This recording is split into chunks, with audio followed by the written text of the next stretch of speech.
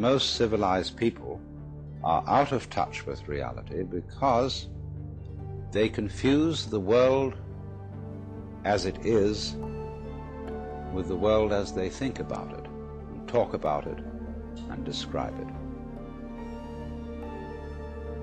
Now, of course, reality, from a philosopher's point of view, is a dangerous word. A philosopher will ask me, what do I mean by reality? Am I talking about the physical world of nature? Or am I talking about a spiritual world? Or what? And to that I have a very simple answer. When we talk about the material world, that is actually a philosophical concept. So in the same way, if I say that reality is spiritual, that's also a philosophical concept. And reality itself is not a concept. Reality is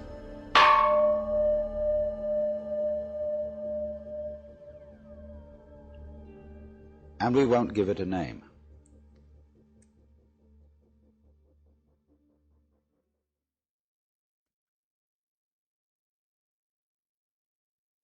Oh boy. Hey, let's do it. So here we are. This is Kim's room. Okay. Do we be nosy and look at his other case files? These are fragments of the lieutenant's paperwork left unfinished. Notes on this and other recent cases. I don't think we want to be that nosy. Can I not leave through this door? I guess not. Okay. We gotta go through this way. Okay, Kuno. I hope I didn't, make the wrong decision, but...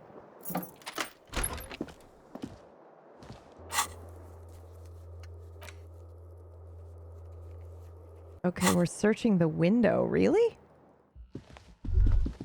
Oh, shivers. Let's go. Ouch, the leg hurts. Maybe if you don't run, it'll be okay. Oh, yeah, that's right. I got shot in my leg, so let's not run around, yeah?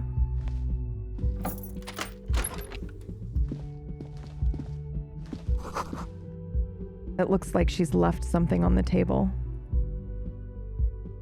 Oh, boy. Next to the stack of bills, you see a note. A few lines jotted down in large, uneven handwriting, just as the writer was about to rush out the door. See you at the return. P.S. I didn't kill him. P.P.S. Gift upstairs. A gift, huh? That's fucking suspicious to Kuno. Seems like she left in a hurry. Yeah. Fugitive on the run shit. Kuno's seen this shit before. I wonder what the gift is. A trap, probably. But don't sweat it. You got the Kuno spot on you. Let's go in. Just don't walk into another radio trap, okay? Relax. Not everyone is out to trap you. Well... I'm trying to look at this portrait on the wall. Wow. Okay, we will...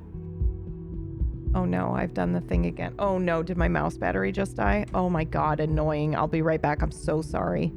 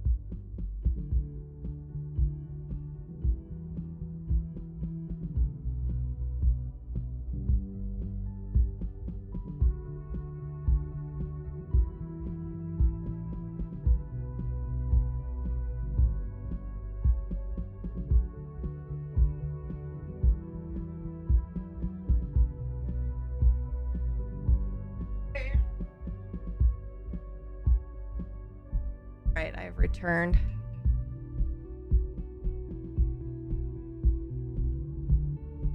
Sorry, cop streamer, yes. Okay, let me pop this battery out.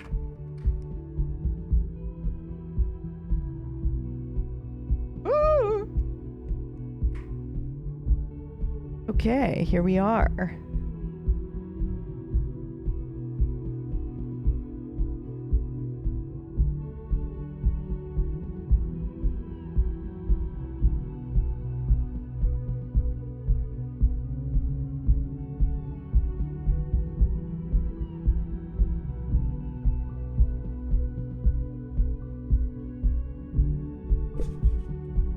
Sorry, I knocked the mic as I was picking up my cat.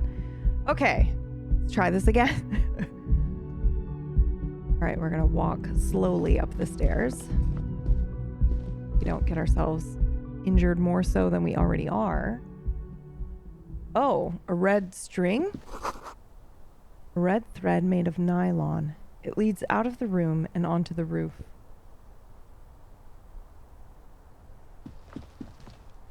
This window is pristine, at least on the inside. A red thread has been taped to the glass using adhesive tape. It trembles ever so slightly in the cold wind. Oh, Kuno knows this shit. Ballistic shit, science radio shit. Shows where the shot came from. Run my fingers along the surface of the glass. The glass is cold from the air flowing in. Golden light melts away into the blue, glassy darkness of your mind. In it are two neon-lit shapes, a man and a woman on the single bed. What position are they in? Like the witness said, the man is kneeling, the woman is on her back. It's the night of March 4th and a shot has just been fired. The man looks directly at the woman. The shot's possible directions converge in his mouth. A ray cast from somewhere outside, entering his brain, ending him. The red thread bisecting the room shows the trajectory of the bullet. From the roof Where outside, does it come from? location A prime. The glass fractures around the bullet hole. Shards face inwards like a corona behind the woman's back.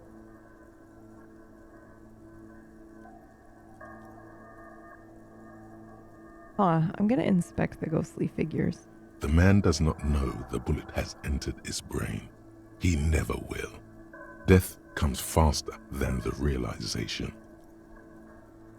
Okay, where does the thread lead? Maybe if you extrapolate all possible points of origin first, the thread will make sense. All right.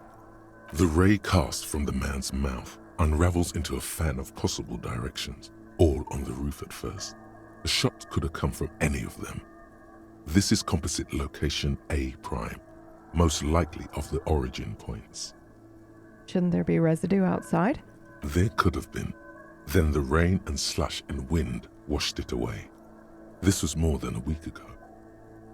So I'm 80% sure that the roof is where the shot was made from? 72%, with a weapon that fires jacketed ammunition, likely a rifle. This is a good short distance, but not too short. The perpetrator aimed with their back against the railing, or possibly kneeling for precision. This would explain why it only took them one shot. The lights were on in here. Outside it was dark. It was like shooting fish in an aquarium, a well-lit aquarium. The victim opened his mouth to let the bullet in. Neither of them would have seen anything outside in the darkness, too busy with their own bodies. Would it have come from inside the room? Like the hole in the fucking wall? Point X would contradict the woman's testimony, rendering the entire proposition void. These figures would be wiped out, detective. Okay. What about the arguments against it? None that you've found thus far, but that doesn't mean there aren't any. How about farther away? That's a 28%, yes. In this model, the shot could have come from a greater distance. Nothing excludes the possibility.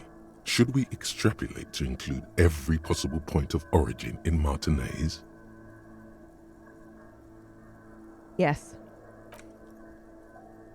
According to your map of the district, this shot could have come from a wide angle of locations.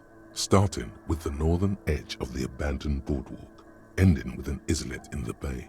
Let's call them B prime. Okay. B prime for boardwalk, B double prime for Land's End, and B triple prime for the islet detective. There may be smaller points in between, but those are too fine to zoom in on. All right. 700 meters away, the likeliest of these B positions, 20% chance. A skilled sniper could have made the shot, provided he had a safe sniper's nest. Even with the light on inside, we're talking military training. At that distance, dude, the I think it perpetrator was would have had to take I think it was their own direction group into that did account. this to them, that did this to him, or just another 1.2 sniper, I kilometers suppose. away, the least likely of these positions, let's say 3%. A truly skilled sniper could have done it, possibly from a tent. No, too far-fetched. Like, think about it. I mean, who would it benefit? Absolutely the corporation that they work for, right?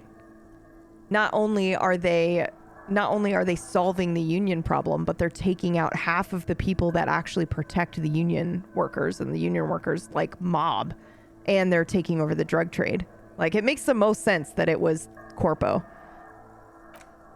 1 kilometer away, an unlikely point of origin.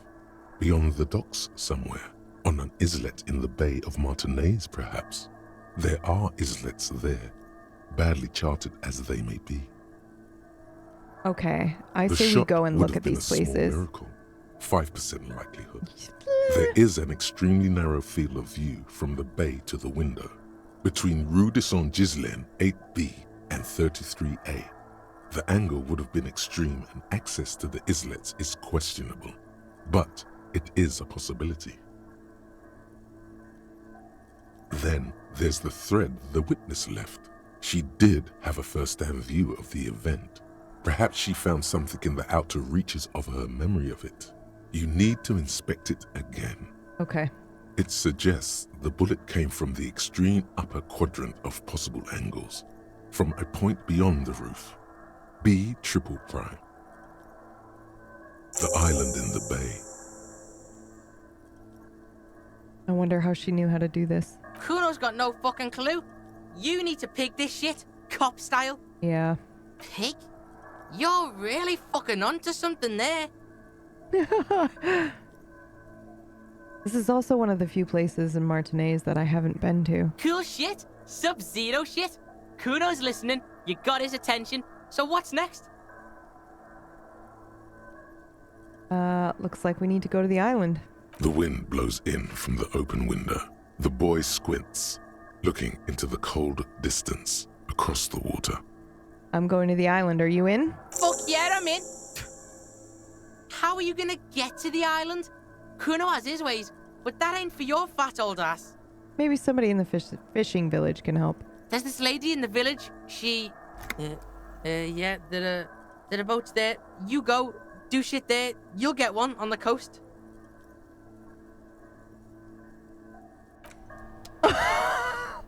Okay. Kuno. Fucking adorable.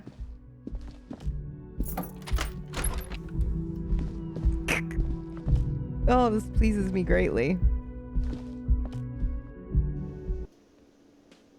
Oh God, you know what doesn't please me greatly is that everyone's dead, and I forgot.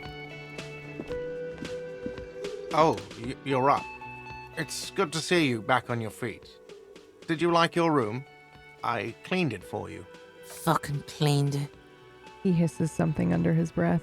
What a dick, dancing around in his maid uniform. Dude, you know what I learned was a thing? Topless maid services. I didn't know that was a thing, dude. Okay, anyway.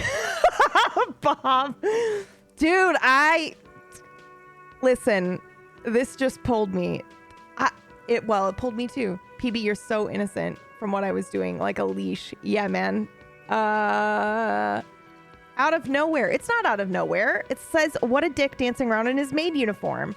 And then I went, oh yeah, that reminds me. I just learned about the fucking topless maid service the other day.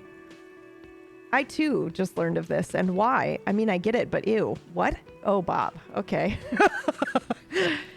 Okay. No one tell Orcish. Orcish doesn't own anything to clean. He moved across country with nothing. But I mean, I'm going to look into it because I think that's fucking awesome. Okay, hold up. And what was that? Kuno, what did he say? Dancing around in his maid uniform. Oh, yeah. Okay. I did. Thank you, obviously. I'm going to say thank you. Big improvement. The third floppy is Orcish's belongings. Yes. Yes. Holy shit. Wait, hold on. Somebody go over to Orcish's stream and make sure he isn't playing Silent Hill without, you know? Somebody just go check on him. He wouldn't start it. I did the intro, but he wouldn't start it, right? He said he was going to not do that today. Motherfucker, I swear to God. Okay, he isn't. All right, good. All right, I'm going to say thank you. It was a big improvement. You're welcome. I thought it would be nice for you to wake up in a clean place after you, let's be fair, defended this establishment and its clientele from gunfire. We're friends now. Popped in to say I finally watched Stygian Gate and I'm rewatching Nocturne. Joined to you talking about corporate conspiracy and topless maids. 5 years and the theme here is still consistent. Yes. Skylar, what did you think of Stygian? Did it add to your Nocturne experience? Okay. I give credit where credit is due, and that, sir, was an honest effort. I was watching until it went down. Crawled inside then. Bullets started flying. Anyway. He really wants you to realize that he was also on the balcony looking by, in the danger zone, so to say. I mean, we did see him. We spoke to him. I hope at least your partner is recovering quickly. Also, you're staying here for free now. That's right, this establishment supports cops. The stay is free, the drinks are not. Just felt I needed to specify that. Where is everyone else? Oh, you know, people don't tend to stick around after shootouts. Turns out they're not good for business.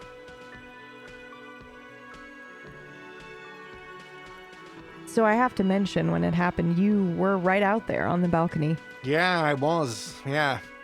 That's because I'm a badass. It really took courage. Don't pick at him. If you say it as two different words like that, it sounds like there's something wrong with your ass. Just nod stoically. I'm gonna do that. Mm-hmm. He nods back at you, even more stoically. Just two badass men nodding stoically. Make that 3. Kuno is nodding too, hands crossed. What happened to the man with the sunglasses? I don't remember everyone who comes here, and many people wear sunglasses inside lately. Must be a fad. They're on drugs, Garte. But thanks. No problem. They'll come back. They always do. Oh, boy. Oh, boy. Do I have a gun in my hand still? Hi again, Gendarme. Why are you still here? Well, we have Bye-bye, no Gendarme. we have no new dialogue. Because he's a badass. He doesn't fucking care. Does he? Let's put the gun away, dude. You look ridiculous. I mean, that's what makes us look ridiculous, is the gun. Not anything else that we might be wearing. You gotta spend money to make money. Okay, well, thank you for that. Away we go. Kuno's gonna scram now. Can't be seen with pigs. Can't shit on Kuno's good name. All right, Kuno. I'll see you at the island. So yeah, see you on the C4 island. Try not to get shot or drunk again. Kuno's counting on your ass. Oh, Kuno will rejoin your party later. thank you.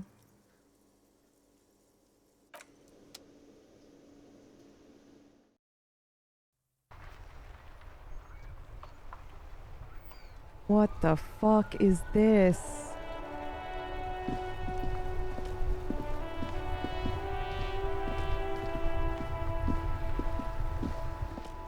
The graffito has been painted over the traces of the fight that took place here. It smells of blood and heavy fuel oil. This was Cindy the Skull. Looks like Cindy finally found the words for her masterpiece. The red-dyed fuel oil glistens. This was painted very recently. The return Huh. of what and to whom, you think? Spoken as the something that will one day return, or as the someone who's waiting? The return to her side. And blood, some of it may even be yours. Looks like a giant mop was used to turn it into lettering. Heavy fuel oil. Isn't that flammable? Okay, look, I don't want to ruin her art, but what the fuck?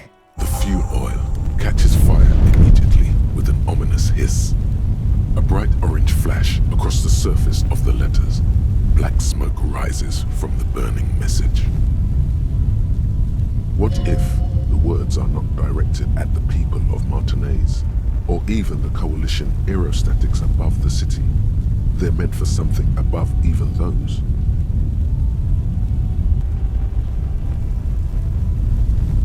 Disco Elysium, we gotta... God, I'm on my way. Holy shit, dude. That is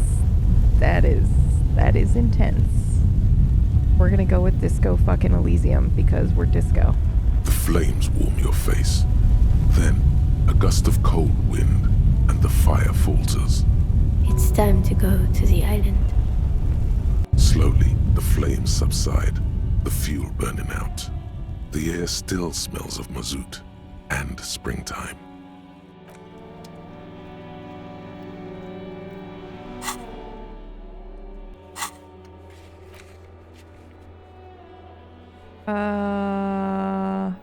Okay, we're traveling. That's why they wouldn't let us travel. I understand now. When I clicked on the thing and was like, oh, why isn't it letting me travel? It's because the fucking shootout was about to happen and they wouldn't let you just teleport into it. You had to walk into it. I understand now. Oh wait, what am I doing? I need to talk to Kuno's crush.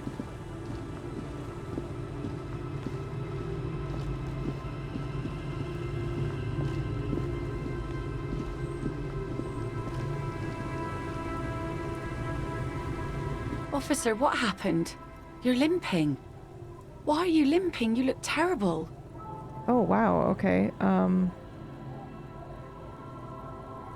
wanted to talk to you about something else. Your boat. Is this from the shooting in town? We heard gunshots. Not that we don't hear gunshots all the time, but they were closer than usual. You should see the other guys. They're all dead. So you're a killer?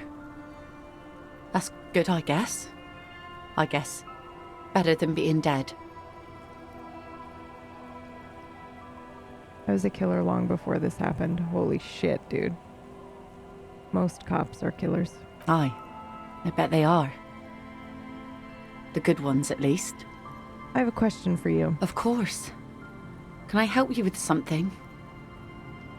What? No. Oh my god, it's 17%, but I refuse because Kim. Okay, I need to get to that island. That won't be a problem. It's wind still and the tar just dried. We've got 2 days of relative sunshine ahead. What's on the island? Nothing. Just ruins.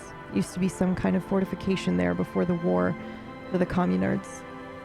An anti-aircraft gun, I think. Bombed to bits in the landing. I haven't been there myself. Always steered clear of it. Hasn't been there herself. Who has then? Who has then, if not you? My husband used to drink there. Him and his drinking buddies. Always seemed like a bad place to drink to me. People died there during the landing, you know. My mother told me. The kids sometimes go there too. I know they do, on rafts. I tell them not to, but they bring back old bullet casings and such. Which kids? The twins. God forbid they bring the girl along on some rickety barge. Is there anything I should know about getting there? Well, most of it's sunken. Underwater. That means concrete underwater. Cut your boat if you're not careful. Be sure to enter from the south side. Water's deep there. Aye, aye, Captain. Can I borrow your boat? If you promise to bring it back, and no scraping the hull, I just got it nice and yellow, and no drinking on the boat, and no joyriding either. The crow's feet disappear from the corners of her eyes as she smiles at you. Thank you. Please be conservative with the fuel, will you? Just filled her up, but it's a small tank. Okay. I appreciate it. Okay.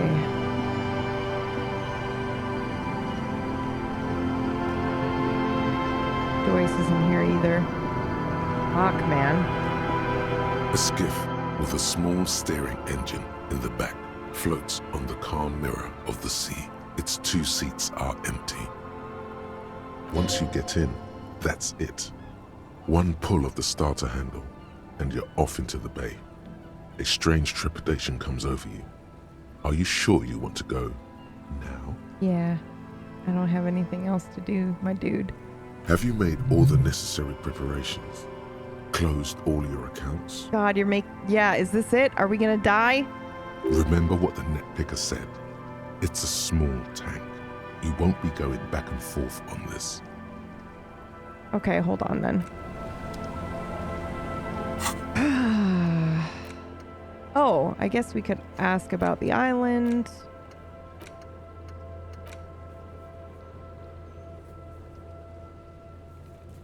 I don't want to ask him about that. And we can't ask her because it's done. We can't get the boots. We could probably buy the pants from Kuno now, but... Performed advanced analysis using hand-eye coordination. Can I do that now? I don't think I can. Where was this? I don't think I can do this anymore either. Mirror. Yeah, we're not doing those. Oh, this is interesting. Shelf of crime novels.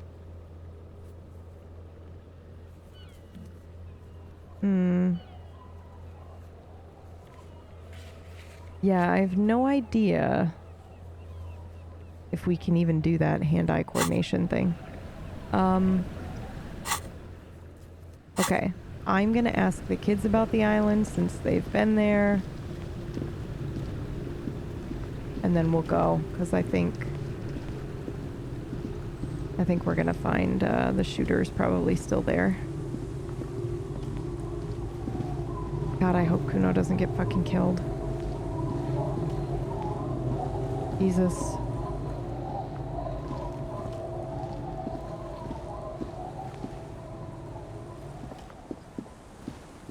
The scruffy-haired little boy kicks a stone while the other watches him do it.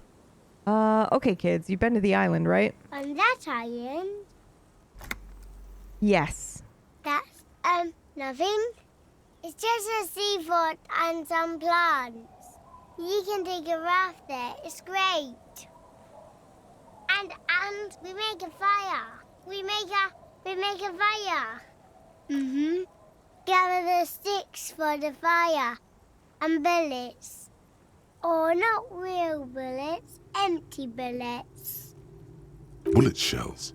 There are a lot of them left over from the war, but this could be important. Wait, you mean shells? I don't know what these are. They're lights. The fire guy comes and asks us to put the fire out. Because he can't see?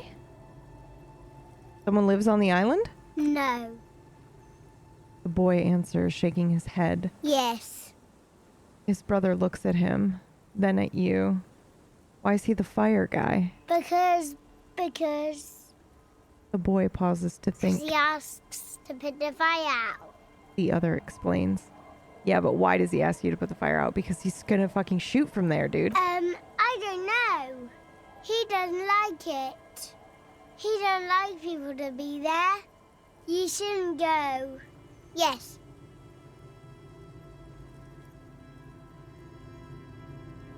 He mentioned something about lights? I don't know. Okay, well, is there anything else you can tell me about the guy that lives there? No, he doesn't live there. I don't think. No, he lives there. Been there twice, 2 times. He doesn't live there. He isn't there sometimes. Okay, well, what does he look like? I don't know. They say in almost unison because he's in a full fucking uniform. He's in that full getup, dude. We ran. He just yelled we shouldn't be there. Didn't your father used to go to the island? Our father killed himself.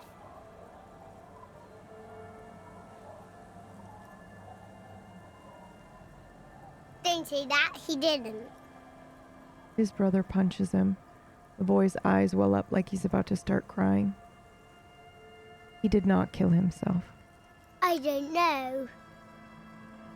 The boy who made the claim finds himself unsure. He looks around. Doesn't even have anything to do with this, you. Father isn't the fire guy. The two things are unconnected. Your question didn't make sense. Is that all you know? Is there anything more you can tell me about the island? The boy says, rubbing his eyes. It's clear that he has no intention of finishing the sentence. Yes. Yes. Okay. Bye, kids. Jesus. Alright. I guess we're gonna go to the fucking island.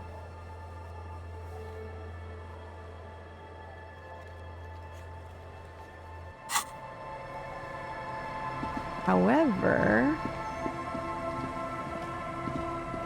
so we found something that told us it was like that other, you know, her string led us to believe it was on the island, but I wonder if we get a bonus by ruling out the other options. And I don't remember what the other options were. The docks, I think, which are right here, so we might as well just like walk over there.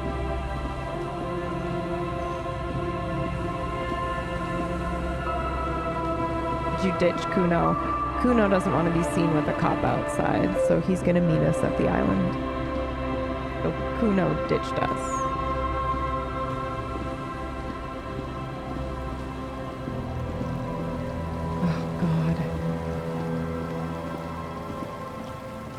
Is heartbreaking.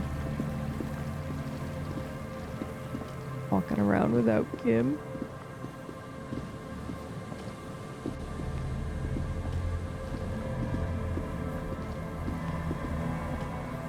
I think this is it though, right?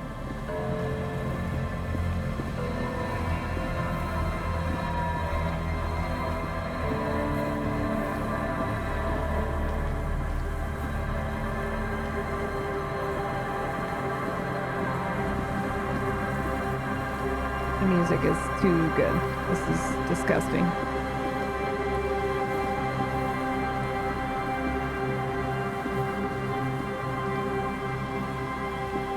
So this isn't the boardwalk.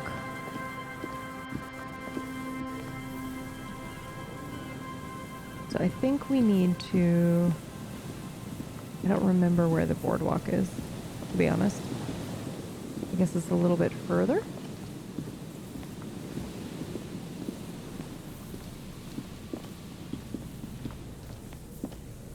I have the worst sense of direction.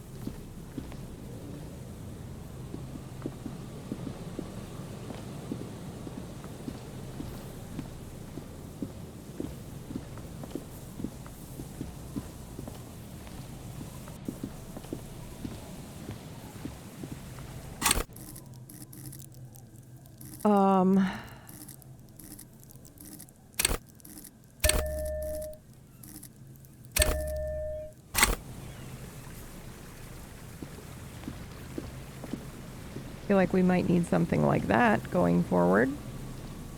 This isn't the boardwalk either.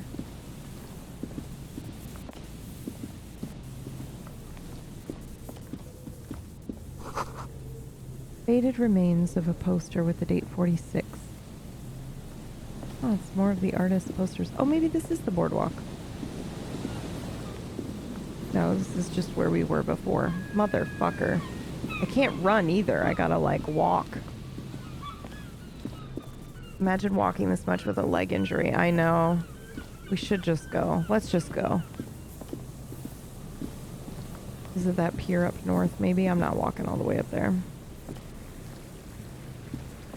What's she looking for?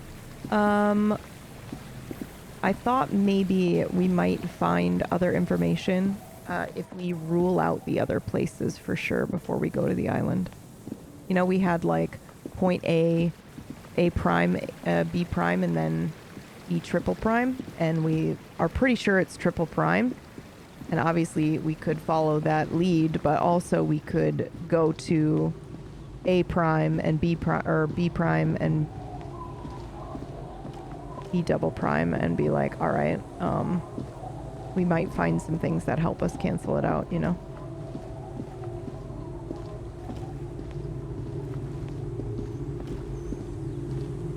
Before we go barreling into the other spot.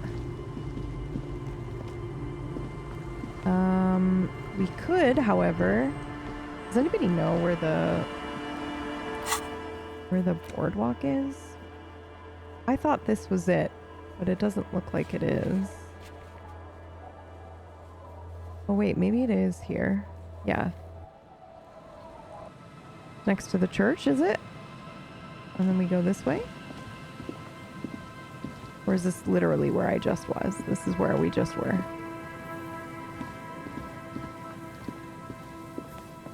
Where's the guy who fucking died on the boardwalk? Am I crazy? The fuck is that? It's not all the way up here. There's nothing up here, I don't think.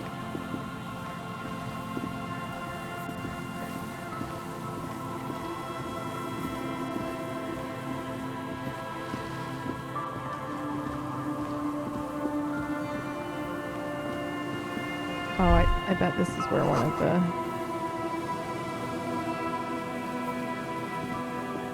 An old door, worn by elements, guards I bet the somebody depot. lived in there, probably.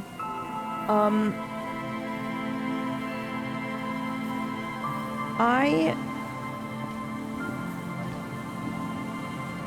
am wondering where we said it was. I thought he said the boardwalk, which would, I feel like would be right here by the fisherman shacks, but maybe not. It could also be here, I suppose. That was option number 1, and I can't remember what they said option B was. Was it the church? Does anybody remember? I'm actually asking just so I don't waste our time because I have to walk everywhere.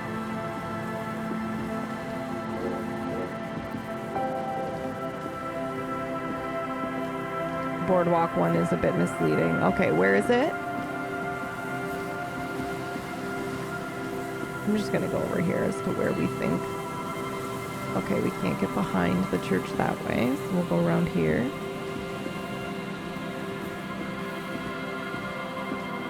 One is all the way up north where you are. Okay, we'll just continue walking up north then. I didn't see anything, so maybe we can't really...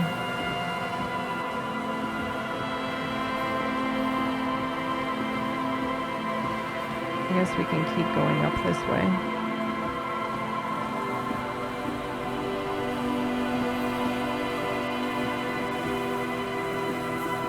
The bunker under the Feld building, if I recall correctly. That's where... Oh, Jesus. That's where, Ruby is. Here we go.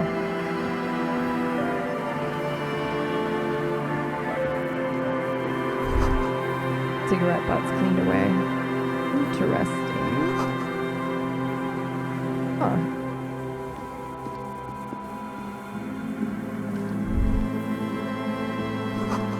This relay tower coordinates both traffic in the bay. Barely. Yeah, but let's see if... can we even climb up this fucking tower? Probably not. I don't know if we can even do this. I think this was my idea, but I don't think this part of the song kills me. Okay, well, we tried. Is Ruby's dead body still in there? Because I forgot to call and say to come and pick up a body, you think? Is Kim's car even still here? Oh my god, there's just so much, man. Too much.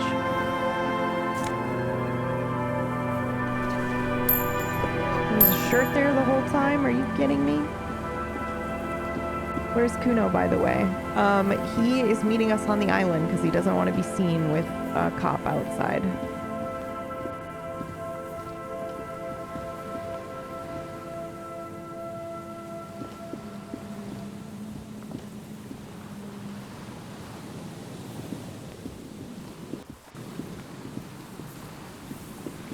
Okay. It's possible it's on the other side of the church. I'm gonna just check there real quick. Because I feel like I remember looking at the trajectory and going, oh, that's where that is.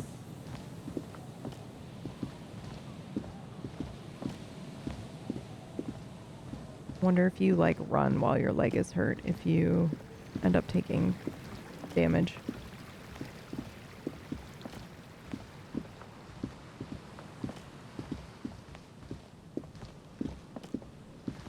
Or if you just lose your endurance after a while of walking around.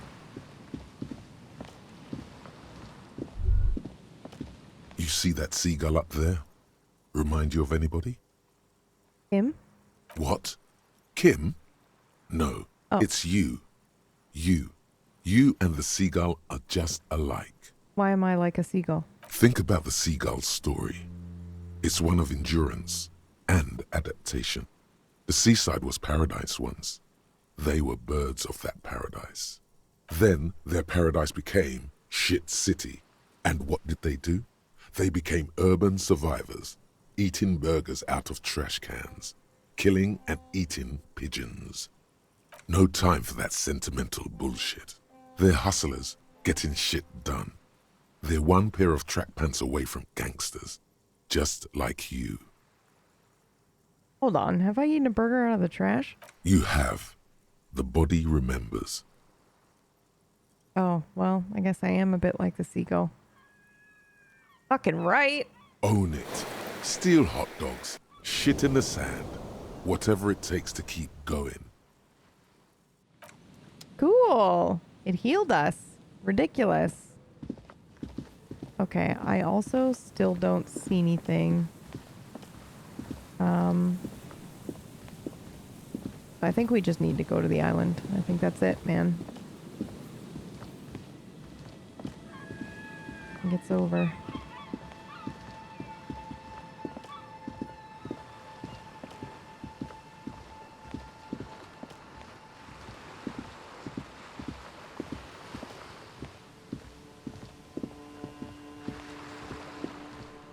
I like how this allows us to see, though. Okay, well, I don't see anything over here, so we'll just go. But what we will do very quickly is I wanted to check if Kim's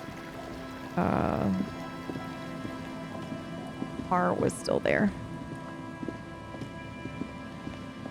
We're gonna do that. Which I can't imagine that it is. It's not. Okay. It's fine. This is fine.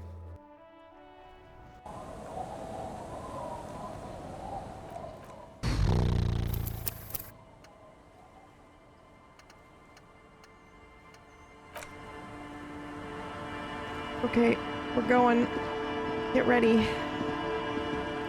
One day I will return to your side. How long are you planning on streaming? I know that we've been streaming super late. Oh, really? That's annoying. The last couple of days, but I usually only stream until 4. So I'm probably going to do that today. I'm going to try to stick to that. Obviously, if it looks like we're at the end of the game, I'll push a little bit further, but we've done that multiple times now. So... The skiff floats on the calm mirror of the... Once you get in, okay, here we go. That's it.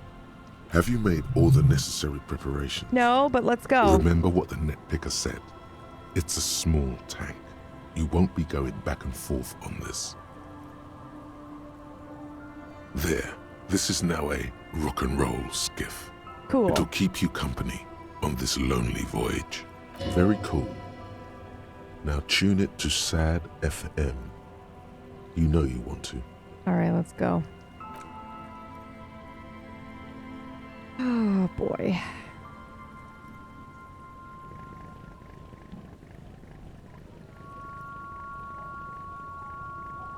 Please don't put me in control of the boat. Want to be free. Want to be free. It will last forever.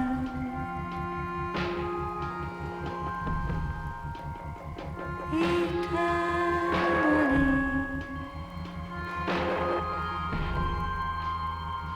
Want to be free. Want to be free. It will last forever.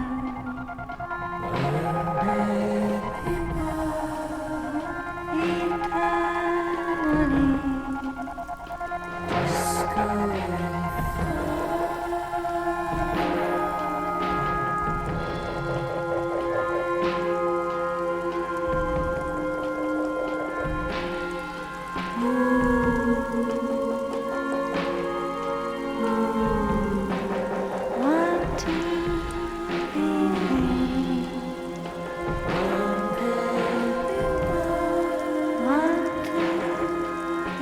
free. It will last forever.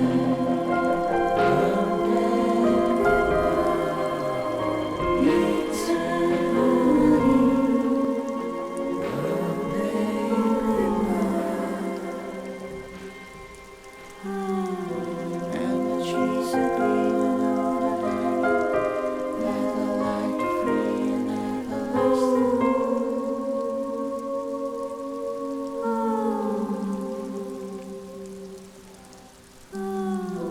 And the trees are green and overhanging, never like free and everlasting.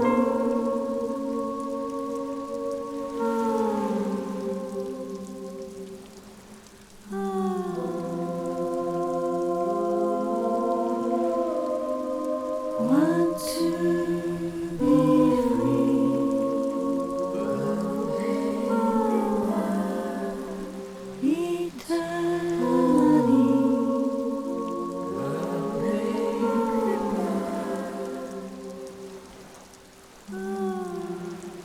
Disco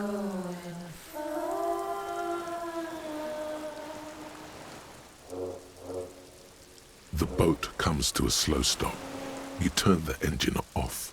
Then there's silence. Wow, holy shit. Okay, so first of all, that was incredible because that song is the song that's been playing in this area the whole time, but without lyrics, right? So, holy shit. Whew. In the silence, a sputter of wings. A flock of quails takes off in the distance. There is very little wind here today. The ghost is standing still. You look at your arms, then the cliffs above you. Good? You made it?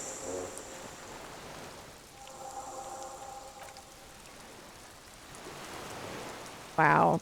Incredible. I mapped the place out, and it looks like both of us aren't gonna make it. This is Death Island, the Hellmore. This. What? What are you talking about? I don't know. He throws his hands in the air. Maybe Kuno's just pessimistic because of the massive speed hangover. I did scout the place out. I can fill you in.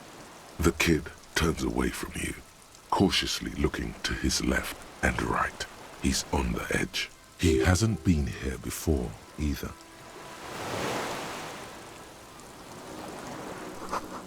Makeshift bridge. The bombs were powerful enough to break the foundation. Rusted chain trails off into the ocean. The chain trails off into the ocean, connecting the island to the supply depot on the coast. Cool fucking chain. What do you think it was used for? Fuck does Kuno know? Kuno would use it to bring shit to the island.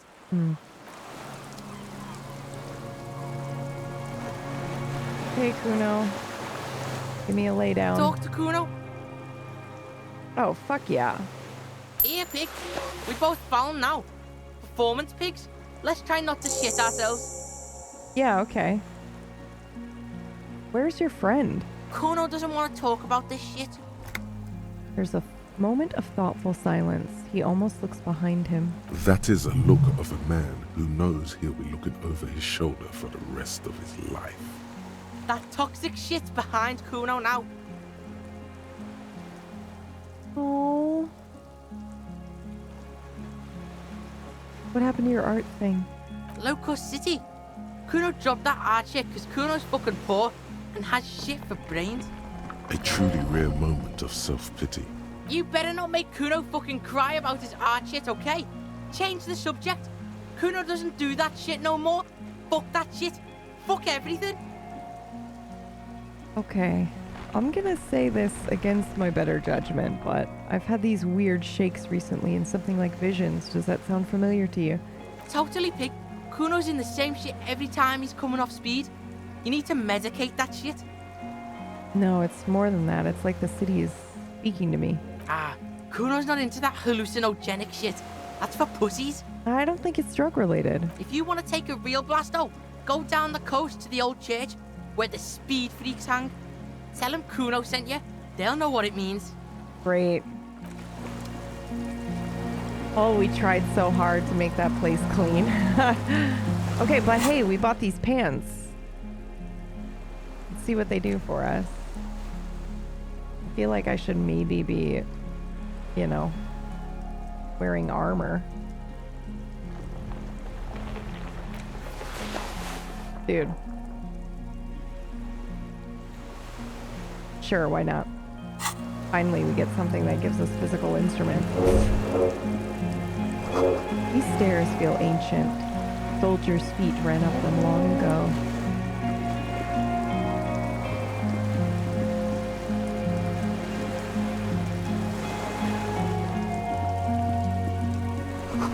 Attention. Inflammable. Yeah, but how inflammable? Some fuel has leaked out of the barrel. Black, viscous.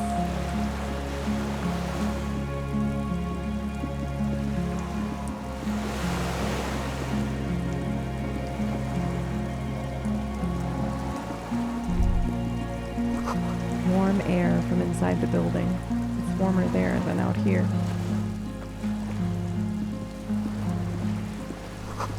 The barrel says ICM.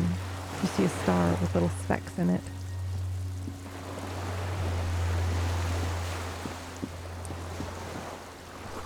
No way to get up there because the stairs are gone. Alright, I guess we're going in.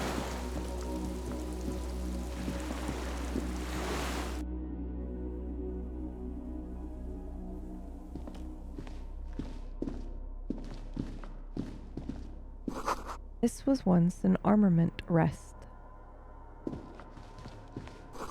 Careful, these stairs have collapsed.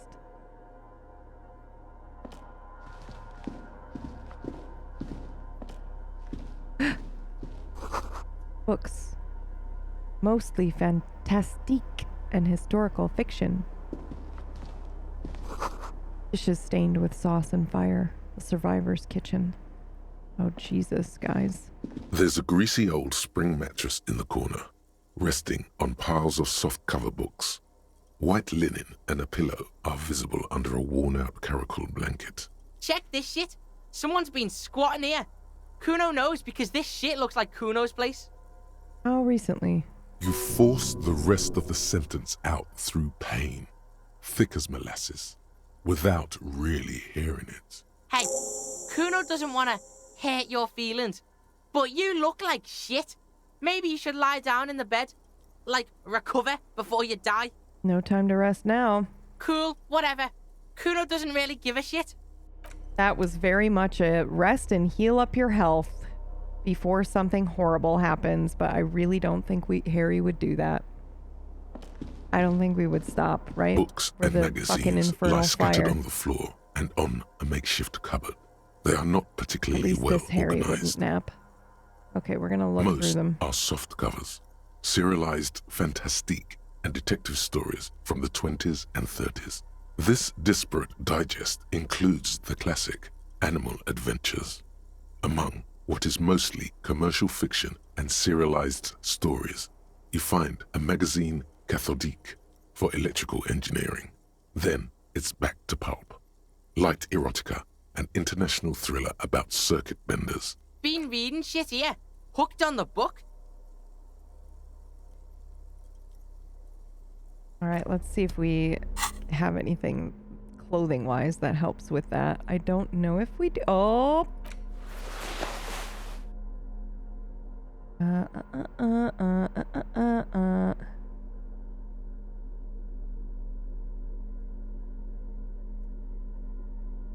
A lot of the blue ones, don't we?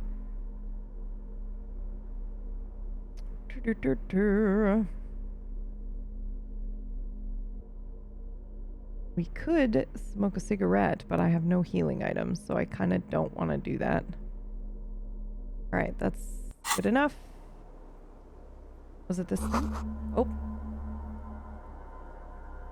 The candles planted on a broken rangefinder. Yeah. Soft covers, serialized 17%, fantastique and bitch. detective stories. Let's go. Animal Adventures, a magazine for oh yes. No under the way! bed, What there is the a rather fuck, extensive man? collection of critical theory, that is, dour, life non-affirming Fucking what left-wing the literature, fuck? published by small imprints such as Abattoir Firm and Ouzia.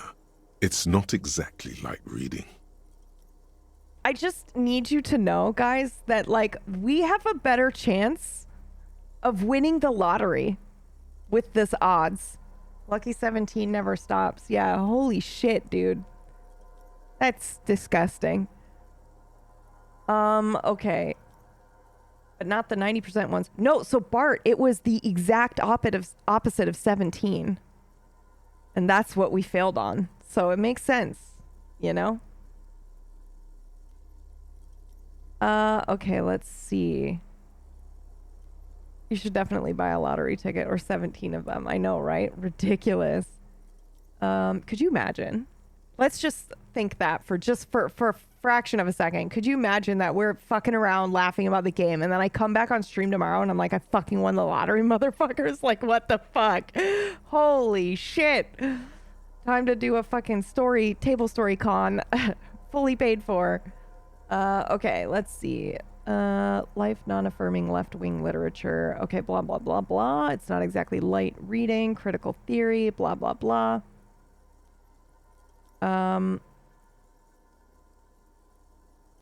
Book, left-wing. I have no comments. Do you? Yeah, I'm gonna go with this. Powerful communist, because we're communist, right? Yeah. He nods sagely. Wasn't there some in the communist students' room? Yeah. Yeah, cool. Detective shit. He seems at a loss as to what to add. It's okay, The we're little just teaching books him. seem inconsequential next to the big pile of frivolous entertainment covering them. Yeah, wait a minute. Critical theory books. What do you think this means? Hold on. This is actually important. I'm like, blah, blah, blah, blah, blah. But Kuno doesn't give a shit. Kuno's not hooked on the book. Trying to get me hooked on it. Teachers and shit. who's reading it, though? You know what I mean? A moth-bitten bed sheet keeps the wind out. Soft covers, Interessante.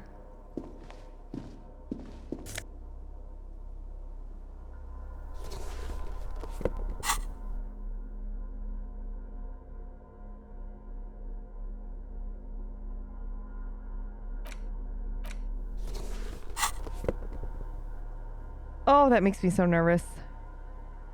Or these pants.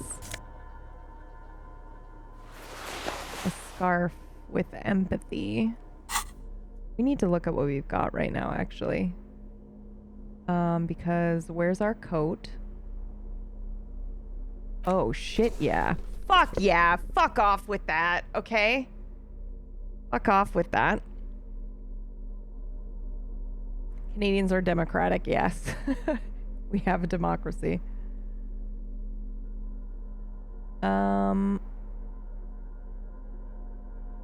But this is in Canada. This is fucking Martinez. Okay, our hat gives us communism. Hand-eye coordination is pretty high, although, boy, I wish I had done this before. You know what I mean? I'm putting these pants on because we're fucked, you know? Empathy shoes, that's pretty good. Inland Empire empathy. Perception and Inland Empire. What else do we have for glasses that might... I mean, that one's...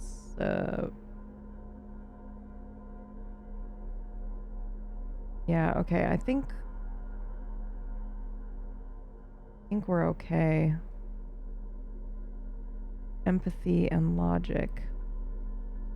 I think we're okay as we are because we have that bonus that just bumped everything up. Like, Inland Empire is still 3 and so is empathy. So I think we're okay there. And we'll leave the rest of the stuff on. Okay. This is decent. It's very... I don't like that. I don't like that. I don't like that at all. Okay? I don't like that. And of course, it's very difficult to anticipate the situation that we're going to be in. But, oh God.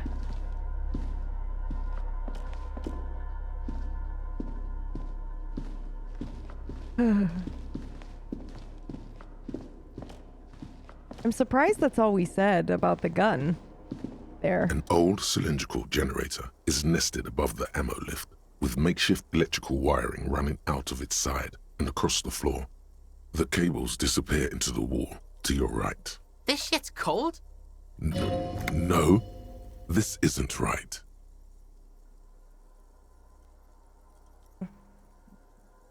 What the fuck was that? Where the fuck do these wires lead? Don't know. Looks like downstairs somewhere. What kind of generator is it, do you know? Smells like mazout. Heavy fuel shit. The kid taps on the open fuel cap on the side of the dynamo. A hollow ring. The canister is empty. Dust falls from the generator and down into the ammo lift. Fuck does Kuno know? I meant, why is it here? Probably because it's winter. Some bums who camp here don't want to freeze to death. Maybe. Probably. Kuno's probably right. It's... The fire guy. Alright. We're on to something. Kuno meant fire guy too. You know anything about a fire guy? Yeah, no. Kuno doesn't come here, I told you. Alright. We're not gonna pour fuel into the fuel tank, guys, because I don't know what the fuck it's doing. I don't even know if we have fuel to pour into the tank.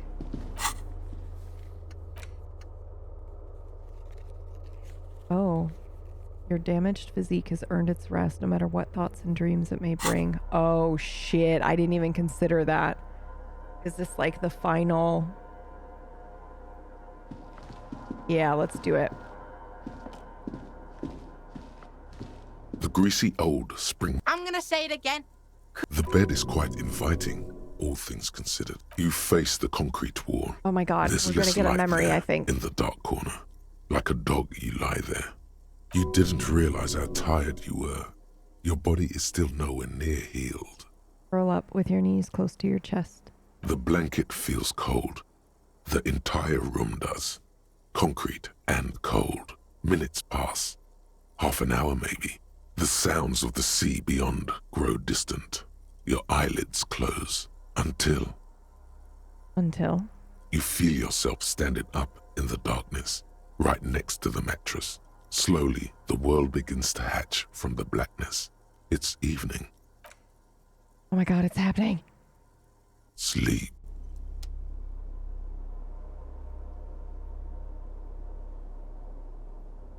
No dreams or anything.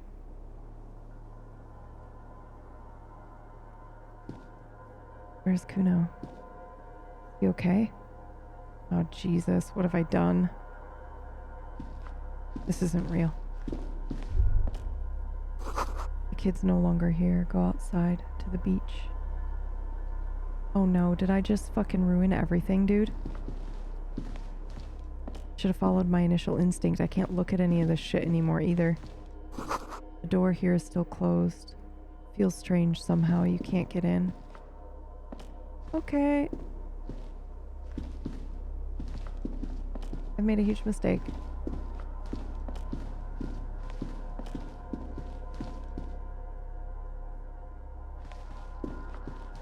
How the fuck do I even get out of here? I don't even know where the door is, bro.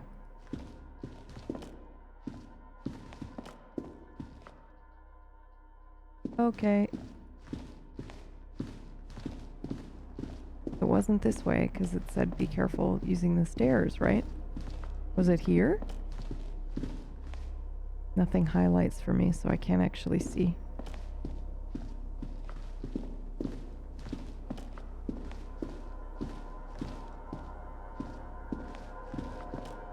I guess we can try to go this way.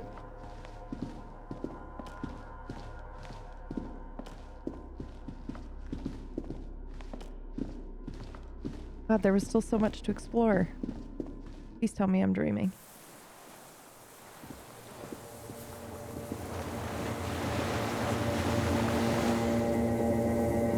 Don't do this.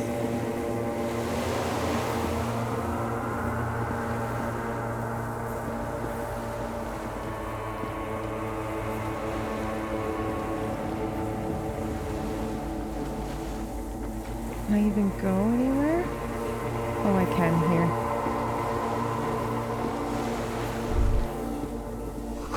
Go down the chain. There's something there. Oh God. Oh God. I immediately thought of his dead body, so please let's not have this 12-year-old be attached to this chain, please. Can I even go this way? Yeah, it looks like I can. Oh God, is it my dead body? Kim's dead body? I'm dreaming, right?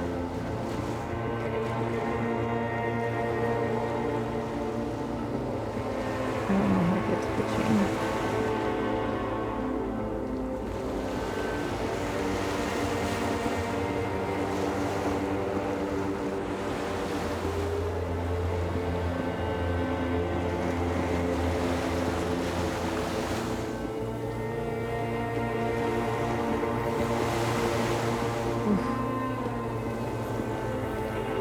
I'm gonna run because this is a dream. Right? Surely.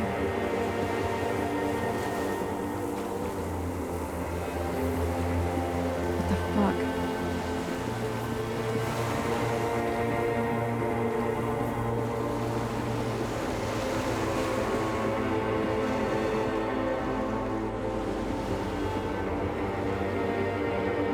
Oh, here it is. Walk into the water. Okay. You see her footprints on the water. Oh, Jesus. What the fuck? Further? Okay. Am I gonna drown? Dolores Day, the innocence of humanism, internationalism, and the welfare state turns around to face you. She has an airship airbag in her hand. She seems to be in a hurry. Okay, don't say you need to talk right away. Melt the ice first. This way you're already talking. But you don't even want to talk to her. She would only be cold and mean. Let her go.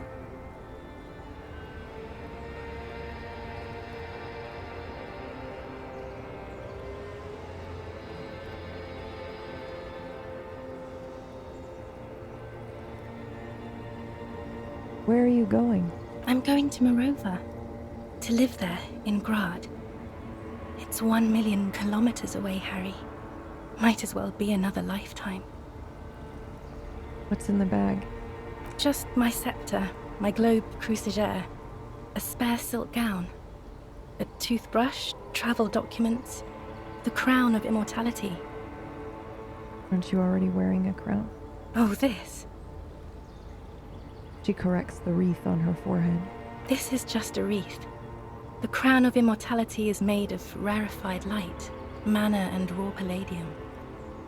It was passed on to me by the rulers of late antiquity. She looks at the suitcase, not knowing what more to say. Then, over her shoulder, silence. Her nuptial gown flows in the wind, wraps around her holy body. Anyway. Your skin is holy and soft. No, Harry. It's just regular skin. I'm not as beautiful as you always thought I was. Let's not get into.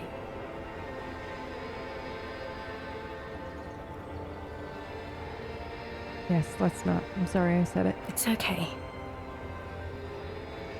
She puts no effort into making it sound as if it's actually okay. Something's off. I'm sorry. I was heading to the aerodrome. I just don't have time to... She stops mid-sentence, glances to her right, and then looks at her bag. She means she doesn't have time to tend to your emotions. You don't have time to tend to my emotions? She sighs and looks over her shoulder. What are you doing? Stop saying things like that. It's a dream. Of course he would. Can you stay for just a moment? No, Harry. No. I don't want a massive, epic showdown. I want to go to the aerodrome. I have tickets for the 10:20 flight to Morova. Really, we don't have anything to talk about anymore. Every combination of words has been played out. The atoms don't form us anymore. Us. Our love. Our unborn daughters. It's all gone. I have to go to the aerodrome. I have to leave Revachol and you. And you have to be alone. In hell. Forever. That's just the way it is. Oh God, whatever you do, don't try to kiss her yet. Not after that. You're still reeling. You'll fall over if you try now.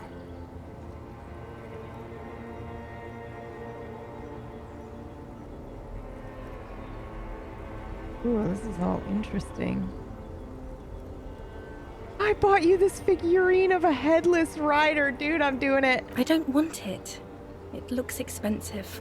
I don't want it. What? It was at a pawn shop. Okay. Please don't give me any gifts. Well, it's like a... All right, fine. She looks at the airport bag and then at you. Intro, thank you. I get the feeling you're not really Dolores Day. I don't know what you mean. Dolores Day? She looks at you quizzically. It does not seem like a mystery she wants to get into. You're the morning. The morning? I don't understand. Probably better that you don't. Yes. It really, really is better that I don't. And I heard you before. You're the voice on the other end of the phone. Oh, Harry. You shouldn't have done that. Do what? She shakes her head very slowly, her white hair brushing her shoulders. Call me like that. You ruined it. There was still a chance. You should have waited longer. She would have called you instead. Interesting. But I'm sorry, I'm into Kim, dude. But okay.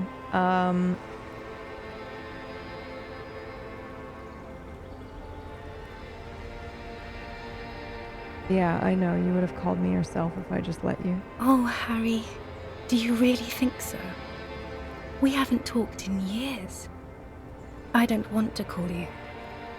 I don't want to hear from you. I think of you less and less every year. Weeks go by without me remembering you. Ooh, boy. Months already. Soon it will be years. Every season that passes, the light gets less clear. I sit there in Morova, in the holy gratitude of my bliss. I put my hand on my belly and smile. Dude, it's so important to remember that literally everything is part of his brain. This representation of her is not her, obviously. It's what he is perceiving of her. So some of it is his desire. Some of her responses are based off of, you know, his worst fears, his desires, you know, whatever the case may be. But also everything that's being said to us, like our gut instinct and whatever, is all subjective also. This is just incredible. The air gets cold around you. She looks down on her stomach, then up at you. Her eyes are full of tremendous distance and mystery. The death blow is coming. It's okay. Black-eyed dogs wander the alleys. Apple trees hang their bony limbs low over the patchwork of roofs. Red and black. Revachol West, the evening sun. She's left and bloomed, far away from us, our vast soul. It's Dora. That's what the voice said on the phone. Dora is short for Dolores. Dubois, yes. Dora Dubois.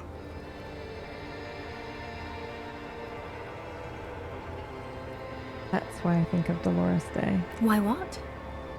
You're Dora Dubois. Oh no. No. We're not doing that again. That was not the death blow yet. You saved yourself. For now. Keep stumbling around and it will happen. Yeah, but do we want it to happen or do we want it to just let it go? Dude, listen. Because we're going to be playing this game again, and I know it, I think it's okay to let him let this go. Because think about this. The whole time we've been playing this game, we've pushed for the truth.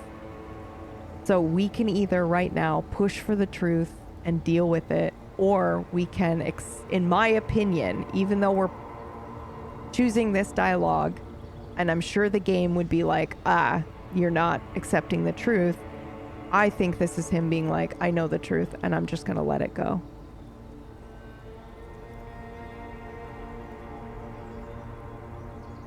At least if I were to choose this, that's how I would take it.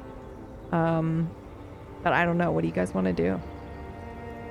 This is our story. We got better, and no, we don't want to be carrying this weight anymore. I agree.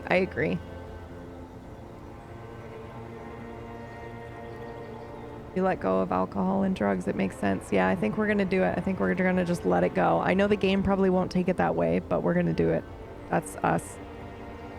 On second thought, you're Dolores Day, Queen Regent of the territories of Monday and Insulde. I forget how they say it, and nothing else. Yes, Harry. I am. Things have gotten much better for me, now that I am the ruler of the known world. Oh God, it's already so late. I have to go, Harry. A tiny golden watch with red straps around her bony little wrists.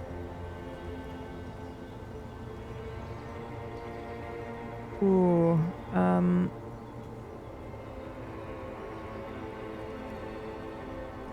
well, we can't even really kind of like let go. I'm gonna say it's not a good way for things to be. It's not, but...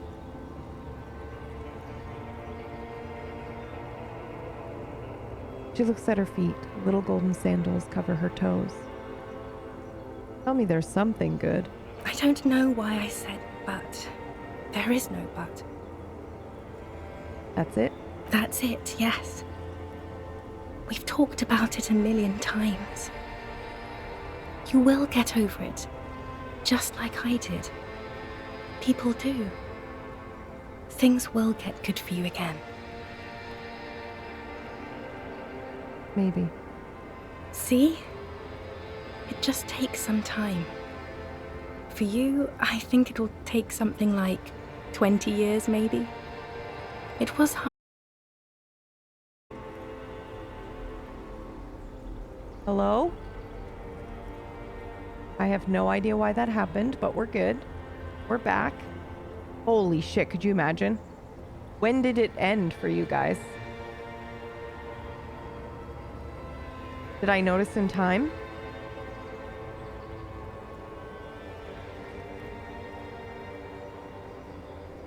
"20 years, maybe." Okay, awesome. I didn't even click on it yet, so you didn't miss anything. 20 years. That's so much time. Yes. It only took me 1 year, maybe 2. Phew. She smiles and wipes her brow in relief. You felt that way once, that you couldn't live without me? Yes. But that time is gone now. So very gone. Okay. What other things? We've been through all the things, Harry. You said I have a vast soul and you will always come back to it. We both said a lot of things. We were very young. It was her. I can feel it. I can see it in her tender long fingers, in her wrists. Her hand wrote it, said those things. It doesn't matter anymore. We will always have what was. I will always be influenced by it. But it is over. Now only total, unrelenting hell remains. I have to, Harry. Really, I've already missed the 8:30. I'm gonna go now. Okay.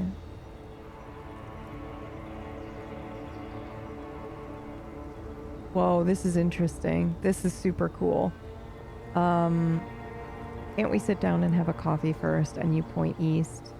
Hold on, what is there to do? You don't want me to let you go, not really. You asked me not to. I understand, like a martyr. Okay, yeah, we're gonna let go.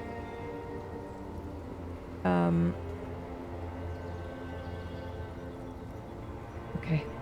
No, you don't. You're just being a martyr. What? And I'm really going now. The time is up. Okay. I must be on the 10:20 flight. Will we ever see each other again? I won't see you, but you will see me. Okay. Oh, Harry. This is a dream. Can't you see? I'm already in Morova by now. Who knows how long ago this happened? A year? 2? 5 years ago? And how will I see you again then? Right here, tomorrow night. Once this dream starts happening, it keeps happening. 3 times a week, at least. And Harry, it really, really looks like it started happening again. There's the video rental. I'm suffocatingly beautiful and young. And I smell of tutti frutti chewing gum, like I did that time when I asked you for forgiveness. After leaving you the first time, so long ago. This is intolerably bad. Oh yes, this is real darkness. It's not death or war or child molestation. Real darkness has love for a face. The first death is in the heart, Harry. See you tomorrow. What the fuck?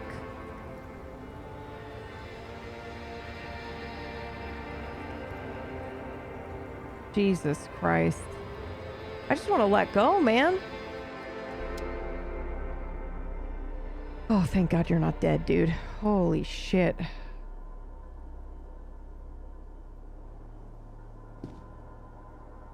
Yeah, that was a Oh, there, man. crazy You've been line. squealing and thrashing around. Crazy. And now you're bleeding too?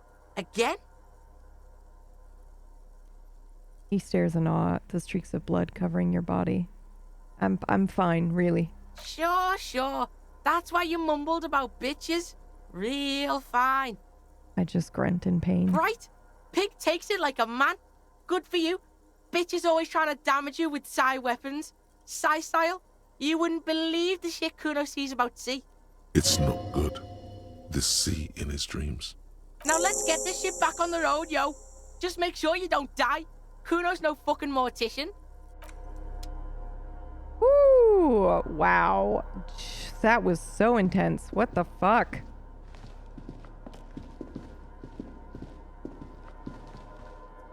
You know what we should do, though?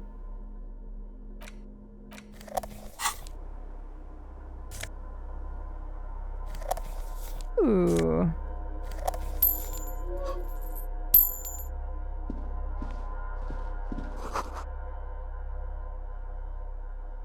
You see a small metal door nested inside a larger one, a heavy steel blast door.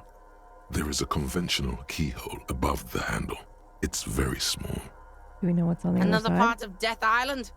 Some secret hidden shit Kuno thinks. Important shit. Kuno don't know how to pick this lock. This one's military shit. He looks at the door, and then at its bigger brother, and then at the He's lock. right. It would be better to open its big brother. A powerful engine hangs beneath the ceiling. It must control the blast door. You're right. Yeah, the console over there. Yeah. Let's get this big shit open. All right, and now we know what it does. Oh, actually. I'm assuming we need to turn the generator on. The hatch is jammed shut. Wow, my brain. What is this? Oh.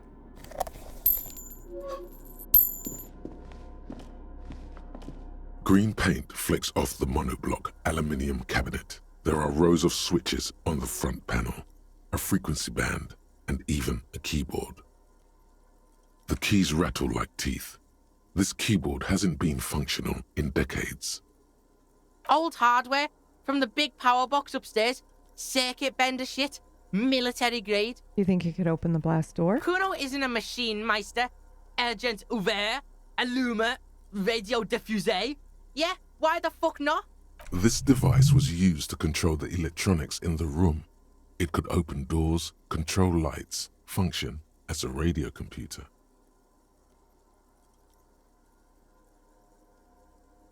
The dial slides under the glass, silently. You make out defunct stations on the UKV frequency.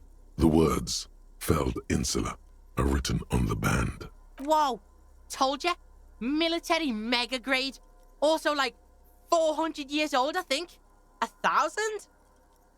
Kuno's gonna stop you right there. This ain't gonna work. Not without the juice. You gotta fuel that shit if you want it to work. Let's look outside, maybe. What about the fuel you found in the MC? The red government-marked fuel? Yeah, I have fuel, actually, and I cannot believe that because I just randomly picked it up. It's sweet you got government fuel. Way sweet. But there ain't shit left in there. You need, like, a full load. Let's check outside when you're done with this. The console stands by, mutely. Okay. Let's go this way. Water rushes below, far down below.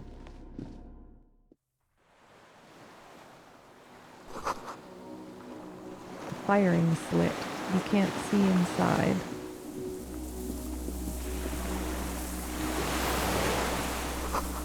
Must have been a direct hit to take out such a huge chunk.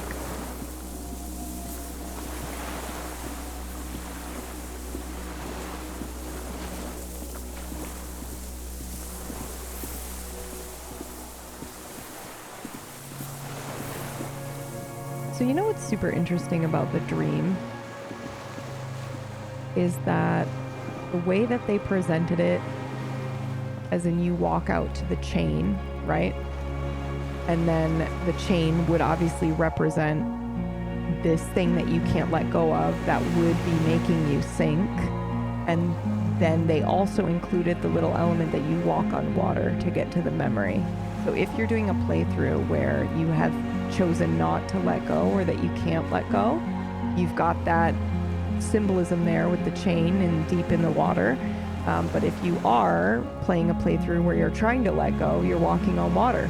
They did a really fucking good job trying to make sure that no matter what type of Harry you're playing, you feel really immersed in the situation, and everything that's happening is supporting your choices and decision making, which is hard to fucking do. The way they're doing it. Oh, very cool. The winch is broken. Rust has eaten what remains of the chain. A strange feeling looking at the water. Maybe you should just wander off into the sea. Leave it all and walk in with a bottle in your hand. Raise your sight. In the still mirror of the bay, you see Martinez reflected. Tall edifices of ruins reach into the water, like shimmering towers. And the shacks too. Pine trees and motor lorries, upside down. Islets and posts, like stepping stones, lead into the water in front of you. Go. Step in. It's been too long. No.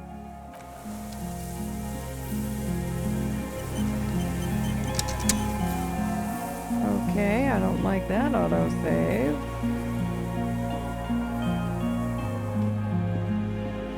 Alright, doesn't seem to be anything else over here.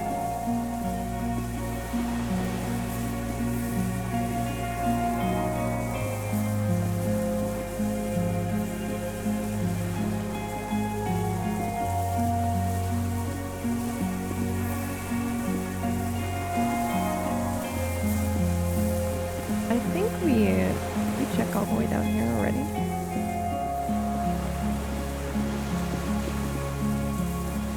I think we did.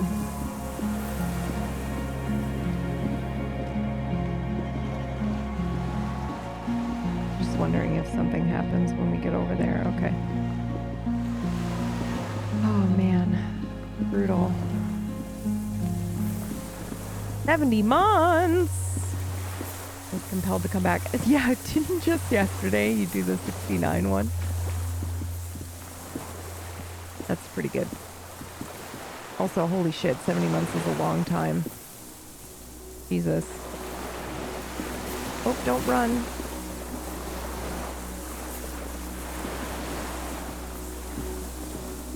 It's been 70 years. Oh, can we not get down here?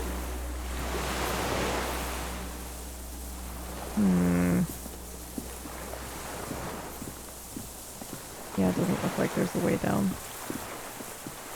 Well, let's see if we can go this way.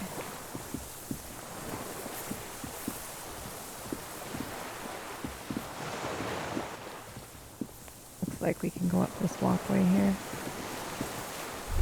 Ooh. The pain in your pelvis makes you wince, then you continue. Yeah, we should try really hard not to run. Inside the fortress, you can make out the console and the blast door. Alright.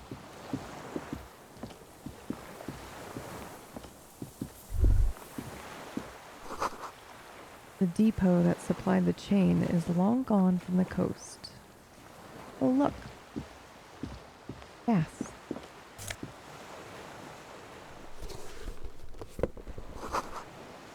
An artillery map showing coordinates in the Bay of Revachol. And an old medicine cabinet. Newly stocked. Whoa. Fuck yeah. Give me this shit. There's a rain-soaked mattress on a concrete slab, only half covered by the crumbling roof. At the head of it, double embrasures, firing slits like two eyes in the wall. Okay. This is B triple prime on the island, a nest. A single-person mattress, modern, civilian use. Brand name, Marjorie. There's a fuel stain on the cover, along with cigarette burns.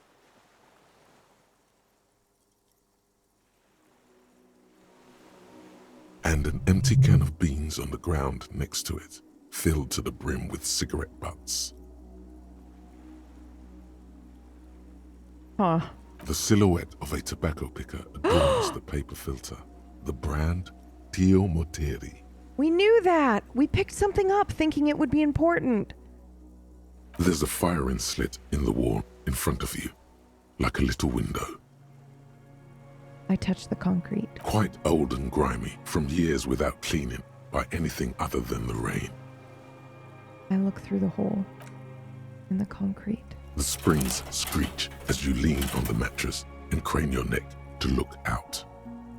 Trepidation. Yeah, a oh my tingling feeling God. in your stomach. I was feeling it in real life. A small piece of Martinez coastline opens up in the square in front of you, like a tiny landscape painting. 1 kilometer across the water, the ruins look familiar. A towering skyscraper, its top floors shaved off by artillery fire. Capeside apartments. Rue de Saint-Ghislain, 33A and 33B. And on the right? The red chimney and collapsed back of the 4-story tenement in front of the whirling in rags. Rue de Saint-Ghislain, 10. The doomed commercial area. And between the two? The box-shaped silhouette of the whirling in rags. Its sloped roof, a tiny fleck of light catches your eye on the rooftop. Sunlight reflecting off the upstairs window of Clausia's room. There it is. There, what is? The window? Yeah, there's an opening between 33A and 10. I can see straight to the roof. Kuno fucking knew it. This is a sniper's nest, right? Fucking assassin action. Kuno barely understands what's happening, but he likes the shit out of it. Oh my God, my heart. Could the shooter still be here? Where? Right here. Oh, Jesus. You see someone here? Fucking invisible shooter. Spooky shit. He feels uncomfortable suddenly. Let's get a move on. We're out in the open here.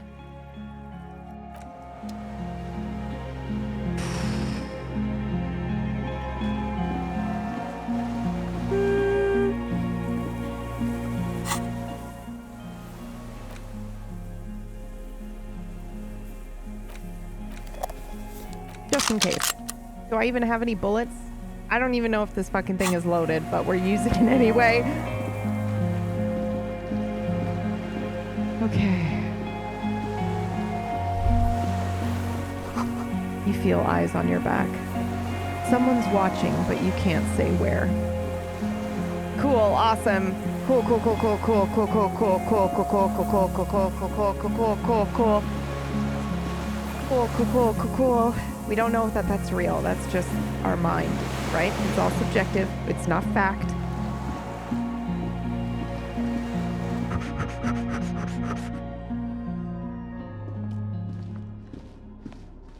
Word of fucking God. Oh, wait a minute. Hold on.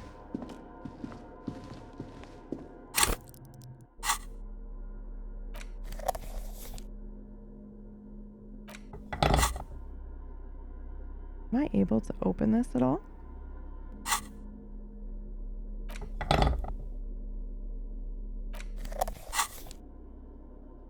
No, it looks like it was just telling me that. But let's just try one more thing. No, okay, good. Okay, well, in that case, let's fucking go. I've got my gun. Oh, jeez.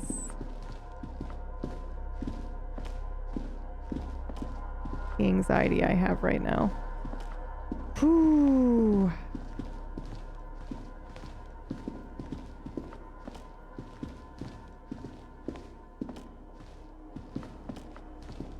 This old cylindrical generator waits with its fuel cap open. Makeshift electrical wiring runs out of its side and across the floor. The boy helps you out, holding the canister up to the fuel tank as you tilt. Dark brown, viscous fluid pours out, and the room fills with a chemical smell. There's a red starter switch on the side of the cylinder and a start rope on the other side. Kuno flicks the switch. The recoil start wakes the old generator up instantly. The machine sputters like an old warhorse before settling down to a rattle. We're in. We're doing this. Oh, God.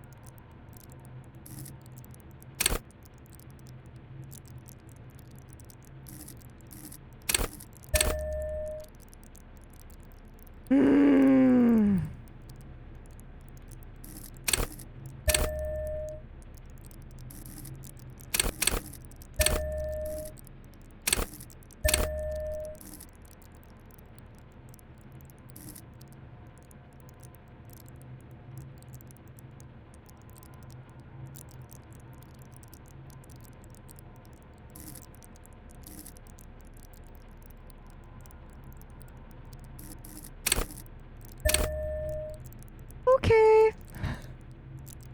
Max shivers, yeah. Fucking love shivers, dude. Are you kidding me?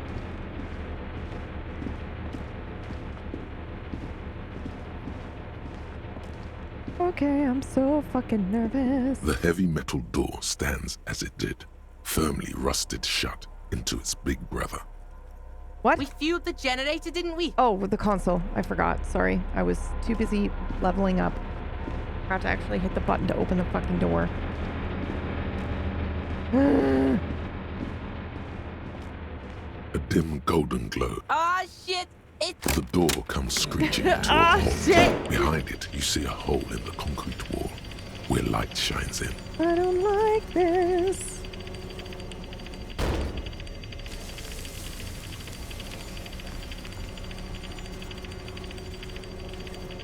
Oh, the anxiety. Oh, the anxiety. Oh. A sudden wave of anxiety Yeah. makes your skin crawl. What the fuck? No, it's more than that. No. There's something there, waiting. Dude, we rolled exactly what we needed for the legendary shivers. It's because we leveled it up. fucking right!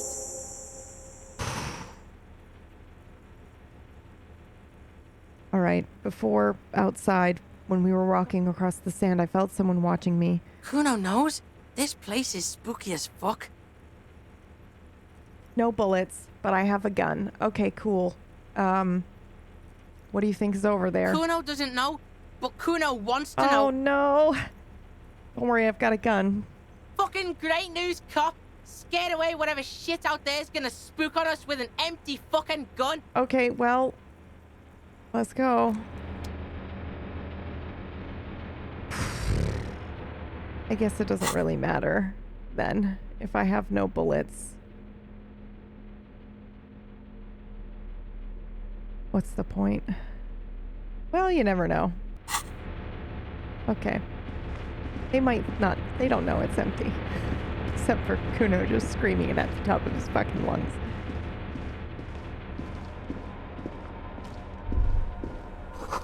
Walk slow, it might be dangerous. Oh, I have been, sweetheart. Holy shit. They have done such a fucking good job with this, man. I don't want Kuno to be here. What have I done? Small white flowers blossom all around you. Oh, was it a calling card? Wait a minute. She had the white flower. A rubber dinghy. It's deflated and broken. Huh. Hello, rifleman. An old man wearing tracksuit trousers leans on the frame stock of his rifle. He gathers a big ball of spit in his mouth, then spits it out into the extinguished fire before him. He raises his black eyes, hooded by creased eyelids, to meet yours, unclouded by cataracts. His eyesight is sharp. He's practically tearing up from spite. Hatred got the best of him a long time ago. This man hates everything. You've retrained your eyesight. My eyesight? Yes. Helps me see all the shit. A shudder of disgust passes his right side. His left side remains motionless.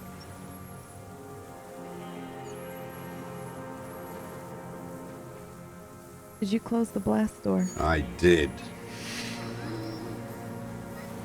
And you opened it.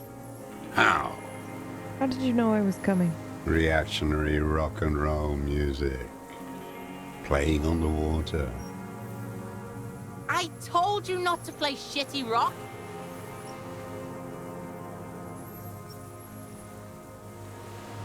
This is not rock and roll. It was sad FM. Sad FM, huh? I always hated that station. Phlegmatic, counter-revolutionary dirges. Sadness is a mental illness. A weapon of the bourgeoisie. Okay. Fucking gone. The fascists were right about rock and roll. It is degenerate. Hip gyrating, mental illness music. Are you the fire guy? The what now? I can't hear you. Nothing. Fire guy. Regressive bourgeoisie henchman. Can't even talk like a grown-up. I need you to put the gun down so that we can talk further. We're with the police? No. I'm with the police. You can keep the gun down. You can keep the gun, but keep it down. Not one move. Oh, geez, that's fucked. I guess I'll go with this one. I don't want to give him the gun, dude. But I don't think he'll let me take it. Oh, I'll just put the gun down. You are a glorified night watchman. Oh, God. This is a service rifle. I can only lay it down before an enemy commander of corresponding rank. I knew it. I looked at it and was like, maybe I should do authority. And then I didn't do it. Do we try it anyway? It's a good line, but your voice slips on, Commander, producing a little squeak. Oh, no. Sounds like you're afraid. A big-time operator of the pederast army. How about I keep it, huh? Hand it over to a real killer. A Briscard. No fucking way. Not on Kuno's life. With his finger pointing at the deserter through his jacket pocket, the kid turns to the old man. Officer Kuno's got his Keel 89 pointed at your fucking head, and he is gonna blow it clean off if you don't drop your weapon right now! His pointed finger is moving inside his pocket. Kuno, what? Disarmed by a kid. To hell with it. It's a walking stick anyway. It's out of bullets. The old man lays the rifle down carelessly, then looks at it lying there. Like an amputated limb in the sand. I'm gonna pick it up. His gaze follows your motions. The rifle feels surprisingly light in your hand. Frame stopped and patched in places with tape and wire. Still warm from his parched hands. Not the metal. The metal is ice cold. This weapon has been modified several times. The rifle's in a shabby state, like a crutch that's seen too much travel. Hieroglyphs are embossed into the forearm, made of walnut. On the butt, you see Vespertine writing, burnt into the wood. Triangong, 4.46mm, made in Sinyao. This uses jacketed ammunition. Mm-hmm. This guy smoked a lot of people with this, huh? No response from the old man. The plastic cape around his shoulders rustles in a small bout of wind. It's been patched and modified several times as well. Looks like old shit. The old man does not answer. He just stares in front of him. The old man keeps following your motion with his gaze. His right arm twitches suddenly. This looked very much like the murder weapon. It could be used against him to get a confession in time. Who are you? My name is Josef Lilianovich Dross, Political Commissar of the 114th Anti-Aircraft Division of the 4th Army of the Commune of Revachol. I am a deserter, a partisan, and a prisoner of war. This is my termless surrender. His eyes turn to the reeds again, dead and dull. Wait. Like the fucking ancient army. You're a holdover from the army of the commune of Revachol? Yes, I am from the Insulindian Citizens Militia, recruited from Jamrock in 07, trained in the École de Contrôle Arion, consigned to emergency defense duties in 08. I left my unit on the eve of the landing. When I returned here on May 14th, the commune had fallen. Still armed and ideologically trained, I wrote a criticism of myself and resumed partisan duties. 51 minus 8 equals 43. You've been on this island for 43 years? No. I've been on other islands, too. He looks into the fire. A wisp of smoke rises from somewhere between the charred logs. I was in Resurrection until they turned it into a spa in 18. Then I was on E48, a nameless sound, until the sea washed over it. Then I came back here. That was 22 years ago. You said you deserted your unit. I was just 16 years old. 15 when I volunteered. I had a lapse of faith. And of courage, too. Understood. Well done. I won't explain it to a minion of capital. What about this island? It's not an island, Dwight. It's a defensive fortification of the commune of Revachol. And I am its last surviving defender. What was it used for?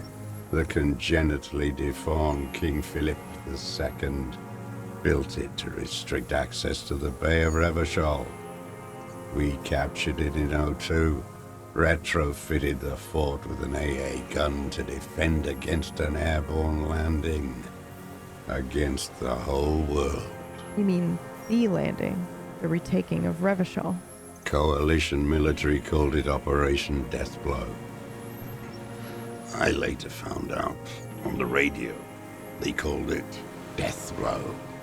You're one of them. Tell me, who speaks like that? We had 50 million people on Caillou alone.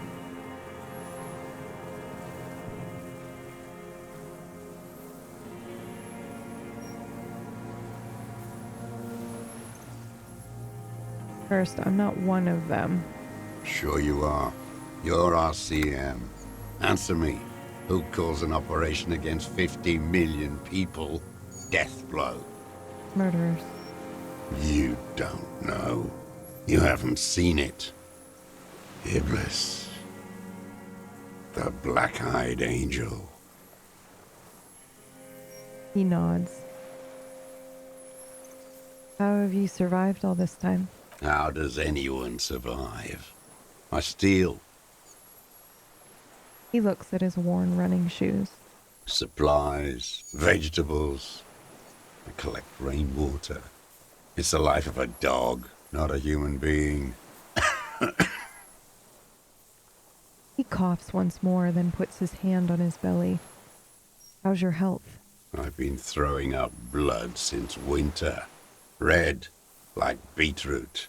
Been passing it in stool, too. Kuno's dad has this shit. Wine belly. The cops can take care of this, right? Medicine shit. With, like, facilities. Yes. You need to be looked over. I need to die. You don't have medical facilities. You have guns. That's all they give you. Toy guns. You also have druamine.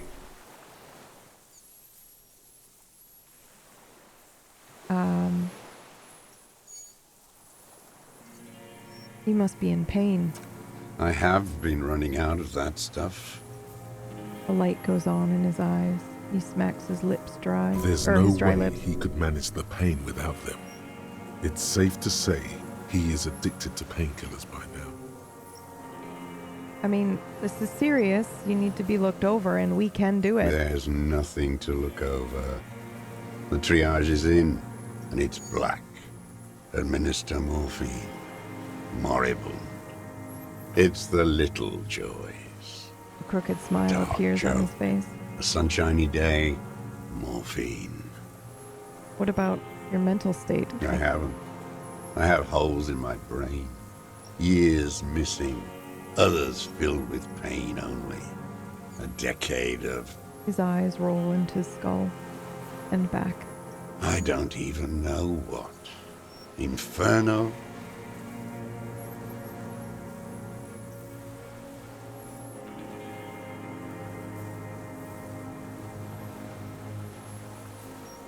Kuno could do this shit. Live all alone like this. Kuno could hack it. Good, Kuno. Be that. I saw the traitors of this city turn the lights back on. More and more each year. Ruins glittering in the dark. Like a fucking merry-go-round. It's disgusting. He looks down at his shoes, his face parched from the sun and the wind. There's a wince of pain there somewhere. Are they not heartbroken? How could they have moved on?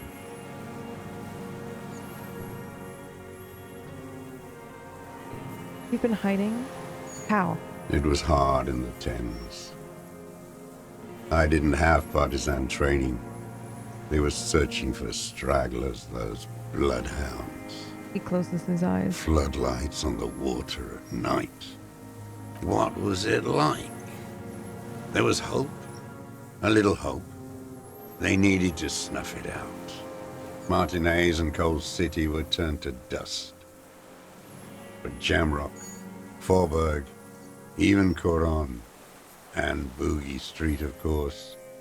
Those fucking kips had Krasmasov coursing in their veins. And others too.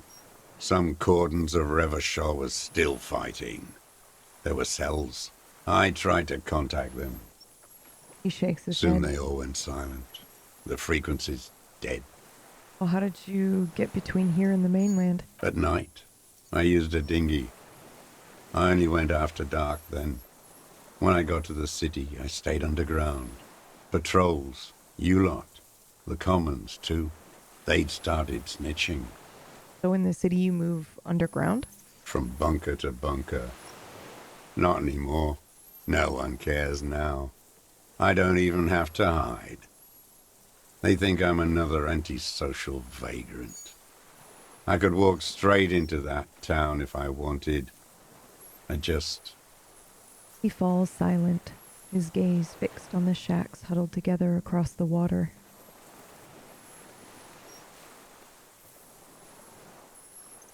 Why don't you just walk there? I don't want to.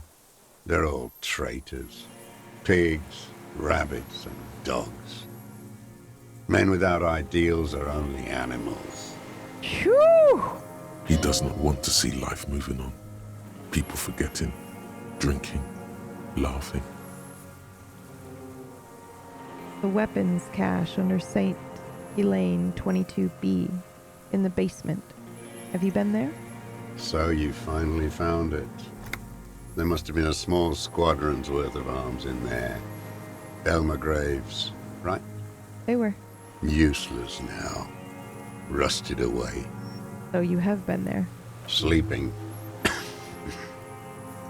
Some nights. Ammo scrounging on others. Those McGraves were shit, even before they corroded. Some had bullets in the chamber, however. And what about the bunker under the Feld So building? you finally found it. Picked Useless. the wrong one. Sleeping.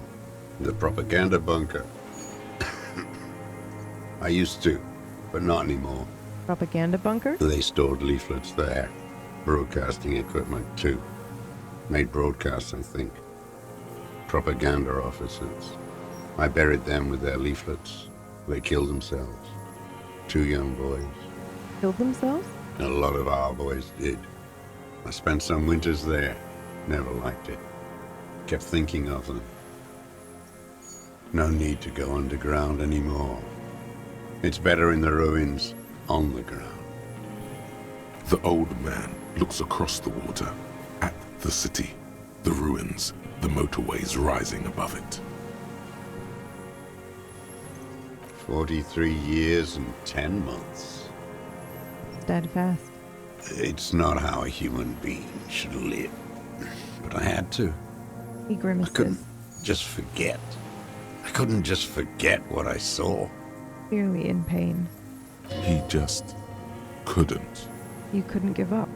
He nods, but he can now. What have you been doing all this time? Hiding, fishing, waiting. He looks across the water. Where the afternoon grows late, on Rue de Saint-Ghislain, people walk home. Street lights will soon be lit. Further inland, the streets are alive with workers, men, women, children, street hawks and migrant laborers. The temperature is steady. Alto cumulus clouds form above Precinct 41. 2 police officers step out of the Whirling in Rags cafeteria. Satellite officer Jean-Vic Mayer inspects a series of burnt black letters splashed across the plaza mosaic. Patrol officer Judith Minot points west. The fishing village. She glances at her watch. We meet in 15 minutes. It's a 10-minute walk. The officers go, leaving behind the writing, still smoldering. One day, it says, I will return to your side. Always waiting. The old man turns his eyes from the shore and back to you. For what? For her to return. For who? Girl, child, revolution. Always. I, too, have given my life to Mazovian socioeconomics. I hope she comes. I do like I Dare Not Dream anymore.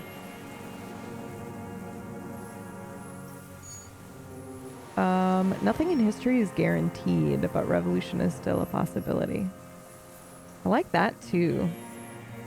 A waste. The material base for an uprising has eroded. The working class has betrayed mankind and themselves. The historic opportunity for a revolution has passed. It will not come back anymore, however hard I try, whatever I do. What has he done? Perhaps a confession will lighten the load.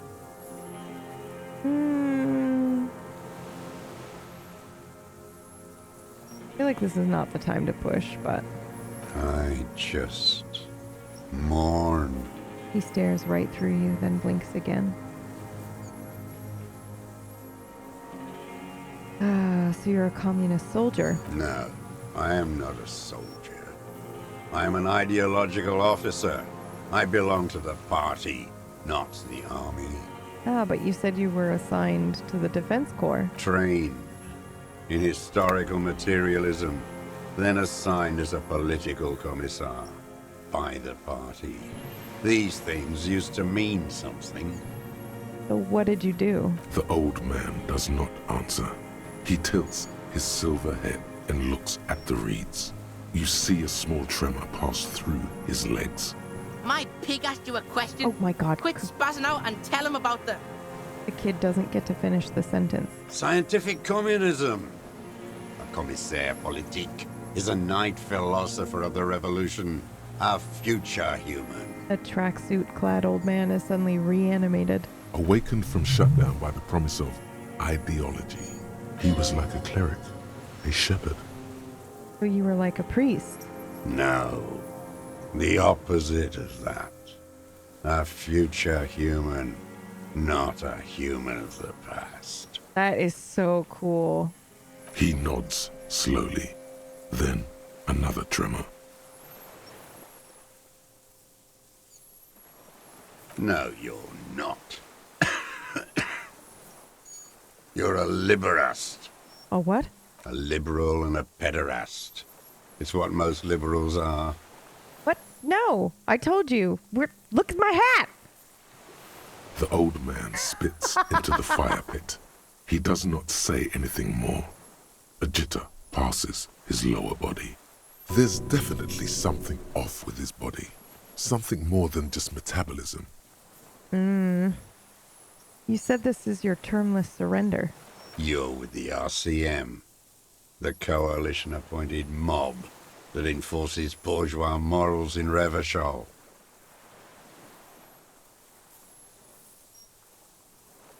I know what it looks like, but I have secret plans to turn the RCM into a revolutionary unit. I'm not coalition appointed. I just try to help people. You're the RCM. You represent the Moralist International, the enemies of humanity who took this city.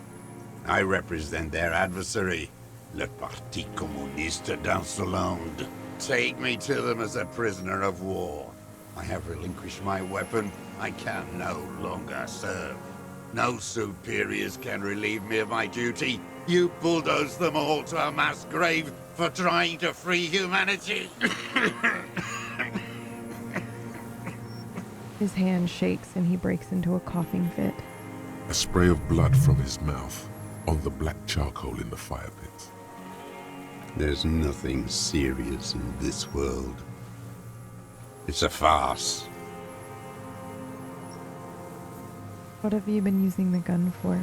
I've used it for killing people. Here we go. A trail of blood. Even the kid can smell it. Killing people?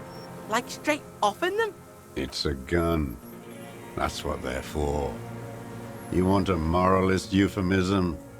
Defending your family and your property. I haven't done that. I've used it to kill people.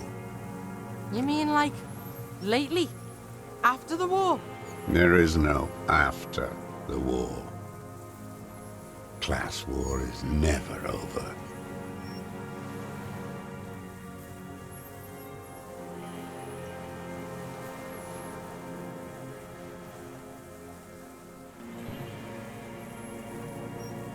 Holy shit! So he's continued killing after hostilities ended. Okay. This is it. You can feel it, like battery acid on the tip of your tongue. Something you haven't felt in a while. But, No time. of course, you're on the trail now. Move in. For the kill. Go in straight. No euphemisms. He doesn't like those. No. Be careful now. Slow and steady does it. Make him repeat it first. Don't mess this up. Remember, he wants to tell you. Get personal.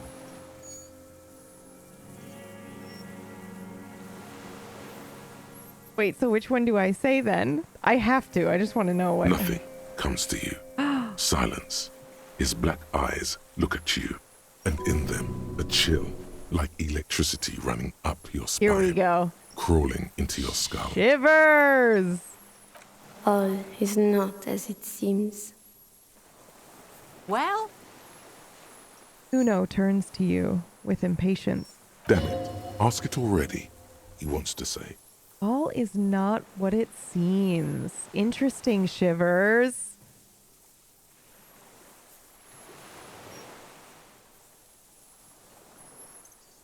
So you're saying you killed people after active fighting stopped? What did I just say? He keeps shaking his head erratically. Suddenly, he brushes something out of his eye. What did I just tell you?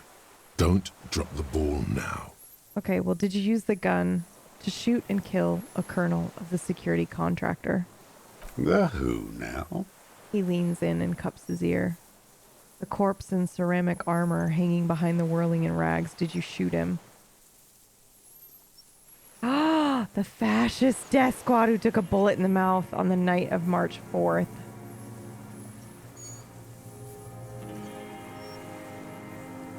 Yeah.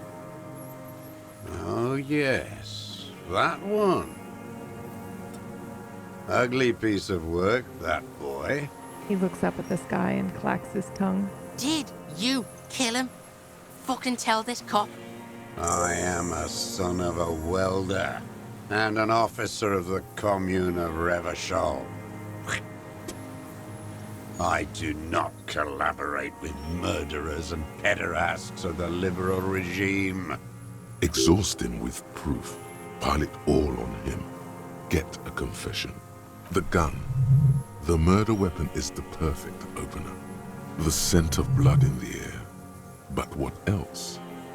There was something you can't remember.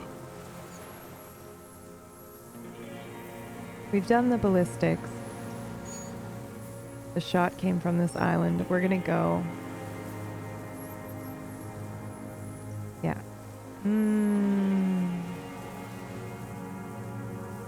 Yeah, I don't need your cooperation. I've got this. Got nothing to say about that boomstick, huh? You joking? That's the stick that did it? Yes, it's a real gun. Not like that little musketeer pistol. I've seen you prance around with that. Jumping hoops for the liberals. You look like imbeciles. Why don't you ask them to give you real weapons? Going against automatic rifles with these toy guns. Of course you got those boys killed. Damn, he saw you. He's watched it happen. So he saw you. Okay. So what? Don't let it divert you. Stop. You let them all die. Pranced around. Let your little friend be shot too. I didn't get a good look at that. Tell me, did he bleed out? Don't talk to me about Kim. I know what it feels like. I lost people because I was weak too. I don't want to tell him to shut up. I have the murder weapon. Who are you trying to prove this to, huh? Your friend? He's not here. He's dead, isn't he? That's the murder weapon down. I've got more on you. Murder. The old man does not say more. He just glances into the reeds and then twitches Like once a more. marionette on some invisible string. This pushed him, but not enough. Just a little more.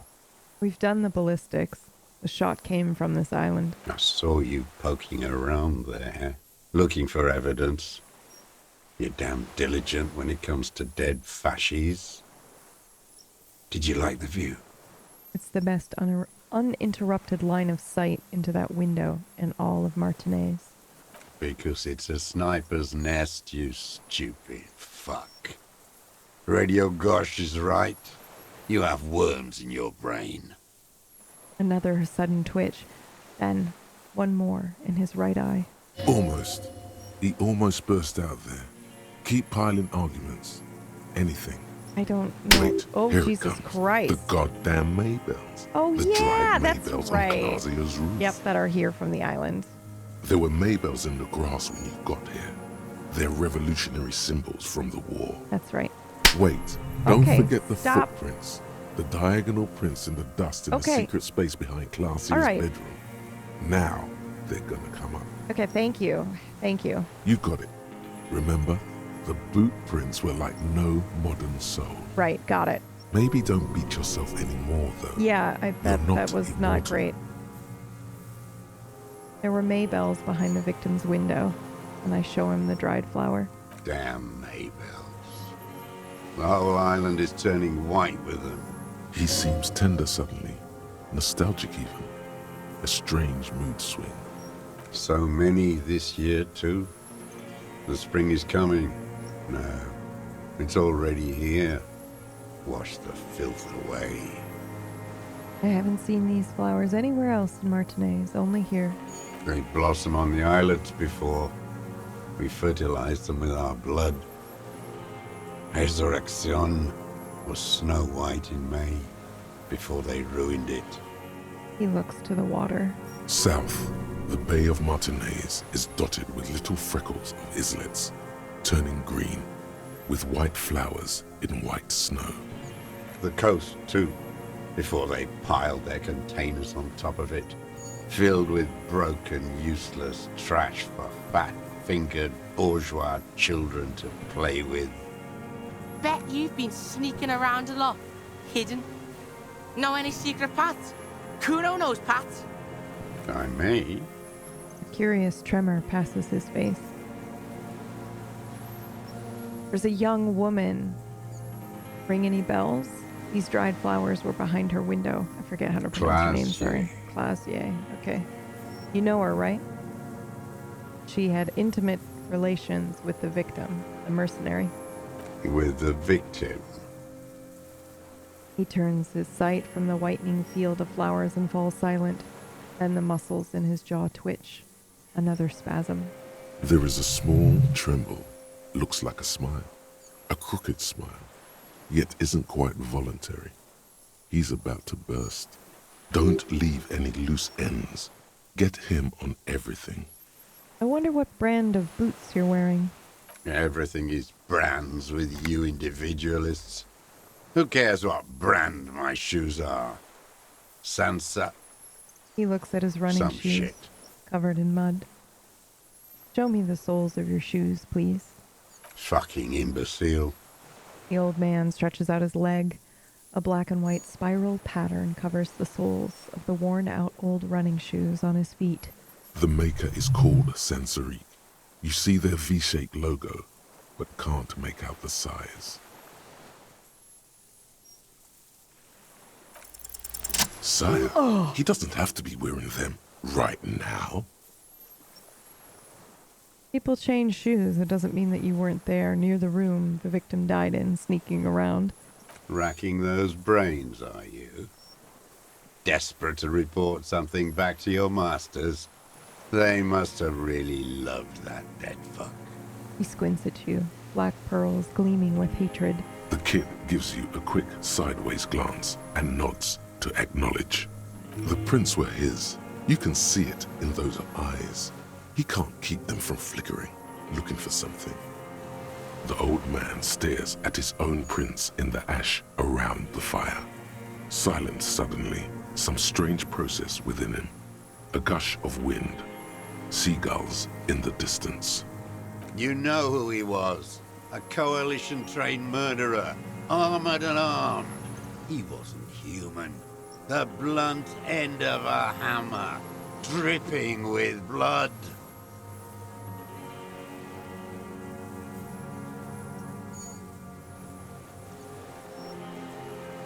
Ooh, this is so interesting.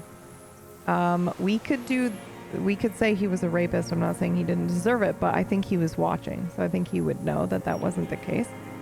But it might allow him to feel like he could tell us, but also he seems he was a killer, but he was still under protection of the law. I actually really like this very simple answer of he was a soldier too, he was a man. Beating us to the ground, moaning with joy. You hounds get so thorough when a company-trained killer dies. I haven't seen you on this coast for 40 years. You know, maybe I should have killed one sooner. Got your attention. Now you stop beating druggies and prostitutes in your basement. Now you come to investigate. Not when they die by the hundreds. He breathes in through flared nostrils. So, you killed him. Oh, the inhumanity. One paramilitary less in Reversham. He closes his black eyes, and you can almost see him squeeze a tear out of his eye. His fists begin to tremble from the anger. I hold my breath. I had them in my sights. Both of them. Him and the whore. I was breathing with them, in phase, and I pulled the trigger and flew on the air until I landed in his mouth. He begins to smile. I didn't think I had a shot like that in me anymore. I did. I saw him kneel there with his mouth full of death, and that stupid look on his face. The smile and his quivers. dick's still in her. And what? Nothing. I went to sleep. Next morning there were Maybells everywhere. The world was white, or what's left of it anyway. My last spring here. I knew the fascists would come to avenge their own. And take out the traitors as he sees them. So it's not Corpo, it's just...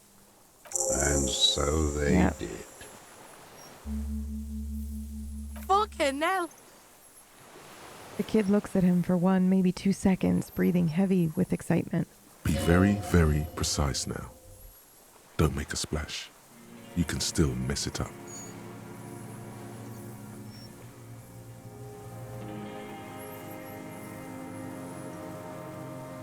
Do you understand you're confessing to murder to a police officer? Yes. A single word is all he gives. A motive. There's some seedy motive here. Don't you feel it? Get the motive. Yeah, shush. Of course, this is only your mesolimbic reward pathway. What does it know about police matters? Maybe What? you should just No. get high instead. Shut the fuck up. Shut the This fuck is up, such EC. an unimportant moment. Shut up, EC. Right. Coax it out of him. He's still warm. They were fucking. So why were you looking at them that night? I'm always looking. He cocks his head to the side, then turns his eye to the city. Another tremor passes his right side, lower in intensity. You always creeping on people through your scope like that? The kid squints his eyes. A rifle scope has the best magnification. Helps him see all the shit. And if you don't like what you see, Click.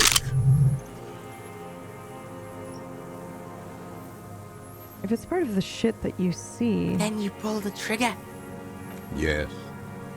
Think of it as a form of critique. Jesus. You got him going. Connect every little piece now. Wrap this up like a gift. Start with when he first saw him. It will give him a chance to ramble.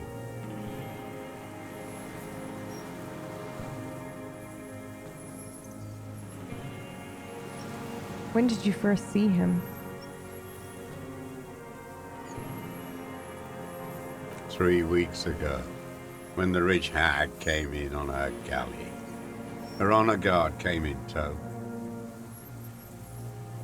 Joyce? The Wild Pines rep? Wrinkled up whore. He nods.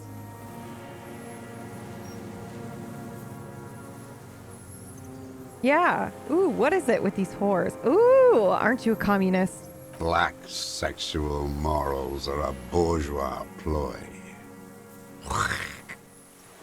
As to pederasty, the party legalized it in '04. My party, not your liberal masters. So don't you sermonize me, you racist shithole. It's still bourgeois when the bourgeois does it, fiddling with their sexual organs. Some strange glandular process takes place in him at the thought, like yeast rising. And anger too, in addition to loneliness. Okay. They moved into a deserted apartment above the roundabout. Radio equipment out for all to see. Reactionary radio playing, sloppy and drunk. I've seen their kind during the landing. Those Occidental and Mesk phalangs weren't conscripts. Boys like us. They were whites. All they know is to destroy and hurt. Whites? Barely alive. They like to kill while they're on their drugs. After the landing, in the burning years, I would take shots at them. End them. I'm eating a The sandwich, worst sorry. ones, if I had a bullet to spare. I could see they've returned now to show their real face. The face they don't dare show their bourgeois voters back on Monday with their families and polyester clothes.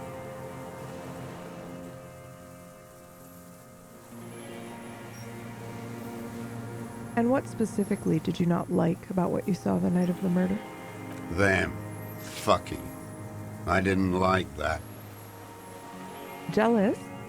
Jealousy is a reactionary concept. I didn't like the Reaver enjoying himself. Drugged out, soothed in the arms of a young woman. I wanted him to die so he could not enjoy life anymore. And I wanted to see his head explode. That too. She should know better than to hold a child murderer between her thighs. I knew he'd be there for one more second, writhing. That's all it takes for the bullet to reach his head. Now that I think of it, I wasn't aiming for his mouth. I wanted his brains to spill out on her. But you can't have everything.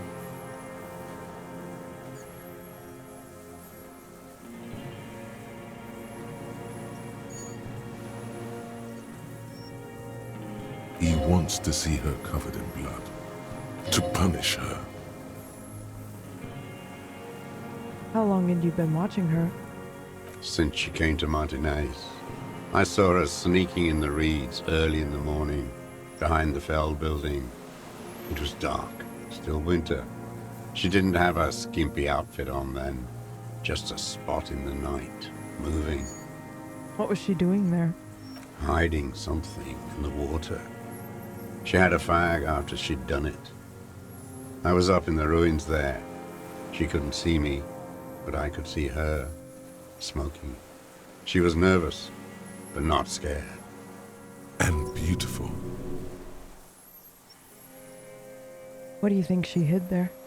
Her passport and tickets to Villiers.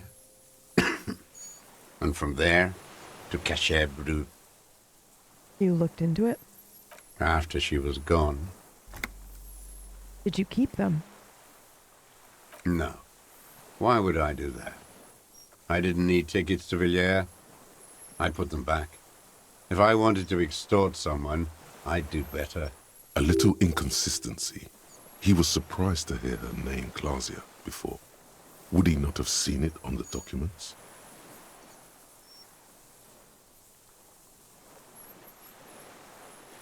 Yeah, but that's not the name that would have been on the documents, though, right? She told us it was a different name.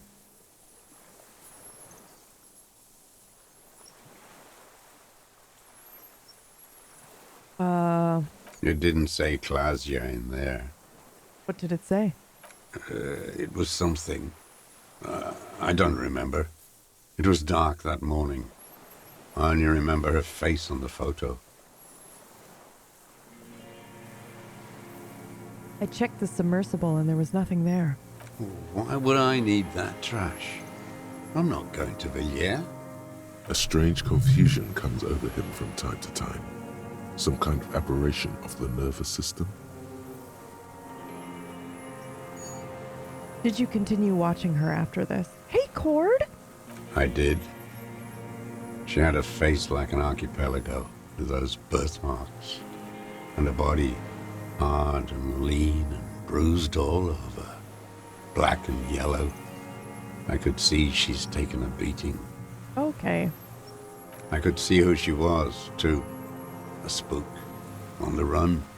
Revachol's the cloaca of capital now. All the bagmen and arms dealers end up here to do drugs and have sex like animals. Wait, she was a spook? How did he come to that? How could you tell? She had different color hair on the photo. And glasses. Forged. Some sort of sordid bourgeois affair. I've heard about this kind of thing on the radio. But how did you see all of the bruises? Ha! He shakes his silver gray head. I mean, he was looking at her fucking, in her room. We're going for it. It quickly comes to you. Ooh, the bruises on her body. Any chance you've seen them through a hole in the wall? But except that we just learned that Kuno was the one that was peeking, right? Isn't that what we... Ever see her through a window on a roof? Mm-hmm. There we go. Bending like a bow against the glass. Oh, okay. I guess it is his footprints. Weird. Okay, I must have not gotten that. Okay, so we'll say any chance you've seen them through a hole in the wall. Okay, we'll just say this. I've been through all of Martinez. Every nook and cranny. And that too. Yes, that too. The things they did in that little room. What she'd do to feel good. Funny the way light works. You turn it on inside, and it gets so dark out, you can't see a man looking in. I learned that in the 20s, when they were still hunting me. I've seen people do some shit, but... He keeps shaking his head. Should just, change it from the deserter to the voyeur. Yeah, the lightning gets shit going. Speed freaks fucking in the bushes. Well, how did you get in there? The hidden pinball workshop. I can just walk in there now after a good wash. I told you, they think I'm an antisocial. Closing hour is a good time. The kitchen's empty. Yeah, but what about the door, the steel door in the kitchen? How do you open that? I got that open a long time ago. Some bourgeois game merchant lived there. I don't know, 15 years ago. He left spare keys all over, and I took one. Then I saw her turn the light on one night in my scope. He points toward the whirling in rags. Andy found use for it. A spare key, like the one hanging behind the Union Box window. You had feelings for her. There's nothing to hold on to. Only this. It's not enough. The coals of his eyes glisten suddenly, like stones dripping with water. Is he crying? Man needs to feel something else. In this fight, it helps if you have your eye on something there. It's weakness, I know. Was that why you left the dried flowers behind her window? No. He starts to shake his head again, a sunflower on a withered stalk. Why then? I don't really know. I was there one night and she was crying, like a child, in the corner of her room on the floor, like she does sometimes. When was this? The day after I killed him. And you brought her Maybells. Yes. I don't know why I do the things I do anymore. Whoa! It's as if something put the thought there, to leave the flowers.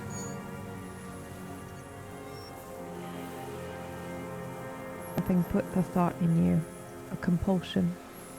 That's weird. I don't want to say that. I feel like I want to say you wanted to console her, but... What do you mean, put? He raises his eyes. They're round and A wide. brief flash of terror. I just got this feeling from what you said. Maybe. I told you, I have holes in my brain now. I wouldn't just sit here waiting for you. A sudden pang of rage. If you came 10 years ago, I would have killed you. He wipes his eye.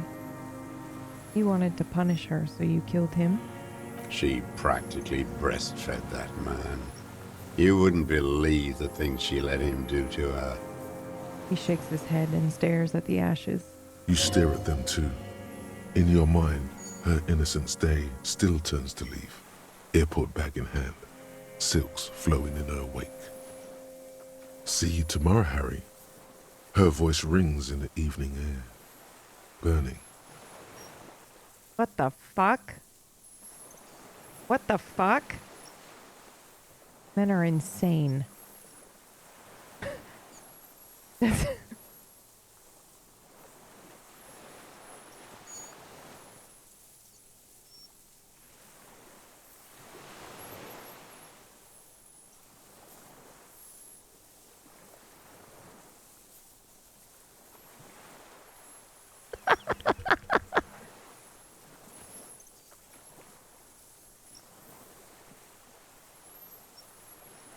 I kinda want to pick it. The world is insane. He raises his gaze. Something glimmers in there, and then it's gone. Okay, so in conclusion, it wasn't about him. It was about her. Her. He repeats, staring at the ashes. Then the reeds. There's a twitch in the corner of his eye. It was about bitches. The boy nods grimly. There, motive, detective. We have it. Where is she, that Clasier? The old I man haven't looks seen at her him. there for days.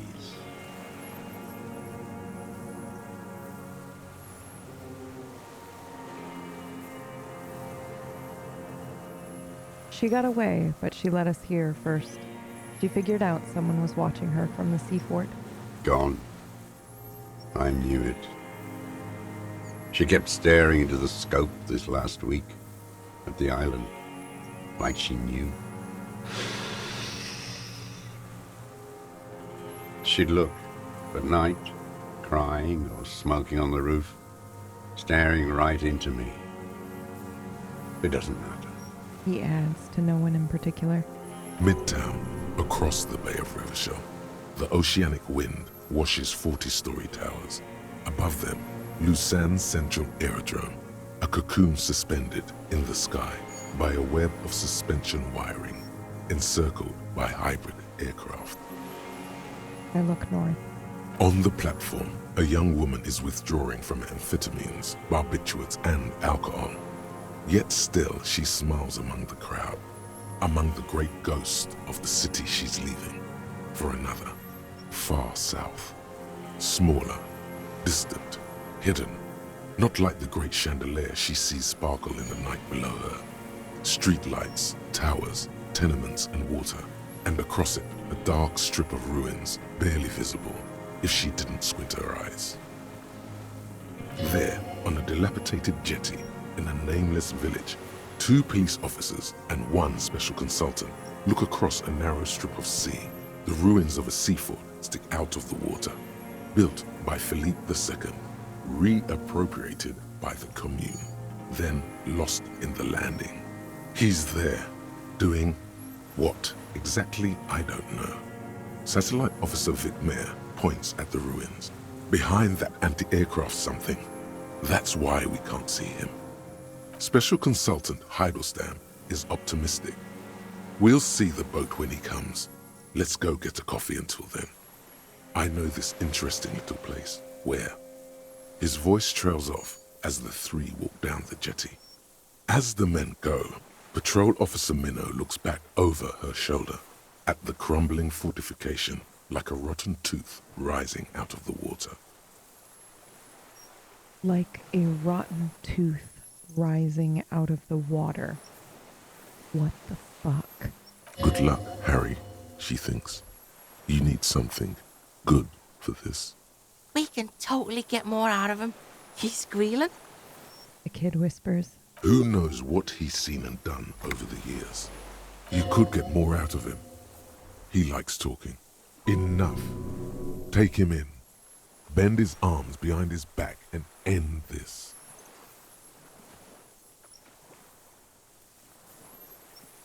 Have you been looking at anything else that you haven't liked? A tragic comedy. Druggies, prostitutes, and rentiers. A strange little engine seems to fire up in him again. It straightens his back. More specifically? They say talking is free. Yeah, but also, like, if you think about it, he's been alone, not really speaking to anybody for 40 years. You know, like, I know that he murdered somebody and maybe potentially more people, and, you know, but, like, he's a soldier. He's still a man. We're just gonna let him talk for a minute. Specifically, the whole city is a charnel house, stripped clean and draped in neon. But Martinez is the worst. He shakes his head in grave disgust. Because of the racists. Everyone is a racist in Martinez. It's their favorite thing to do in the whole world. Listening to race-themed radio shows. In the ruins, in their lorries. He points inland. Pumped full of steroids and Radio Revachol 92. Race this, race that. It's all sanctioned by that Social Democratic Union and the farce of a Social Democrat who runs it. Mr. Clare? Yes, the fly larva in his container. He let some nihilistic advertising yuppies erect a statue of Philippe III, a syphilitic murderer, on the town square, to spit on the working class. Not since the serfs of ancient Pericarnassus has history produced a more inert social class than the Martinez proletariat. The rest of Revachol at least pretends to rebuild. These people still live in ruins. In tents, like animals, like those boom morons on the ice. A pity they didn't drown in that tent of theirs. He keeps shaking his head with sorrow for the sight he missed. The worst of them is the blood-drenched Sucrion on her yacht, licking her lips. The old whore's gone now. Her gun-toting porcelain men are dead. So, actually, no. The worst is that old cop parading around in his uniform, throwing balls all day. It's not enough that the racists and liberals are dancing on our graves. The old loyalist ghouls still parade the ruins too. Every morning he's there, while the parasites he fought to protect are off in Ozon, or Coyamorang, or some other island they built their palaces on, feeding on drugs and having sex with their own children. That's all the rich really want. Sex with their own children. Throughout history, even the royal bloodline of the suzerain, it's all just an excuse for them to have sordid sex. At least that old cunt, Frisell, is now dead. We did good when we pushed him under the horse car, until, in the 30s, those disco whores. He breathes in, his breath heavy with hatred, and you cannot make out a single word. The disco whores are too much. Hatred shuts down his brain's language center, leaving only a nonsensical sputter. Disco whores? Whores. Is all he says. Even that word has to be pushed through his teeth with great force. The rage seethes too hard. Wait. By the cock parading in his colorful uniform, you mean Renee? Every fucking morning for 34 years. Throwing that ball. One ball against the other. I've always loathed that game. That is not a working class game. I don't care what they say on Radio June. Royalist ghouls played like it was life itself. Click, clack across the water each day. And that uniform, like a parrot plumage. I won't even mention that he's a traitor to his race. A petanque maniac race traitor. I remember him. I remember him from La Noce. Not him personally, his make and model. There were tens of thousands of them. I thought we took them all out before the Liberals came to their rescue. We missed one. That one.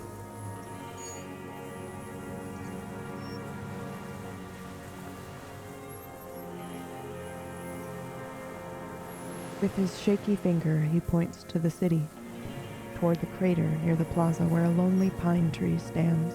Fat and plump, like a pheasant, just begging to be popped off. Please, Mr. Dross, shoot me. He whispers with such predatory hunger, it borders on longing. Whoa, you didn't kill him, did you? Not yet. I like to look at him strut around, place the crosshair on his medals, right on his face, and just fiddle the trigger. Think about it. Let the bomb melt in my mouth. Sometimes Kuno likes to look at the baggie before he does it.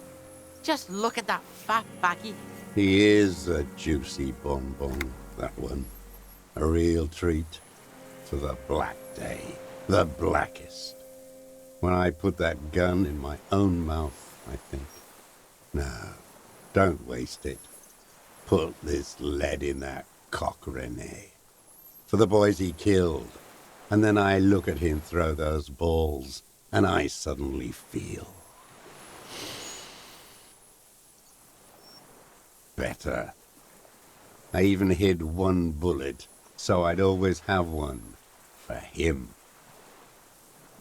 Haven't seen him around lately, strutting around. Must be down with arthritis. I hope it hurts like hell. I hope he sweats blood. Hearing it may destabilize him. You sure you've gotten everything from him?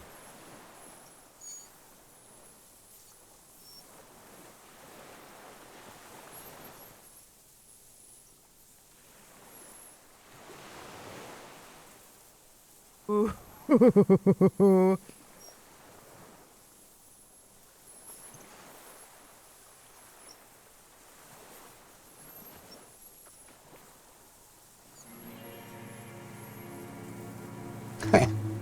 Yes, of course. Must be passing a kidney stone. I hope it's excruciating. At least it keeps him from throwing his balls. He seems relieved. Could he have been worried for him? Oh, Jesus. He reminds him of himself. The same hatred. Oh, no. The same. You try to think of another thing. Oh, no. But no. It's just the hatred. They are veterans of the same war. Somewhere west in Coal City, his enemy is lying in a dark room on a metal slider. In Losser Municipal, like he will too. Soon. Half of the war between these men is over. With an agitated gait, Satellite Officer Jean Heron Vichmer paces the jetty, 22 kilometers east in Martinaise. What could he possibly be doing there for so long, he says. Police work? Patrol Officer Judith Minot replies, with a tinge of hope in her voice. Tinge of warmth, too, against the cold air rising from the water. You mentioned the Union is social democratic and Mr. Clare's a farce. Another hideous disappointment. Unions are the real enemy. The true enemy of the proletariat. Placating the masses. Who's a disappointment? Everett Clare? That deformed toad? I wouldn't expect him to wipe his own ass. I mean, the brains of the operation. The smart one. Edgar. You mean Edgar? He talks a big game about uprising and social base. They must have sent the smart one to some university in Le Jardin, where it's alienation this and hegemony that. He's been sweet-talked by this Edgar. They must have met in person for such animosity to have developed. We're not the first people you've met from the city. You can't live alone. He stopped poking at the ash now and just shakes his head. The Clares know everything about Martinaise. Of course they know him too. Maybe they asked him to. Don't go straight for the kill. Exhaust everything else first. Soften him up. Have you approached them? I haven't approached anyone. I hid. It was Edgar who came to me. How did he know you were here? He didn't just stumble in like an oaf. He figured it out. Some kids told him about a monster on the island. I told you, he has brains. He points to the path leading to the tower. Stepped right off the boat and walked down where you came. I even kept the door open for him. Thought he was a man of the left. Wouldn't rat me out. I was right about one of those things. When was this? 20 years ago. Neither of them could walk now, could they? They were less fat then. That's around the time the Clares came to power. What did you talk about? Edgar did the talking. Paid his respects like I were a fossil in a uniform. Offered platitudes about the struggle. Flaunted his pink degree. Even quoted Marzoff. Never trust a social democrat who quotes Marzoff. Oh, and charity too. They love their charity. Offered me blankets and social housing. I still have the gas cooker he brought. And he just let you be here? Let me be here. The ZOC is an unlawful successor of the Commune of Revachol. We took this fortification from the Loyalists. Even the Clares understand this. Did they ask you to kill the mercenary? To incite a riot? You know why I killed that fucker, Dwat. As to Edgar, I'm not doing anything for that swine again. What did you do for him before? Tried teaching him some Marzovian socioeconomics. They didn't stick. We parted ways. Oh no, the Oh, connection doesn't come to you on such a pivotal moment. Yeah, fuck you. Slap yourself in the head again. Oh, Jumpstart it. sure. Wait, it was about him meeting Edgar and a deal. By God, we are on the edge, in the very end, and you can't even remember what you're trying to connect, can you? While the murder suspect stares at you with contempt. Okay. The Oof. kid watches you beat yourself in the head again, the second time in this interview. Yo, Colonel doesn't understand what's going on here. Get a hold of it, Detective Dick. Let's move on, okay? Get a hold of yourself. This is just one little thing. You still have everything else. Go on. Finish the interrogation. Yes, where is he? I hope he doesn't have debilitating arthritis. Or kidney stones. He can still come out to play with balls and get shot in the head, right? Oh my God. He's even worried for him. Renee is dead. He died a few days ago. No, Yeah. I waited too long. I waited too long and now he's dead? If he really wanted to kill him so bad, he would have done. There must have been 1,000 black days on these islands. His health ailing. I'm sorry. Fuck you. The old man says, staring at the ground, seemingly to the island you're on. All human beings care about each other. A little flash I of anger. cared for seeing his head explode. And now, God damn this world. He reminded him of himself. The same hatred. The same. You try to think of something else, but no. It's just hatred. Are you okay to go on? You think I haven't seen people die? It's all I've seen them do. Fuck and die. All the other plans we had. To love. To colonize the Pale.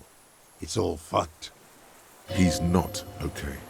This is just another black day in a row of black days. Something strange is keeping him together, making him endure. Glad we talked about what?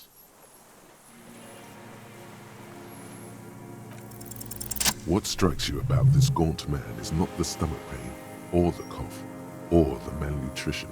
For a man who's spent 44 years in the urban wild, I was thinking that. He's surprisingly okay. indeed, he speaks fluidly. His movements are rapid, if erratic. His voice, despite the cough, is there. It is capable of expressing complicated ideas. Above all, he seems animated. Animated by what? It's a mystery. This animation comes at a cost too. Erratic hand gestures, thought processes cut off like threads as he just stares at the logs or the reeds.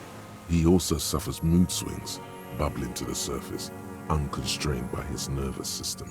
Great leaps of emotion, from anger to grief, despair. Dementia? You've seen demented people before. This feels similar, yet different. When his thoughts move, they are lucid, keen even, not senile. Is this some kind of substance damage? Like he's addicted to something? Not only the painkillers he's clearly on. Perhaps, but his seems more than that. The inner turmoil takes unexpected turns, as if forced on him in a way. Like me. In summary, you sense some underlying neurological disorder. Are you on some kind of psychoactive substance? No. I won't be stuffed full of shit like the rest of this city. Didn't he say? Oh, what about the painkillers? I take them to cope with pain. The people of this city use painkillers because they have pain. Untreated illnesses, not enough money for a greedy doctor. It's not a downer, rather an upper, judging by his snaps. Amphetamines. Like some kind of decadent rock star. He doesn't dignify it with more of an answer. How is your memory? No, I'm not okay. I shit blood, and I'm surrounded by insane people. There it is again. Erratic hand motions, bouts of rage, and the stomach thing too, of course. Could it be a symptom of overdosing on something? Something even you have not tried? Keep your eyes peeled.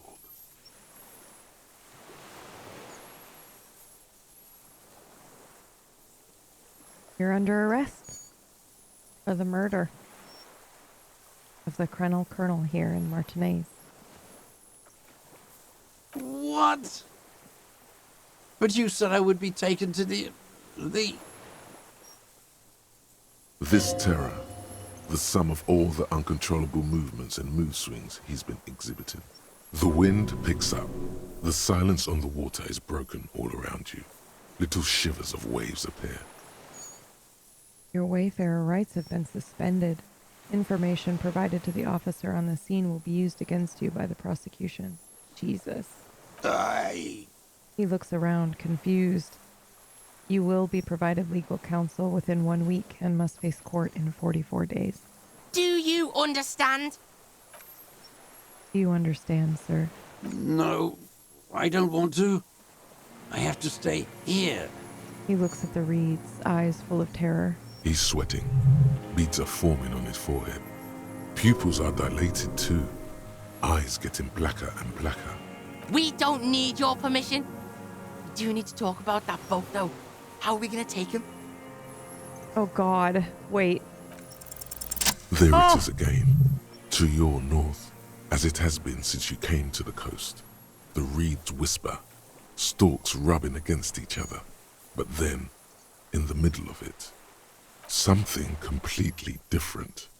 It sounds like a bow, very slowly being drawn against the strings of a violin.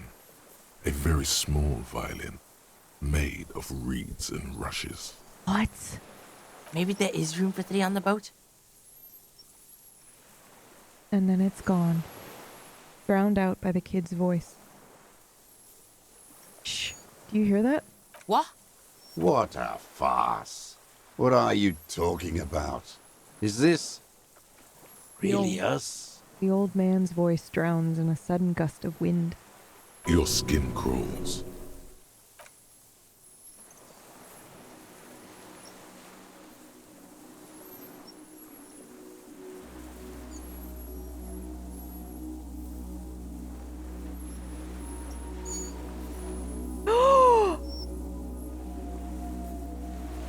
No way!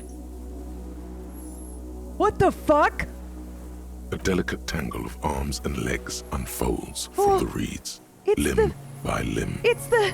to then just stand there, moving its scythe-like arms in ghostly silence. Oh, It's still there, an unfolding mechanism of reed-like chitin, hovering in place. what is that? What are you talking about? The old man looks at the reeds, then at you. A giant stick insect. There's nothing there. He looks confused. The stick insect is over 3 meters tall. It looks straight at you with its tiny pinprick eyes and its grotesquely small head. You feel your legs shaking under you and your gun hand rise instinctively. There is. I see it. Tell me what you see, damn it. I can't make out one small thing in the reeds. Kuno, can you see it?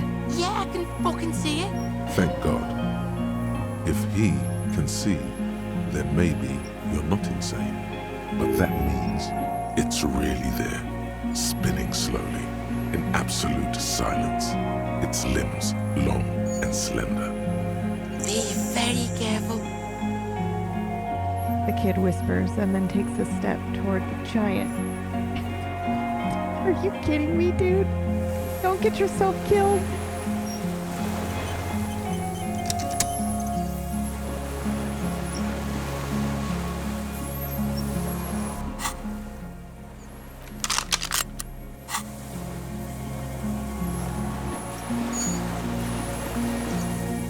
The creature stands on long stilt-like legs, antennae hanging from its head like a woman's hair, white and curled at the tips.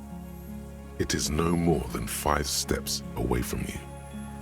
The segmented antennae move with apprehension, searching for something that's not there. Reed-like tufts stick out of its joints. As the insect moves its forearms, it produces a faint hiss, like a reel-to-reel machine spinning after the tape breaks. The hiss is different from the strings you heard before. It says something else in a lower pitch. Ch, ch, ch, s, ch, ch, ch, s. Be afraid. You smell wrong. Oh, because I don't, oh, the perfume. Right? Oh!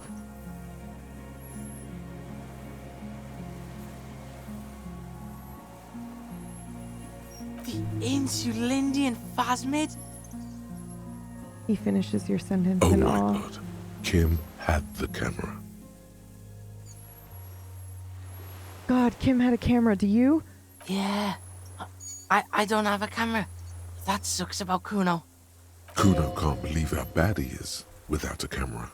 In this situation, the binoclard would be superior in every way. He not as much as glances at the gigantic insect to his right, nor does it look at him. Its antennae take their measure of the air, slowly, searching for something. You. You exist. A sudden chirrup fills the air. The walking stick moves its whole body, limbs working independently of each other, like the parts of a masterfully constructed machine. It moves just an inch closer to you. Or does it only feel like it does? Something in its body language has changed, just slightly. Are we gonna die? But I have to. Slowly, with your breath held, you take 2 small steps toward the phasmid. The creature lets out a series of ultrasonic clicks that swarm around your head like swallows. Like laughter, a sort of happiness. Sweat drips from your brow, soaking your chest. You reek of it, your chemicals. Hissing and clicking, it extends its mandible-like antennae to greet you. You're right below it now, looking up at the colossal chitin of its white limbs. The head of the creature is crowned by reeds, and its eyes are like small droplets of water. I raise my hand slowly. The insect stops its stridulation, seeming to observe you. Below its crown of reeds, little pinprick eyes detect motion, glittering. The world stands still around you. Suddenly, there is silence. No, stop. Be afraid.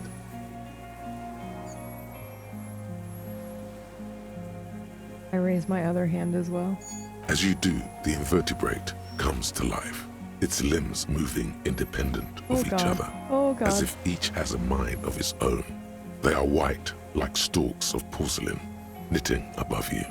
Shifting around in the reeds around it, in the muddy water, you notice some of its hind legs apparently standing on the water from time to time.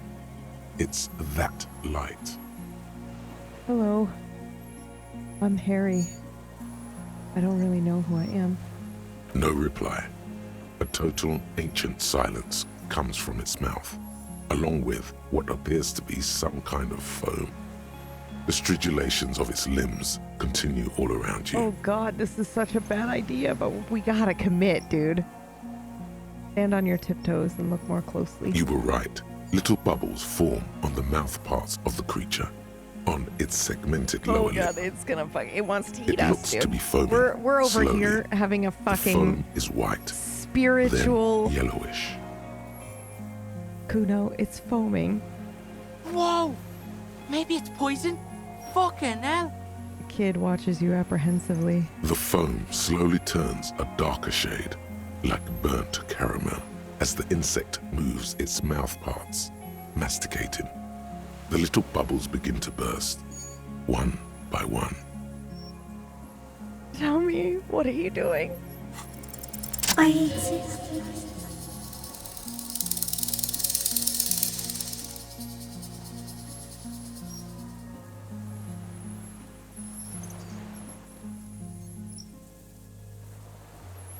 Tell me what it's like for you. I'm ill. What is your illness? In my heart. For me, it is not like that. I have states, not the emotions. For example, I experience excitement at unexpected sugar rewards. But that is not important. Now I will tell you how it is for me. For me, it is a series of half-lit images, a kind of darkness, being intruded upon, transient, dim, moist. Intruded upon by what? Shapes of plants and animals, and internal sensations, a swarm of sounds, tiny vibrations on the inside of my forearms. All speak of complexities totally beyond my understanding. I am at the end of a narrow funnel, weightless, so light, it only feels like something to be me. In truth, perhaps I'm nothing. I certainly do not have a soul, and if I did, it would never ache. I'm glad to be me. An incredibly sensitive instrument. Few of us can begin to imagine the horror of you, with all of creation reflected in your forebrain. It must be like the highest of hells, a kaleidoscope of fire and writhing glass. Eternal damnation. Even when you're sleeping, and when you wake, you carry it around on your neck, with eyes open that cannot help but swallow more behind the mirror. I feel great, mute empathy for you. It was very disorienting at first, but I am keeping my shit together. That must be incredibly hard. It is. The Arthropods are in silent and meaningless awe of you. Know that we're watching. When you're tired, when the vision spins out of control, the insects will be looking on. rooting for you. Bro, what the fuck is this game? And when you fall, we will come to raise you up. But from you, banner-like, blossom from you and carry you apart in a sky funeral, in honor of your passing. But not me, because I'm just a leaf eater. In honor of your shit, Lieutenant Ephraiteur, which you kept together in the face of total unrelenting terror, day after day, second by second. Detective, arriving.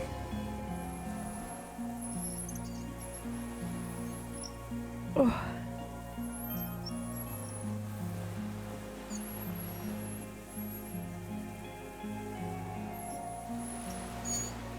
Where does this come from, all this around us? The world? Not even the birds know that.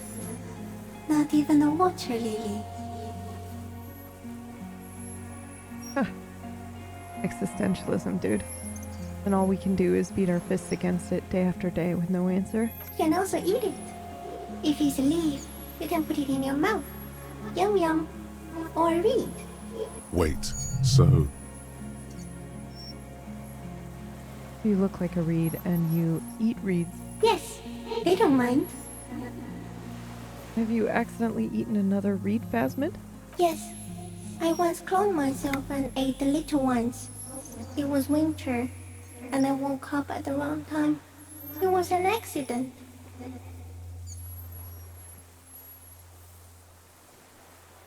I'm a detective. So am I. I was born to detect sucrose rewards and semiochemicals. What were you born to detect? I was born to detect you is so fucking cool. Yeah, man. Yes. No one detected me for such a long, long time. For thousands of years. I dithered out of sight. Trapped myself in greenery. This is my masterpiece. No one believed I exist. Almost no one. Until you came, detective.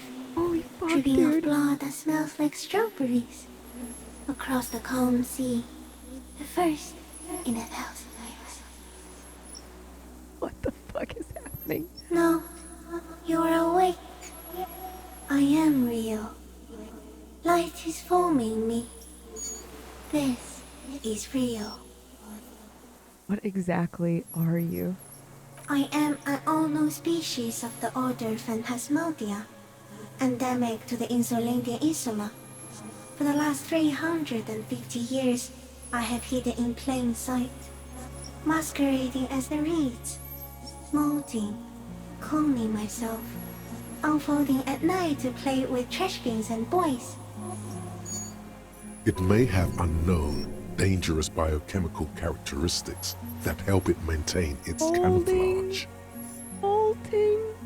No one unnoticed by the first settlers and the land surveyors of the suzerain. Also, by the soldiers of the revolution and officials of the occupation. Even the Samanese islanders who came here first, but did not stay, have not seen me. I have stayed hidden through 4 forms of government and 2 scientific revolutions, until I was accidentally discovered by a detective of the citizen militia in Rebelshaw, district of Martinez, March 51. Are you a miracle? No, Oh, you are the miracle. holy shit, bro.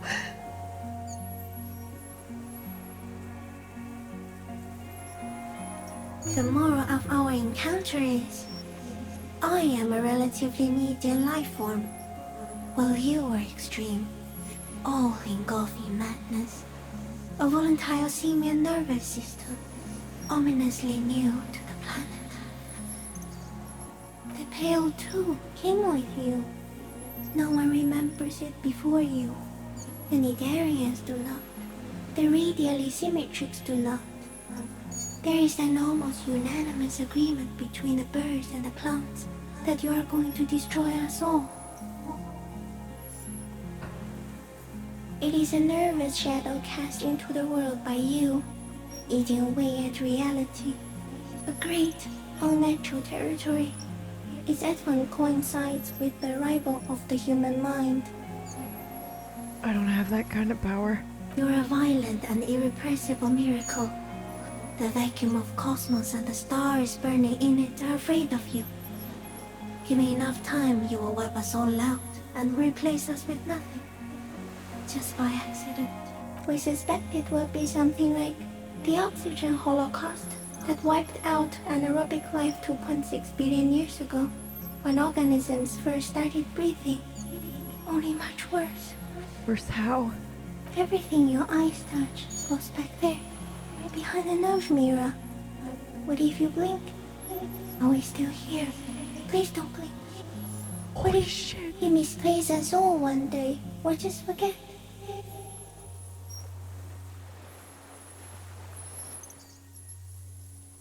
I will be extra careful not to blink. Don't worry. Please be. Or one day, one of you will close your eyes and sigh, and open them to see that none of this ever existed. Kuno, am I having a violent fucking seizure right now? Doesn't look like you're spazzing out. Kuno knows all about seizures. What does it look like? You're just staring at the giant insect.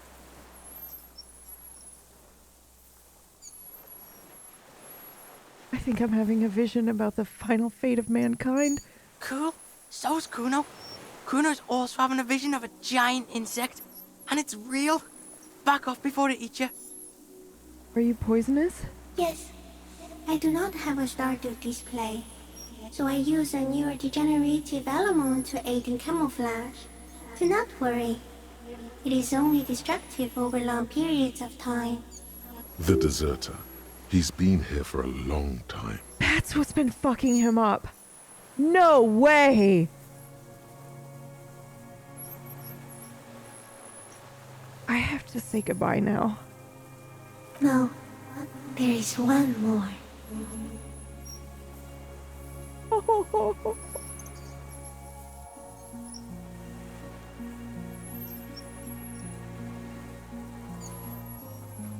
Of all the creatures I have met, you are the most beautiful. Thank you. I also have one more thing to say to you. That woman, turn from the ruin. Turn and go forward. Do it for the working class. I will. She was middle class. It doesn't take a 3-meter stick insect to tell you that. As you're turning away, the phasmid mirrors your movements, stepping on the water, the long limbs carrying its feather weight without breaking its surface.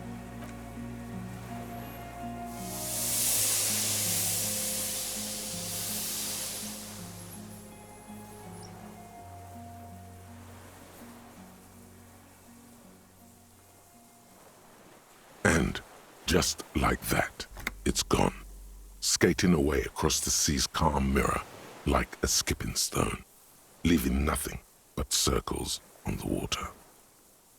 And something under it, in the place it stood, bobbing there, among the reeds, a collection of items. It's gone. Between those reeds there. Fucking elegant. What's that in the water? The fuck? Is that ceramic? And more stuff, like a nest in the reeds? We should peep it. Fucking hell. What now? The old man behind you says suddenly. He's put his hand into the ash. It's dirty and black. In some kind of strange, semi-catatonic state. Yeah, Grandpa's not looking so good. We need to check on him. Holy shit, dude.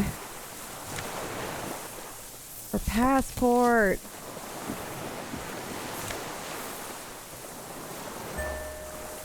What the fuck? This passport, issued by the Sovereign Republic of Oranje, is issued to a black-haired woman called Katarzyna Alazier. So she did tell us the truth in the end. Clausia's hidden documents from the empty boy. Oh, God. She said the false passport would be for Anouk Maya Smith. It's Clausia, with short black hair and glasses. She looks boyish, younger somehow. An old photo, before life came and did what it does. Fuck if I know. Maybe it's collecting shit. Like an octopus Jesus, can get, that like, line. curious. Okay, so what? Loop Kuno in on this? Katarzyna Alazia was supposed to be her real name. Where Clausia comes from, remember? God damn it. Yeah, she told me it was her real name, and it isn't this. It isn't even the name she said would be on here. Cool. Got lied to. Double lied to. I get it. You cops need the Kuno on stuff like this. No one lies to the Kuno. He nods with a stern and serious expression. So is her real name the other one? Kuno's gonna say, it's not any of the things you think it is. Kuno'd have to get deep into this shit. But whatever it is, you got played here, that's for sure.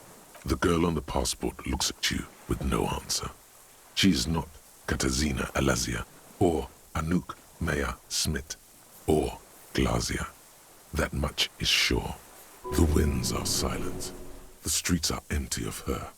She is no longer in the city of Revachol. Fucking what the actual...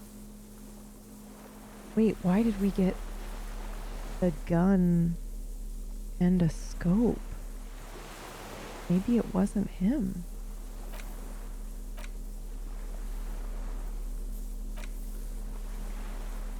Oh no, the gun we already had. This is what we pulled up. Phew. Fair weather helmet. Alright, let's check on this guy. Jesus Christ, I can't believe that happened. That was incredible. What is it? What do you want from me? I can't go. Something is very wrong with him now. You couldn't see the phasmid, sir? See. He stares at the reeds and falls silent. The man does not respond. He keeps staring, black eyes glazed over and bulging from their sockets, his gap-toothed mouth shaking with fear and longing. Like an addict of some terrible substance. I touch his shoulder gently. The plastic cape feels coarse. A light shiver passes the man. Other than that, no reaction. He feels small and frail. The boy waves his hand in front of the old man's face. The trembling mouth appears to sigh. There's no other response. Yeah, this fried him. We gotta bring him to a doctor. Good news, this solves our boat and Piggy's problem. He's not going anywhere. He's trapped here. What happened to you? He's old and fried. Kuno's seen this, like, after a massive bender. Kuno's dad. He stops mid-sentence.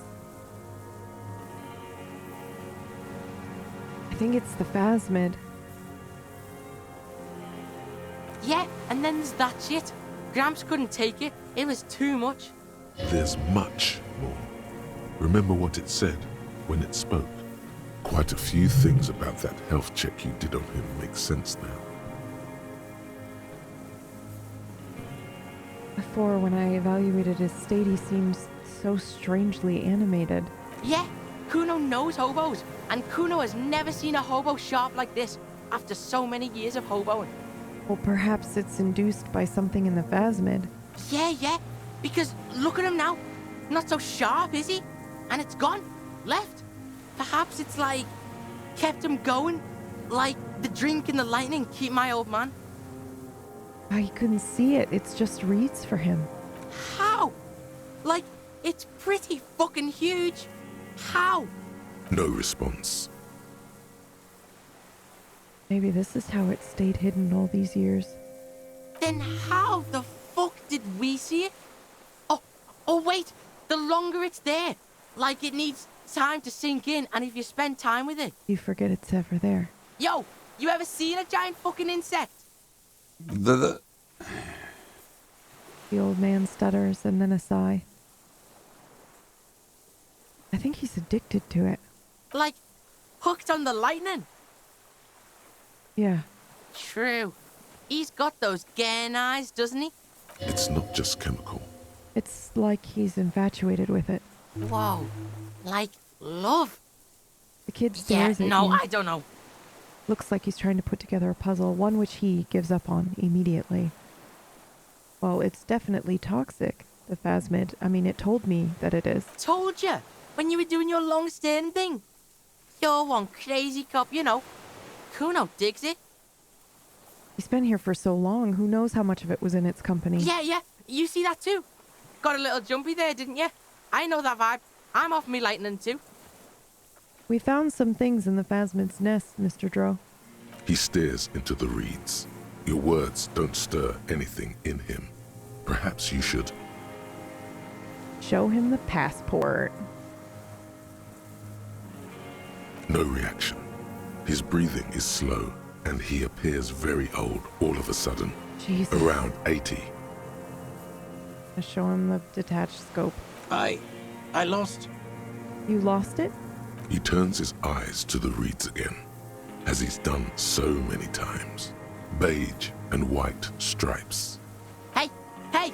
You took the shot, bang, and got rid of the evidence. Oh, God. Bug brought it back. Sound about right? Silence. Not even a sigh. You've gotten all you will out of this poor being. I'm gonna let you rest now. The plastic cape flaps around his face in a gust of wind. His back is slouched and his mouth open. The strength has all gone out of him. Just frail old bones in a sack of tracksuit trousers and a windbreaker. Yeah, old man, hang tight. Let's slowly start shuffling off Death Island, okay? We're about done here. He looks to the flak tower. Holy fucking shit, dude.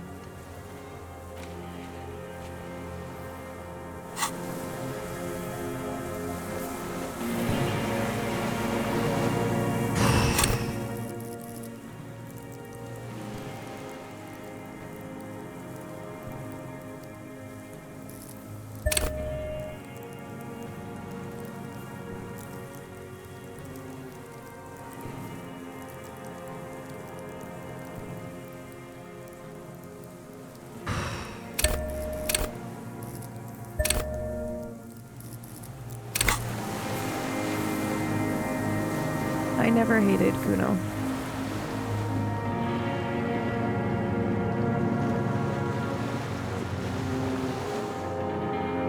He's a kid. He's 12.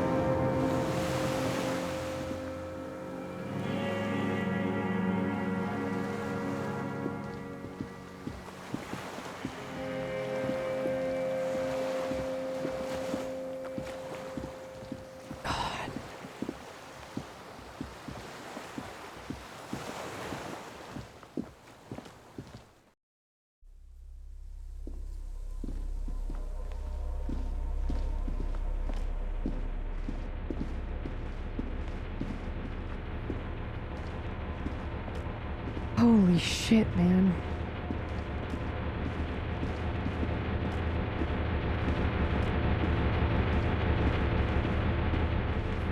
That was so incredible. What the fuck?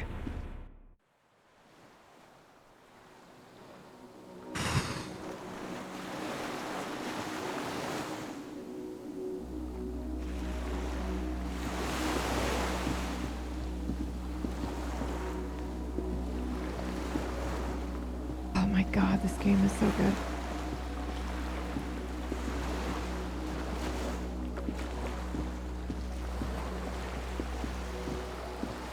The skiff is swaying on the waves by the dock. Yeah, totally subtle. Totally. I agree with that completely. Like, even Titus is turned around. And something else that I was thinking while we were having that conversation with him. Oh, yeah? We did good shit here, detective. He crosses his arms and nods to you with a self-satisfied smirk. The skiff rocks gently under your weight as you get in. The ride back is uneventful and quiet, but for the sound of conversation on the water, there is someone inland waiting for you. 2 men and a woman stand on the concrete square of a nameless village, looking at a small yellow boat as it draws closer. The sea is calm. You reach the jetty and climb out of the skiff. Yeah, so let's talk about that for a second. They do such a good job with this, where we start the game and we basically have this. We personally chose like Inland Empire, which is the name of a Lynch film, which implies the surreal kind of supernaturalness might be in the game. So it's kind of like a nod to that and the way that he approaches storytelling. And this is so fun. They did it. They nailed it. I don't know if this is something that happens if you don't have Inland Empire. I don't know how complex it is yet. And don't tell me, I don't want to know. Because I'm going to play this again at some point. But so we start the game and I didn't really know if supernatural was real in this world.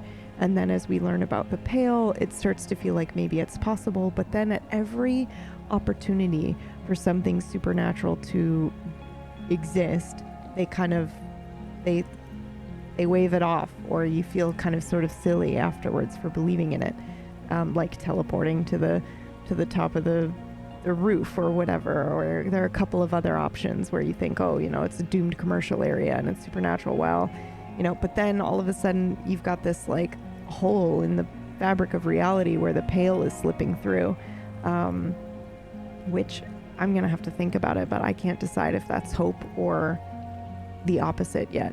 Like metaphorically, I can't tell if that puncture in the hole of the fabric of reality is doom and despair or if it's hope. But either one of those options is really fucking cool. And then, so they did such a good job of making you feel like, trying to hold on to some small sliver of hope.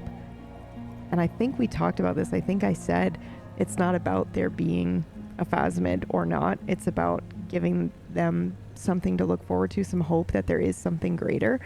And then, so for us to feel like there really wasn't at all, and then all of a sudden at the end, when, you're listening to this guy talk about, how horrible, he has been and life has been to him and his experience has been, and everyone was so complex and beautifully written, where it's like, I can see and agree with every single individual in here. I can see why they did what they did.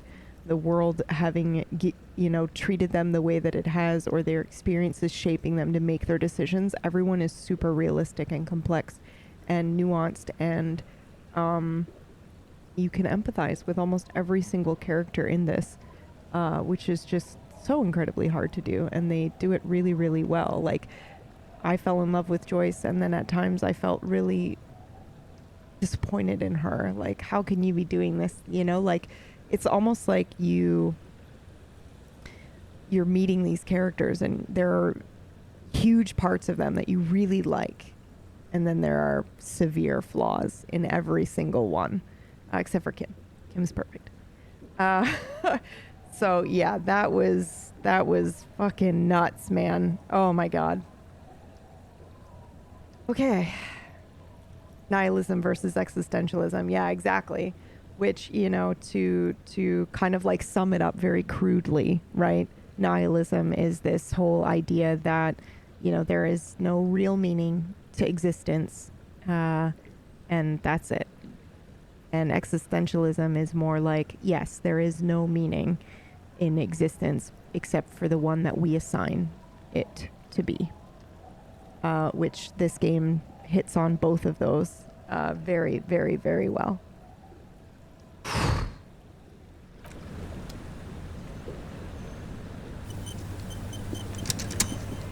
Unreal.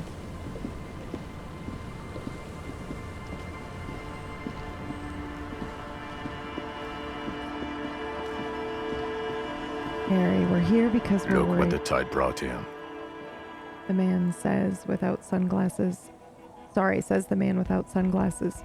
Suddenly, his expression changes and he tilts his head. What is that? Full Nacy? What's with all the performance gear? Are you back in high school? Kuno, you still have my back, right? Good old pigs here. He nods to you, then straightens his back. Even though we're all pigs here, you and Kuno are more pigs than the rest of the pigs. He'll have your back. Only later. Okay, well, forget about all this. There's a giant... You're not forgetting about anything. Look at you. He points at you with both hands. Okay, well, nobody else seems bothered by it. Also, I'm not wearing any. Bothered by it? Harry, you're a goddamn cop. They're afraid of you. Everyone felt perfectly safe in your company. He doesn't know what he's talking about. What?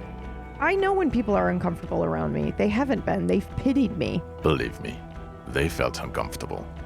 Vic, calm down. What the fuck? Okay, well, I know who these people are. This is so upsetting, dude. Like, I fucking wish. But... Hello, I'm Trent Heidelstein. I believe we've met on several occasions. I'm your goddamn partner, Jean-Vic Quemar, and this is your special task force. Or what's left of it. Okay. Special Consultant Trent Heidelstein, Patrol Officer Judith Minot. Hi. We've come to scrape what's left of you after pavement. The kid's about to say he's Kuno.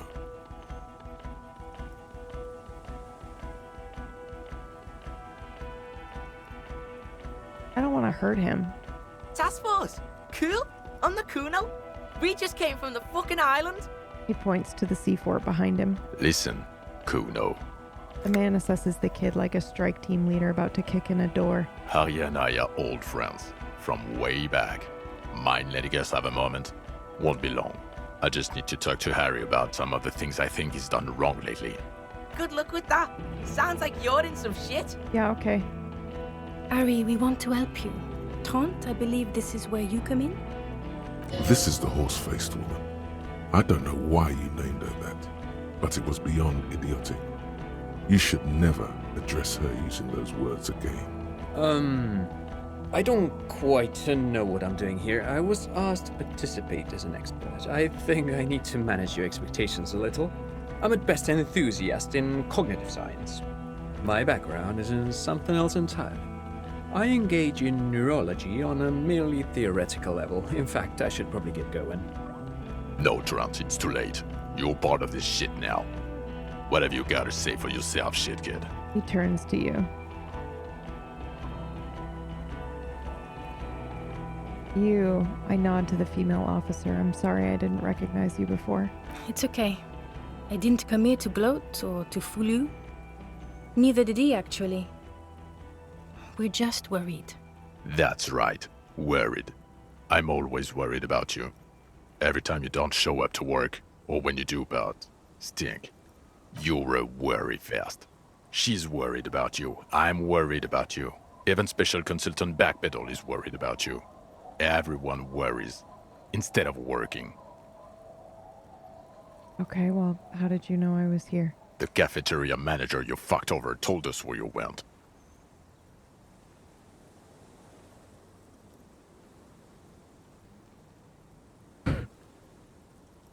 Turn to face the general direction of the whirling and yell, "Damn you, cafeteria manager!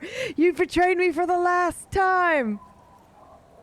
I understand. Okay, Garte told you. And people on the street helped us too, with your whereabouts. You're a legend among the drunks, Harry. A legendary local drunk. Where have you been all this time? Where have we been? Yeah. We've been fucking off as far as I remember. He crosses his arms. You told us to fuck off. You said we're cramping your style. Your detective god. Fuck everything. All we burn. Detect or die. And you were probably right too. I would have never let you abduct a kid and take him on a creepy boat trip in the middle of fucking March. You talking about Kuno? Major Kuno wasn't abducted, you fucking fat dink. Fuck out of here.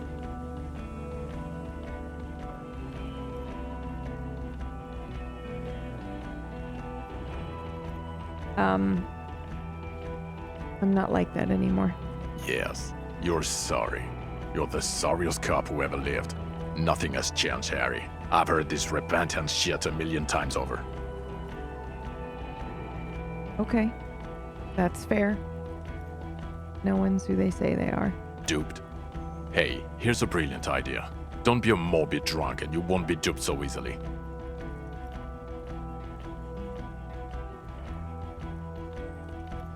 Yeah. No. Everyone's just a brilliant master of disguises. The bells aren't ringing because you have brain damage. Trant, this is where you come in. How bad is it? Well, he doesn't have visible tremors, he talks without slurring, he can drive a boat, he's standing, reasoning. All good signs, but complete retrograde amnesia, episodic and semantic. As displayed in the station call, our interactions with him, and I don't want to be a snitch, but also mine with him before when Harry did not seem to know who I was. It's all very interesting. Interesting? Yes, interesting. I have my theories, but I would like to hear Harry's thoughts first. Harry, what do you think happened to you? Neurologically, psychologically, and why not socioeconomically? You think I'm so poor I lost my memory?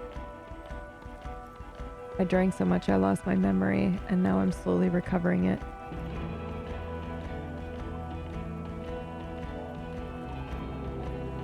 Something so sad happened to me that I couldn't be me anymore. It was a defense mechanism. Psychotraumatic amnesia, Trant? I can go for that. Shit kid is a broken man. Always has been. Who isn't? I know I am. But you know what? I keep my shit together. Also, I know a person can't wipe their own mind, however traumatic it gets. That doesn't happen. You're lying, or insane, or both. Well, I drank to do Detective Vigmer, he has blanked out before. I have? Yes, a couple of times. After some of the more serious benders. One was after the two drunks case, the other when we looked into that mural. The two cases in your ledger. The unsolvable case and the next world mural. Those cases were hard on you. Yeah. Interesting. So at first he dipped his toes into it, prepared. That's where he would have gotten the idea, yes. Practice. And then he used alcohol to get there, so to speak. What do you mean? Well, here's my theory. What if this is an absolutely normal reaction to the world we're living in?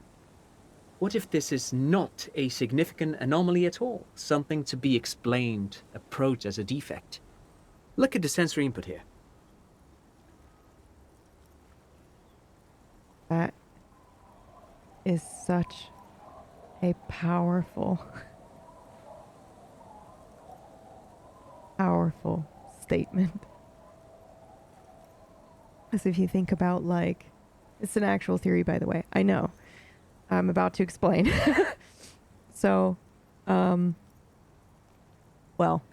if we look at how many of us are riddled with PTSD, CPTSD, depression, anxiety, etc., the idea is that what if that is not an anomaly or not a defect? What if that is an actual reaction to our rising cost of living? The fact that our rent is forever rising. We can't buy a home. We can't, like all of these things. What if all of this stuff that's happening around us, a global pandemic, all of these things, what if that is normal? What if it's just a totally acceptable reaction? And I think there's a lot of truth in that, to be honest with you. Which is why that hit me so hard when he said it. Look at the ruins, the neon. Listen to the radio, the multitudes, the people. Live here for 40 years. As a police detective, he's like a magnetic reader on the world team, to borrow a known metaphor. Harry's been pushed flat against it. Hardwired to the free market. He just needed for it to end. Okay, Trent, thank you. That's absolutely meaningless. I'm glad we brought you. Will he or will he not be able to work in the major crimes unit? Is he a crétin now? I want to know that.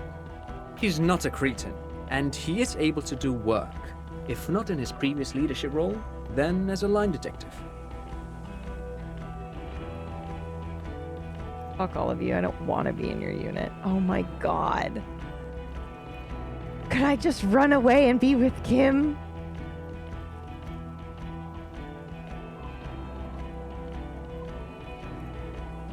What now? Now nothing. Now we're just going to stand here. Really? No.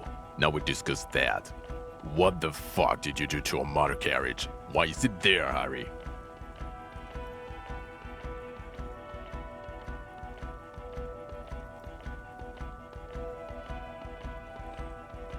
I think I just want to be honest, but also, oh Jesus. I drove it into the ocean when I was drunk. Ah, so refreshing.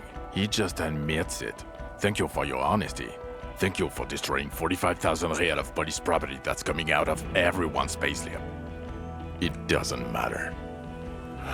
Your badge, Harry. Show me your badge. I show it to them. In a rush to demonstrate your badge, your eager fingers can't sustain a grip on the smooth plastic, and the badge slips out of your hand. Oh, fuck off.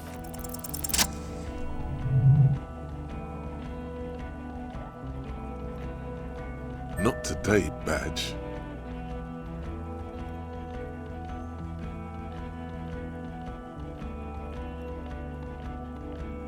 And your gun?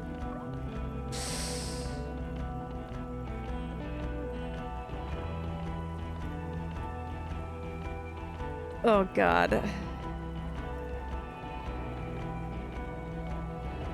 I have a new gun now. I don't care if you have a new gun. I only care about your old gun. Your official sidearm. You lost it, didn't you? Yes, I did. I knew it. I told you you wouldn't have it. This isn't cause for celebration. It's bad. I would say it's very bad, yes. You're drunk like an asshole, Harry. Please, put the stolen firearm away before you kill someone. It's not stolen, first of all, but I quit drinking. It's only me in this boring hellhole now. I don't buy it. Why do you smell like a corpse then, huh? Because I'm dying. Oh, come on! You're gonna cut him some slack? Pig's been working hard, digging through the guts of corpses and shit, getting shot and shit. Yeah, it's been a bit of a week. I'm sorry I smell bad. A bit of a week? I'm You're not drunk. And you let a suspect escape, a certain Clasier, because you were too drunk to assess a flight risk. We've read the report, Sari. Lieutenant Kitsuhagi's. We know. I wasn't drunk, dude! Holy shit, this is so upsetting.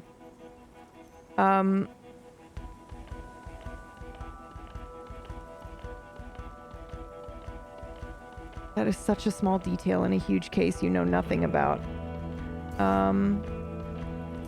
Let's see. Ooh, thank you so much for the follow. I don't have names pop up on the screen just in case you want to lurk, but feel free to come say hi if you want. Not taking her in was the right thing to do. She gave a vital clue that led us to the island. Oh, well, if she was nice. I'm What? not even gonna get into the other suspect, the one who shot herself in the head. Or Yeah. the fact that you kidnapped a kid and took him to some island. That's small-time stuff. That's nothing. That's a humorous anecdote. Fuck you then. Here's Compared to the 8 fucking people who case were gunned results, and I down. quit. The streets are literally red Jesus with Christ, blood. dude. Lieutenant Kitsuragi is barely clinging to life in the hospital. Harry, it was fucking mass murder.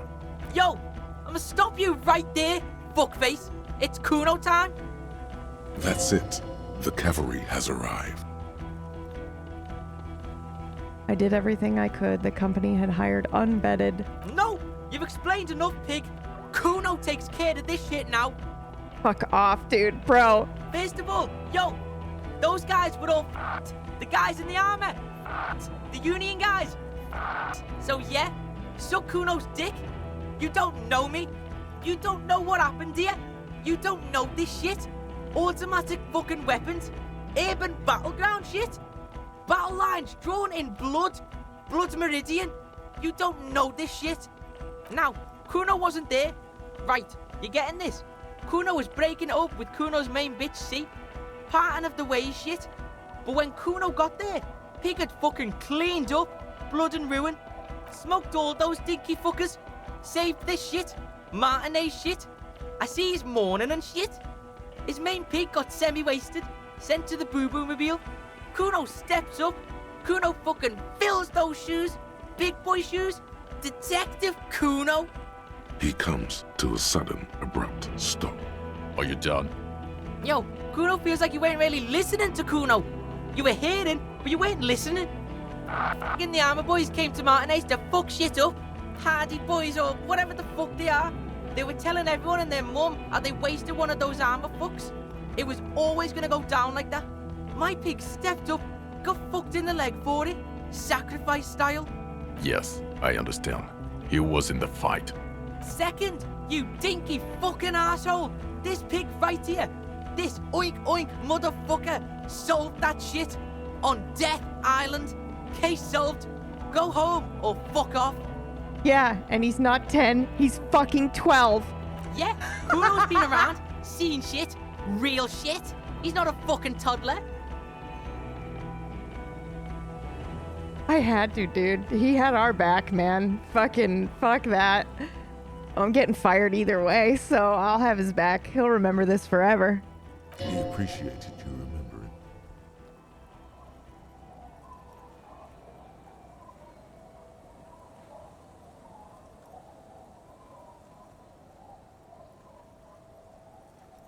The point is, we saved as many people as we could. Yeah, and solved that shit.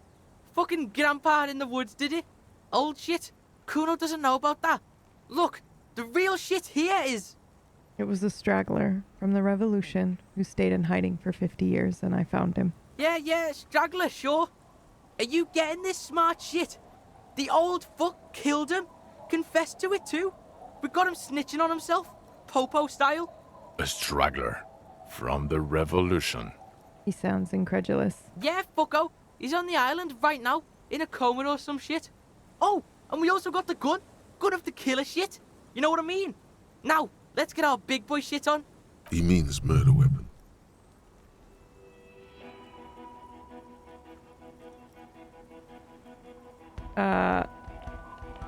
By gun of the killer, he means the murder weapon, and we have it. Yeah, spin that real shit, pig. Murder weapon, big boy shit. He may have committed other murders over the years. Yeah, smoked a ton of people. Unsolved shit. Now, listen up, soup fuck. You're gonna shit yourself, because it's gonna get wacko natural.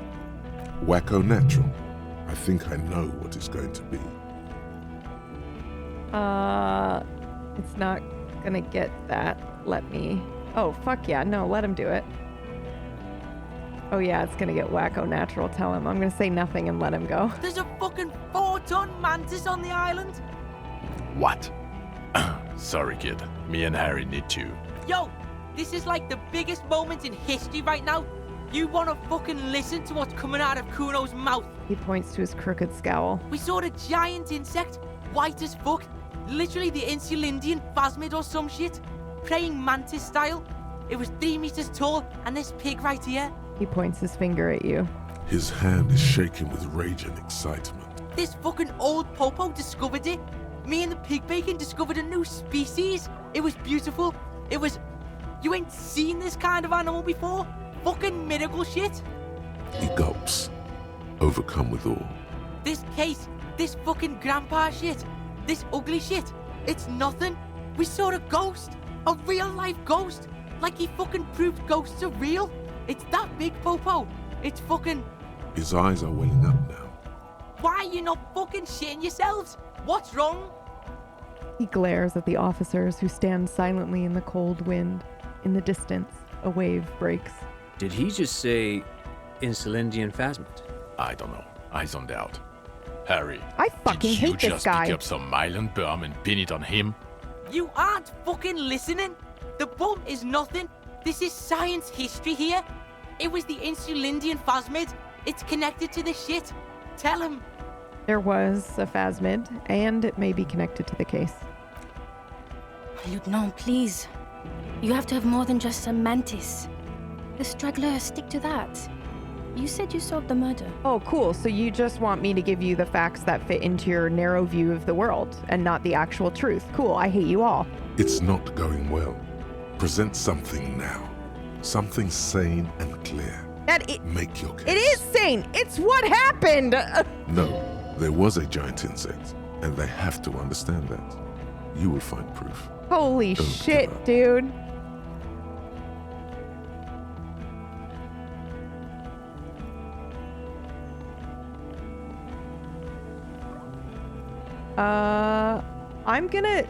I'll present all of the facts as well.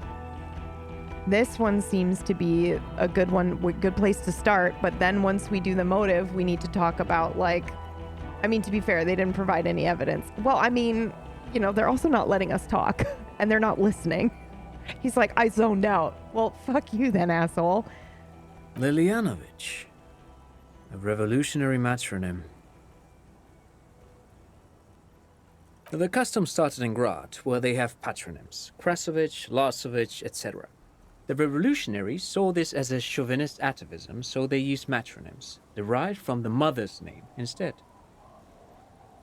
This man would be Lilienne's son, Lilianovich. The custom was overturned after the revolutions failed, but not before making it to Revachol. He is an asshole, a huge one. Well, I don't know if I would say that either. Not entirely his fault that we're his old partner, right? They do have history with each other that we aren't privy to. Yeah, I've been a fucking alcoholic and he's had to deal with me for however long, right? It makes total sense that he's just straw that broke the camel's back. I'm done with your shit. And he just can't see over that betrayal. It makes total sense. Like I said, everybody's nuanced in here, but right now he's being a little bit of a dick. He thinks this detail bolsters your straggler theory. It is what a soldier of the ICM would be called. Okay, Trant. Thank you. I get it. Harry, no more giant insects. You said you have a motive? This narrow-minded pig. I'm with you, I man. can't fucking... Bring him to heel. Get the kid in line. You could use his help here. Kuno, keep your head in the game. All right, yeah. Kuno's in it. He understands you have to nail this. He killed him in an act of rage induced by the phasm semi-chemicals. Oh, okay. Yeah, we're gonna see in an act of jealousy. Oh.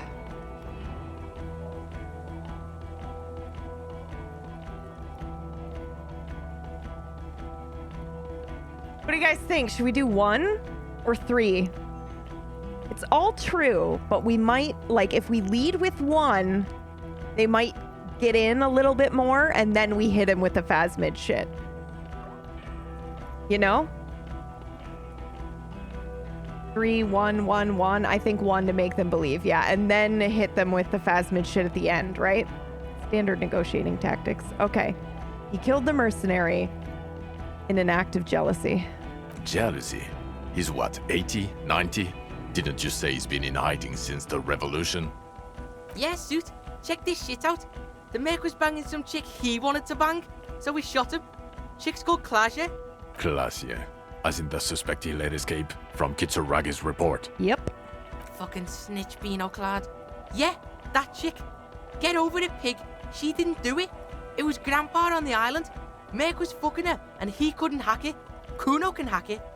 He's a trained sniper. The weapon he used, the ballistics match. Okay. And he'll confess to the prosecution too?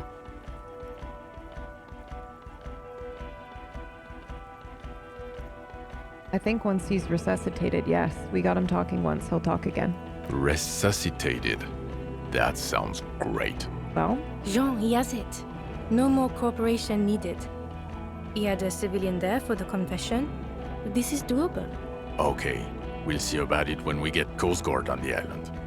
This left a mark. They can't deny it, son. You got the bastard. Well... This is good. They can't deny it.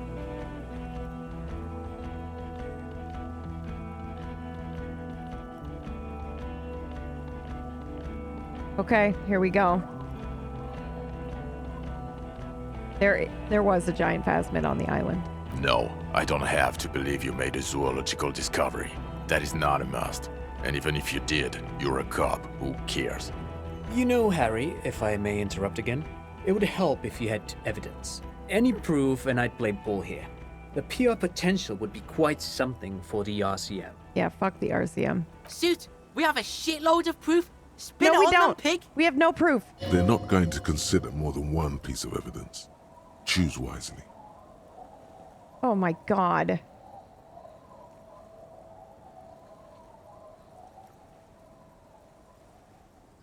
Huh. This is interesting. This is physical, tangible evidence. It gathered items in its nest. And the rest of it is just kind of like nothing that they can touch. And humans are fucking stupid. And they usually, if they can touch it or see it, they're more likely to believe it in general. Like, you could stand two people next to each other. One is more obviously lying, but they pull out a fake FBI badge, and someone is more willing to believe them than the person who has nothing physical. It's fucked up. So we're going to go with this one. Some kind of, what were they called? A bower? Yes. Things collected for a mating display. This would indicate a male, but I don't know of insects displaying bowery behavior. Shit was there. Display the shit, pig. The shit. It's the proof. Yeah, I'll show him the helmet. It's a helmet from the victim. Nothing about this even remotely proves the existence of a giant insect. Here's my theory, He Harry. had bullshit on it. You experience a delirium hallucination. It's typical of cognitive damage from years of chronic alcoholism. You started seeing shit in the That's Ritz possible. and convinced this poor kid of it too. Poor kid. Fuck you. Kuno's loaded. Can't believe you're not believing me. Maybe it's true. No. It's not true. It was real. It was there. It was real. You remember every detail of its sounds, its movements, its presence. No, I know what I saw. It was real. And I literally, this is so stupid, but I can't betray the phasmid right now. We had such a beautiful moment where it was like, I exist. And I was like, I exist too. I'm not going to fucking deny its existence. I just refuse. Bugs Even if I everywhere. lose my job. Plants turning into bugs. It's a typical hallucination. Every drunk past the age of 40 has seen it. You're right about that. Fucking Kuno doesn't have a photo camera because Kuno is fucking poor. Okay? That sucks about the Kuno. So Kuno didn't take a fucking photo. And Kuno didn't paint a fucking picture. But it's in my head. In here. Kuno's eyes took the picture. It's right fucking here. I can't believe you're not getting this. He grinds his teeth. Kuno, please. If it's on the island, then it will be seen again. Calm down. It will never be seen again. It wasn't seen for 100 years. Fuck Kuno and let's all pretend there was no miracle. We don't need a giant insect. Everything is so good without it in this fuckhole. Hope, right? What did I say? It could also not be real. The sheer willpower in him must be making some dent in their incredulity. Some part of them must be thinking, if he is that certain, and they are not. Come on. Fuck it. I believe him. I knew it. The bitch sees it. Bitches are fucking smart. But you dicks are dumb as fuck. It's real. I told you. Move on. Don't gloat.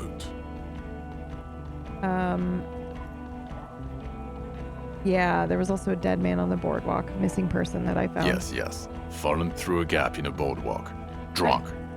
How do you know I found him? The body was transported to Precinct 41, our morgue. I had Tilbrook and Mullins take care of funeral arrangements and family stuff. You're not the only cop in the world, Harry. This all comes back to us. Okay. Still, good work with the missing person, detective. Yeah, okay. Well. Oh, yeah. I don't know what a doomed commercial area is. Ooh, the curse turned out to be... Ooh. Okay, I'm gonna say it anyway. Fuck it. Yeah, fuck it. Fuck you. We're going I'm not for going it. to waste more time with this. Whatever it wasn't anthropometical or a giant bug. Cut the paradox be shit. We're a police force. What were you even doing in some commercial area?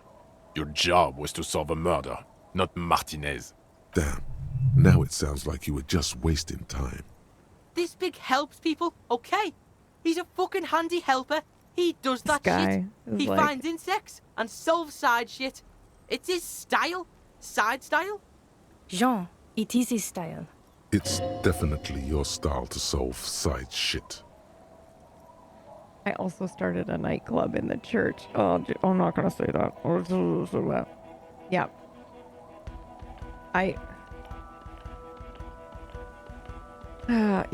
I'm gonna,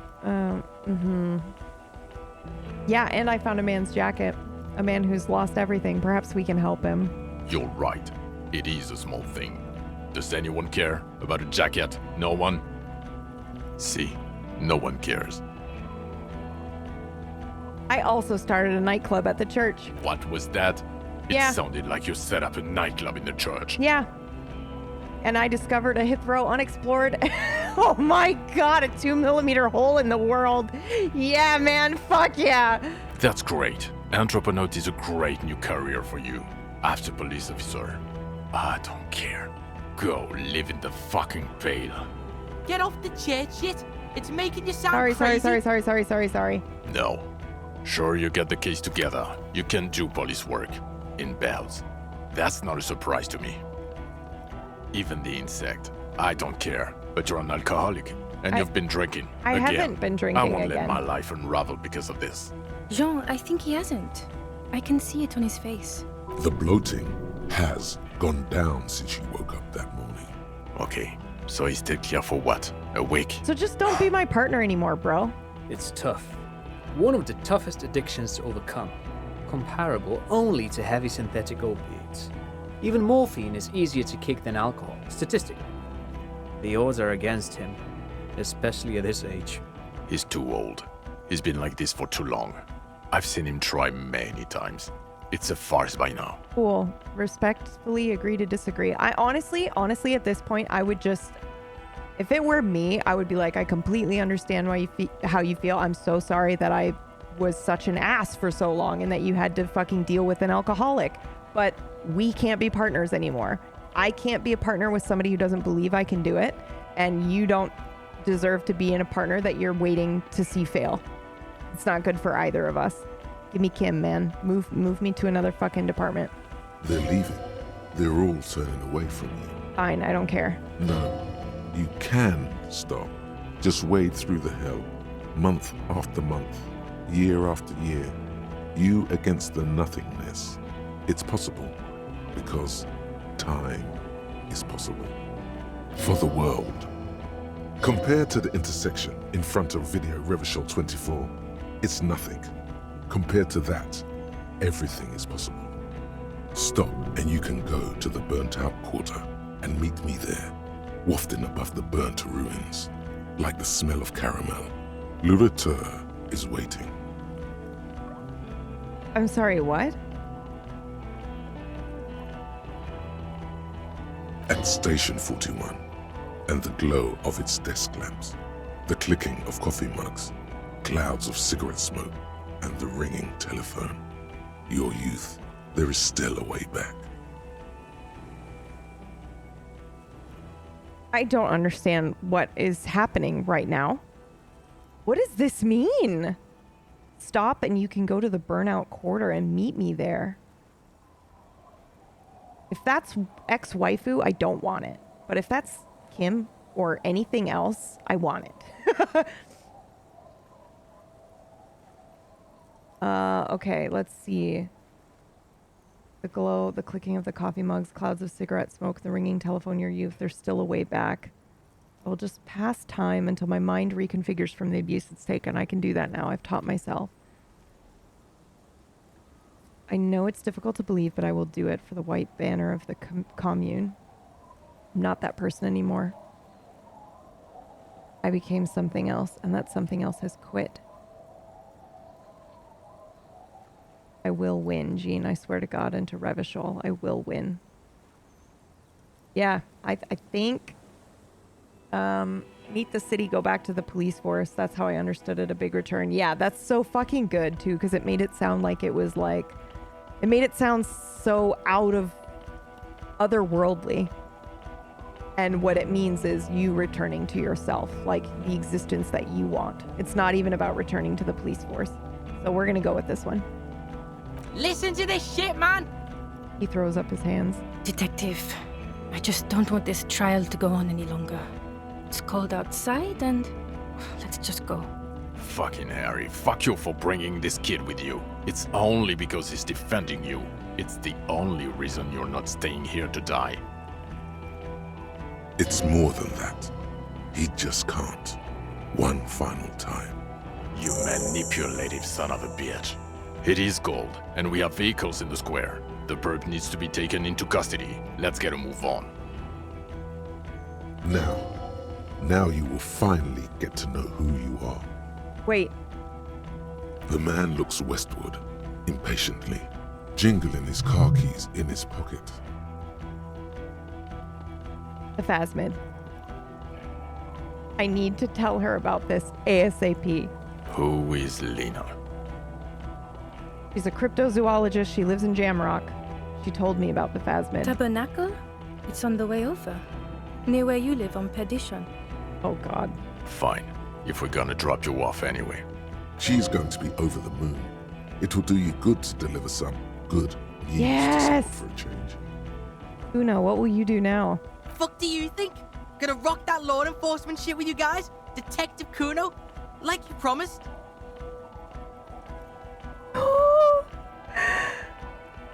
Like you promised? Kuno's enrolling in a junior officer program. No, he's not. He's 12. Kuno's fucking 19? You have to be 15 for the junior officer program. You're not even that. Hey, you don't get it? Kuno's got pig all over him. Kuno smells of bacon grease. Being seen with you, fucking informant shit.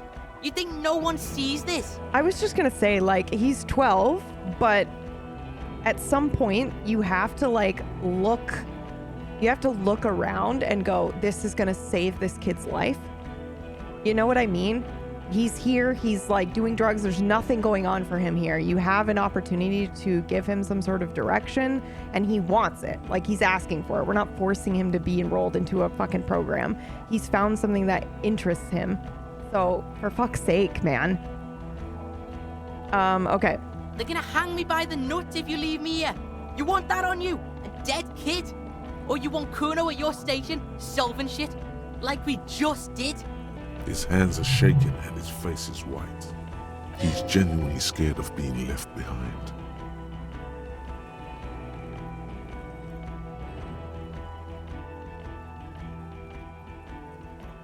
He was good on the island. He can do this. I don't care. He can't be a cop. He's 12 and says every 4 seconds. I won't say it. I won't say it anymore. His teeth are clenched and his throat moves in a gulping motion. Maybe you can take the kid with you. Enroll him a year earlier and say he's 14. If he... I promise I won't say it. I won't say any of it anymore. He shakes his head so hard his face turns red. Oh, for God's sake. Yes, we'll do it. Another sigh of surrender.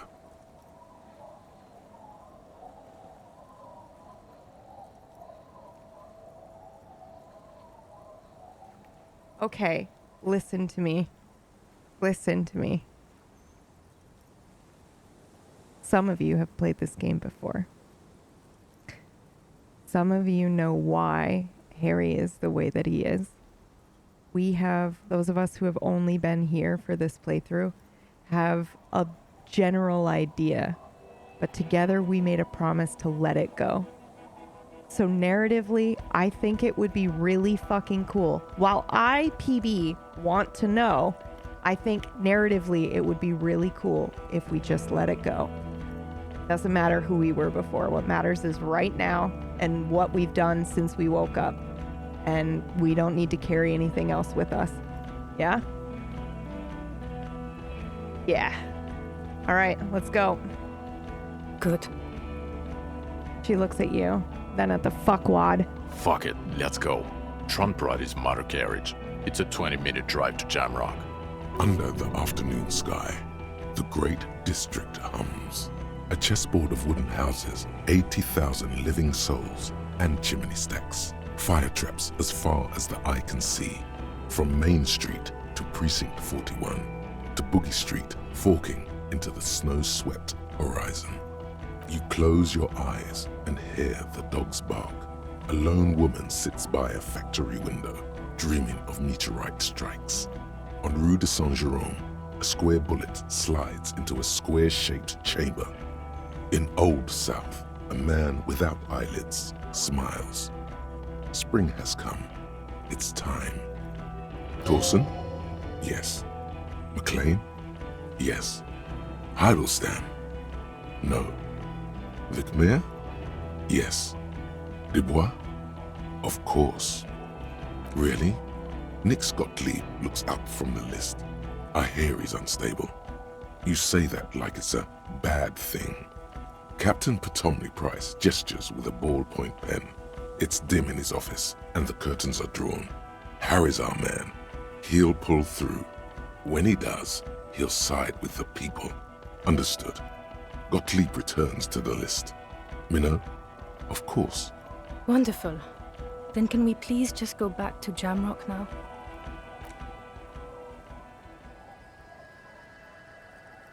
Hold up. Was that what I thought it fucking was? Was that what I thought it was? Was that a fucking revolution? Dude!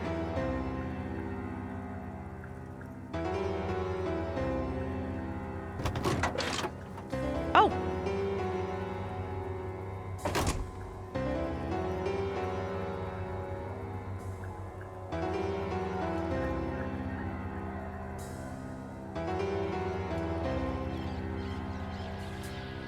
Oh. Him helping him up at the end there. Oh, where's Kim? Oh my god! Holy shit, dude.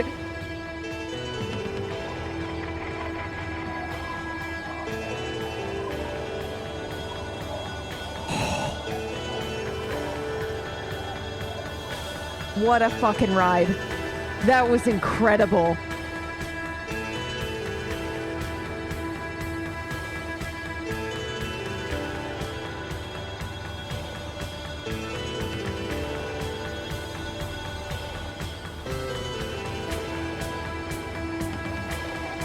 A very different ending to what I had, yeah. And don't tell me, because we are gonna play this again. We're gonna play this next winter for sure. This is our new, like, cozy fucking snow on the ground game.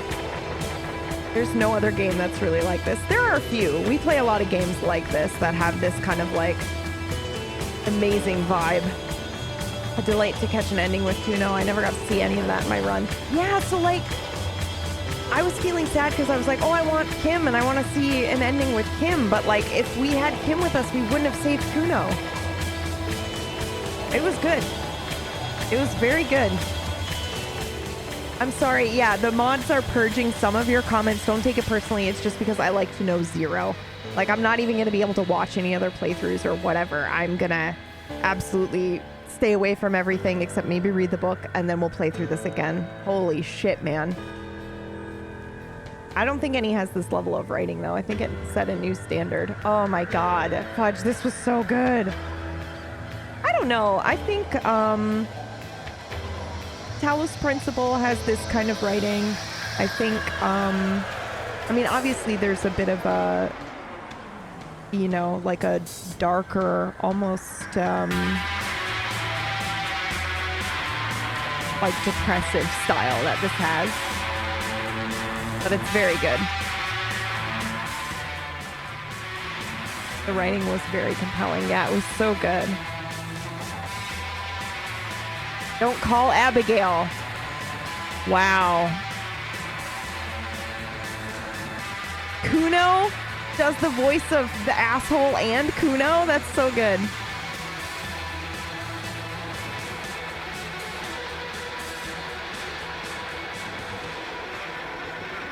Kuno and Jean, yeah. The Talos Principle I played fairly recently, including the DLC. That is awesome. Yeah, Talos Principle was really good. If you are okay with the art, I mean, it's not for everyone. I'm not saying it's bad because I quite enjoyed it. But the Cat Lady is also another game that is really steeped in metaphor, but it's weird and it's meant to be that way. But it's another game that is really like, holy shit, this was really well done. And it was done by like one dude, essentially, telling the story of his depression. It's fucking really good. But it's tough. It's really like dark. So maybe don't play it if you're in the darkness. Wait until you can kind of like handle it.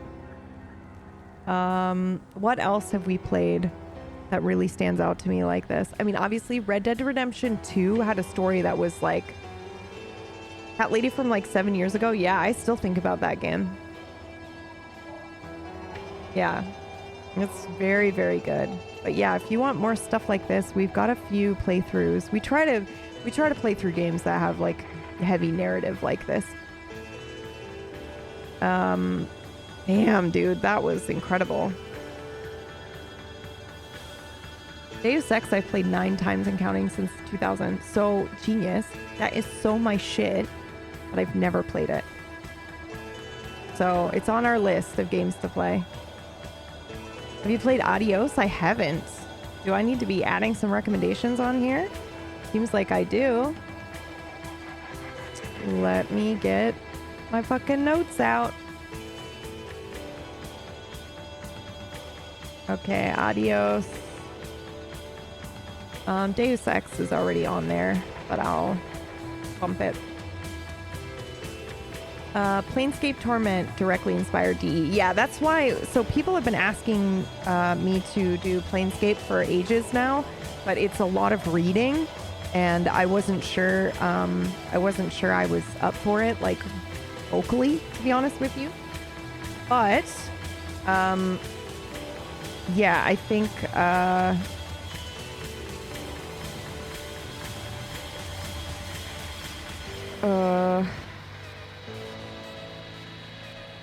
What was I saying? I totally forgot.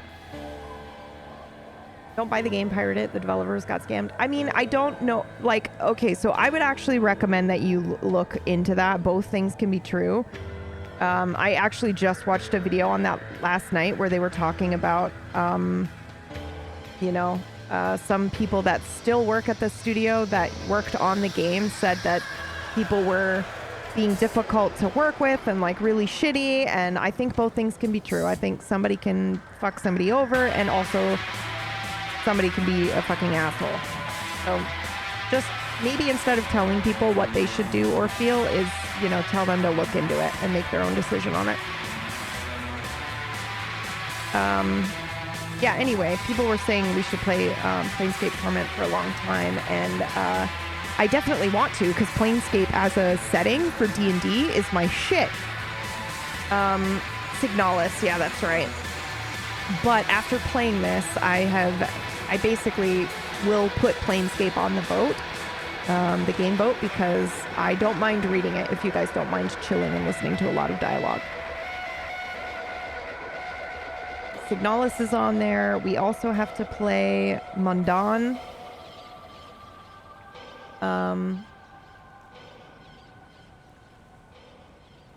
Yep. I'll add both of those. I think Signalis is fairly short too, right? I can't suggest Final Fantasy VI because you played that already. We did. We loved it. It was very, very good. It was very, very, very good. What's next? Yeah, that's a good question.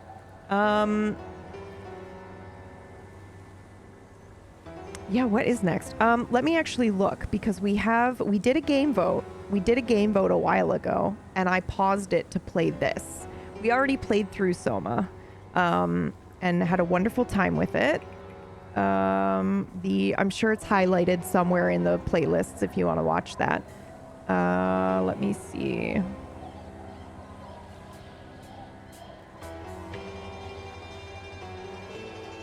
Oh shit, I totally missed this comment from Darkshear. I'm sure there's no way that you're still here, Darkshear. I'm so sorry.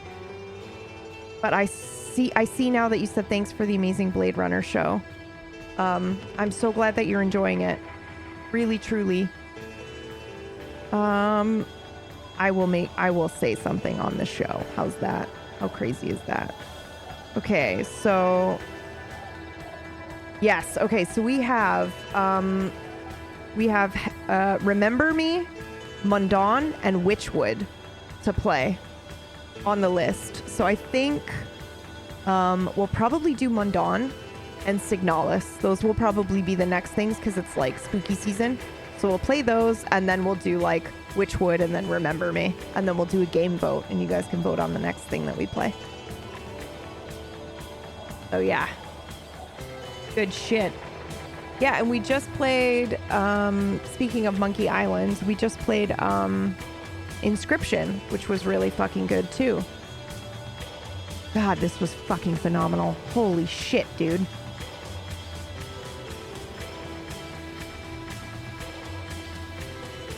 Jesus.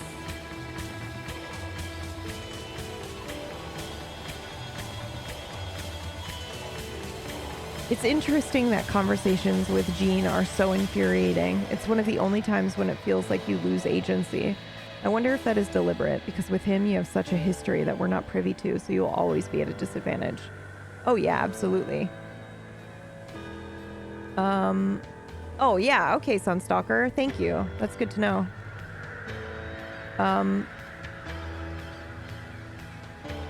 Look at the portrait for conceptualization. It's holding the 2mm hole. I thought so, actually. I wanted to take a look at the portraits afterwards. Because the other day when I looked at it, I was like, oh, that's the gunshot. That's the bullet in the window. But it's not. Oh, yeah. Fucking, what is this? Collage. Oh, no. I don't know what this is, but we'll go back. Is this a fucking camera mode?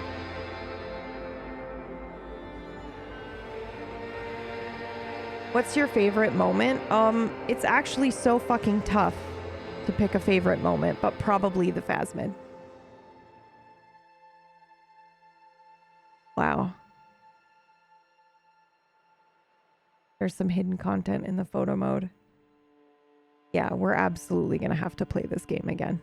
This was incredible. Phenomenal. Phasmid Church, the first and the Phasmid was life-changing. Dude, it was so good, Mergs. It was so good. Because they did such a good job of like, again, and I know I said this at the time, but they did such a good job of making you feel like, you know, you were kind of crazy. Not really crazy, but just like silly for believing in something greater than ourselves. And then there it is. It just steps out. And not only does it step out, but it's related to the fucking case, dude.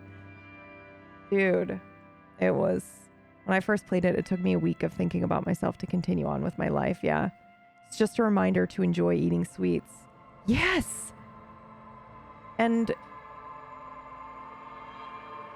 allowing yourself to kind of like experience things the way that they're meant to be experienced. Yeah, are you the miracle? No, you are. Got me so hard, dude. And also just this whole idea of, you know, you spend most of this game as Harry suffering so profoundly. You're so full of sad. And then in that moment with the phasmid is basically telling you the fact that you have the ability to be so profoundly sad makes you profound. What? It also got me to quit smoking. Oh, fuck yeah, Kuno.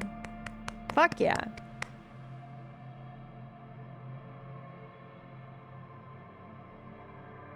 I'll just pick these funny options. Haha, what a laugh. Oh my god, stick bug, my beloved, yeah. Oh yeah, Kuno. I love how many times you or Harry had an idea that something was true, no matter how crazy it sounded, and then it was in fact true. Like he can just sense these things somehow. Yeah, I think that's the mode that we picked, right? Was the David Lynch one. So, yeah, I think that made a difference. It was really fucking good, man. It was good shit. Fucking 5:30. Man.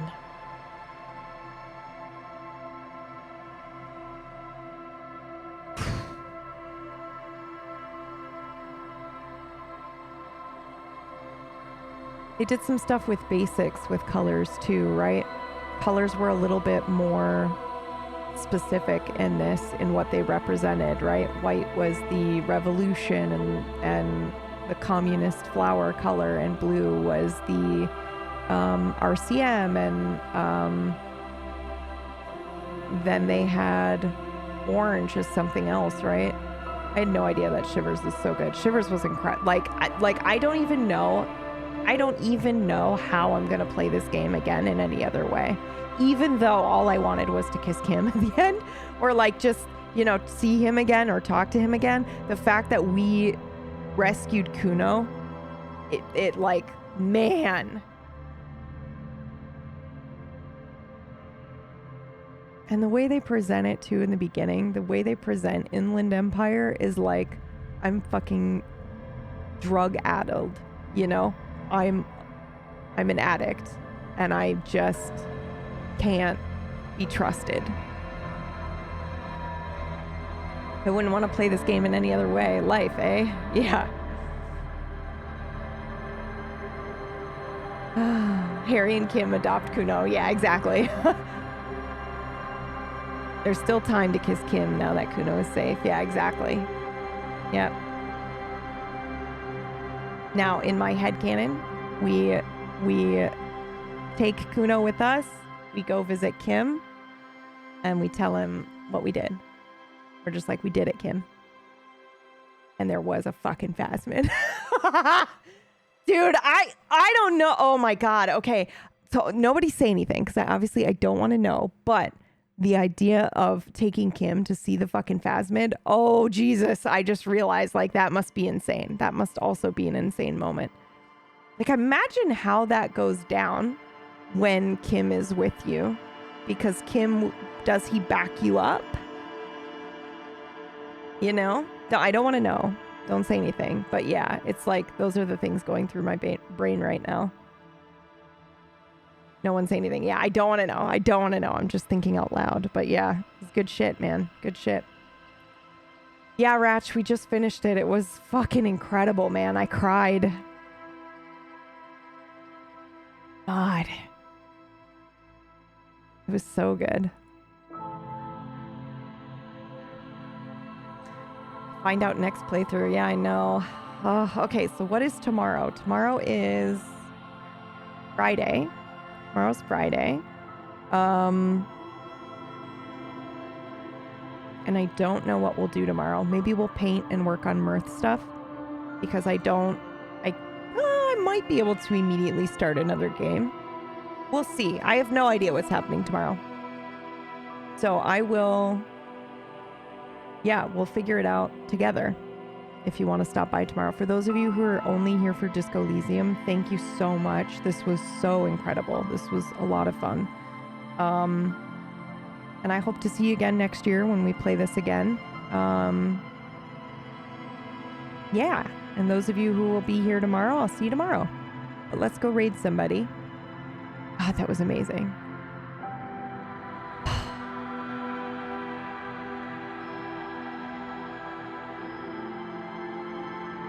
Damn.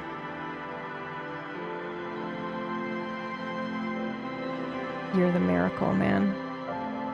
Shit.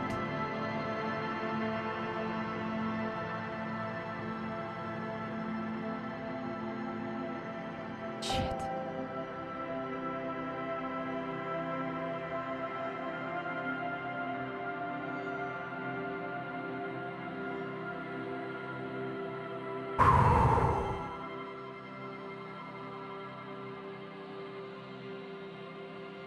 Thought it was a neat, the title screen is view from the island. Yeah, and I didn't realize that until the end, which is awesome. A delightful stream, yeah. Thanks, y'all. I'll find somebody awesome to raid, I promise. Thank you for being here. Hey, bye.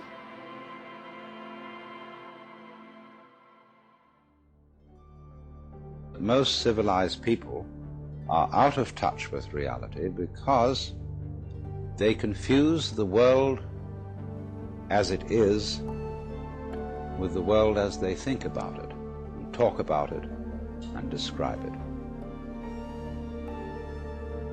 Now, of course, reality, from a philosopher's point of view, is a dangerous word.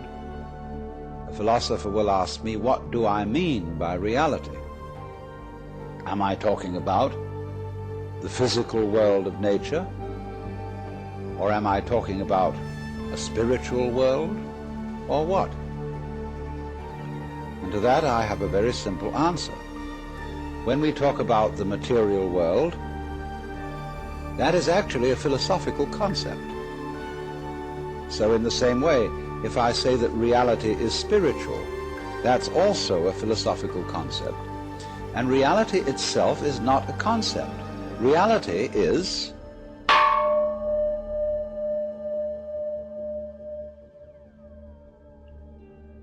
and we won't give it a name.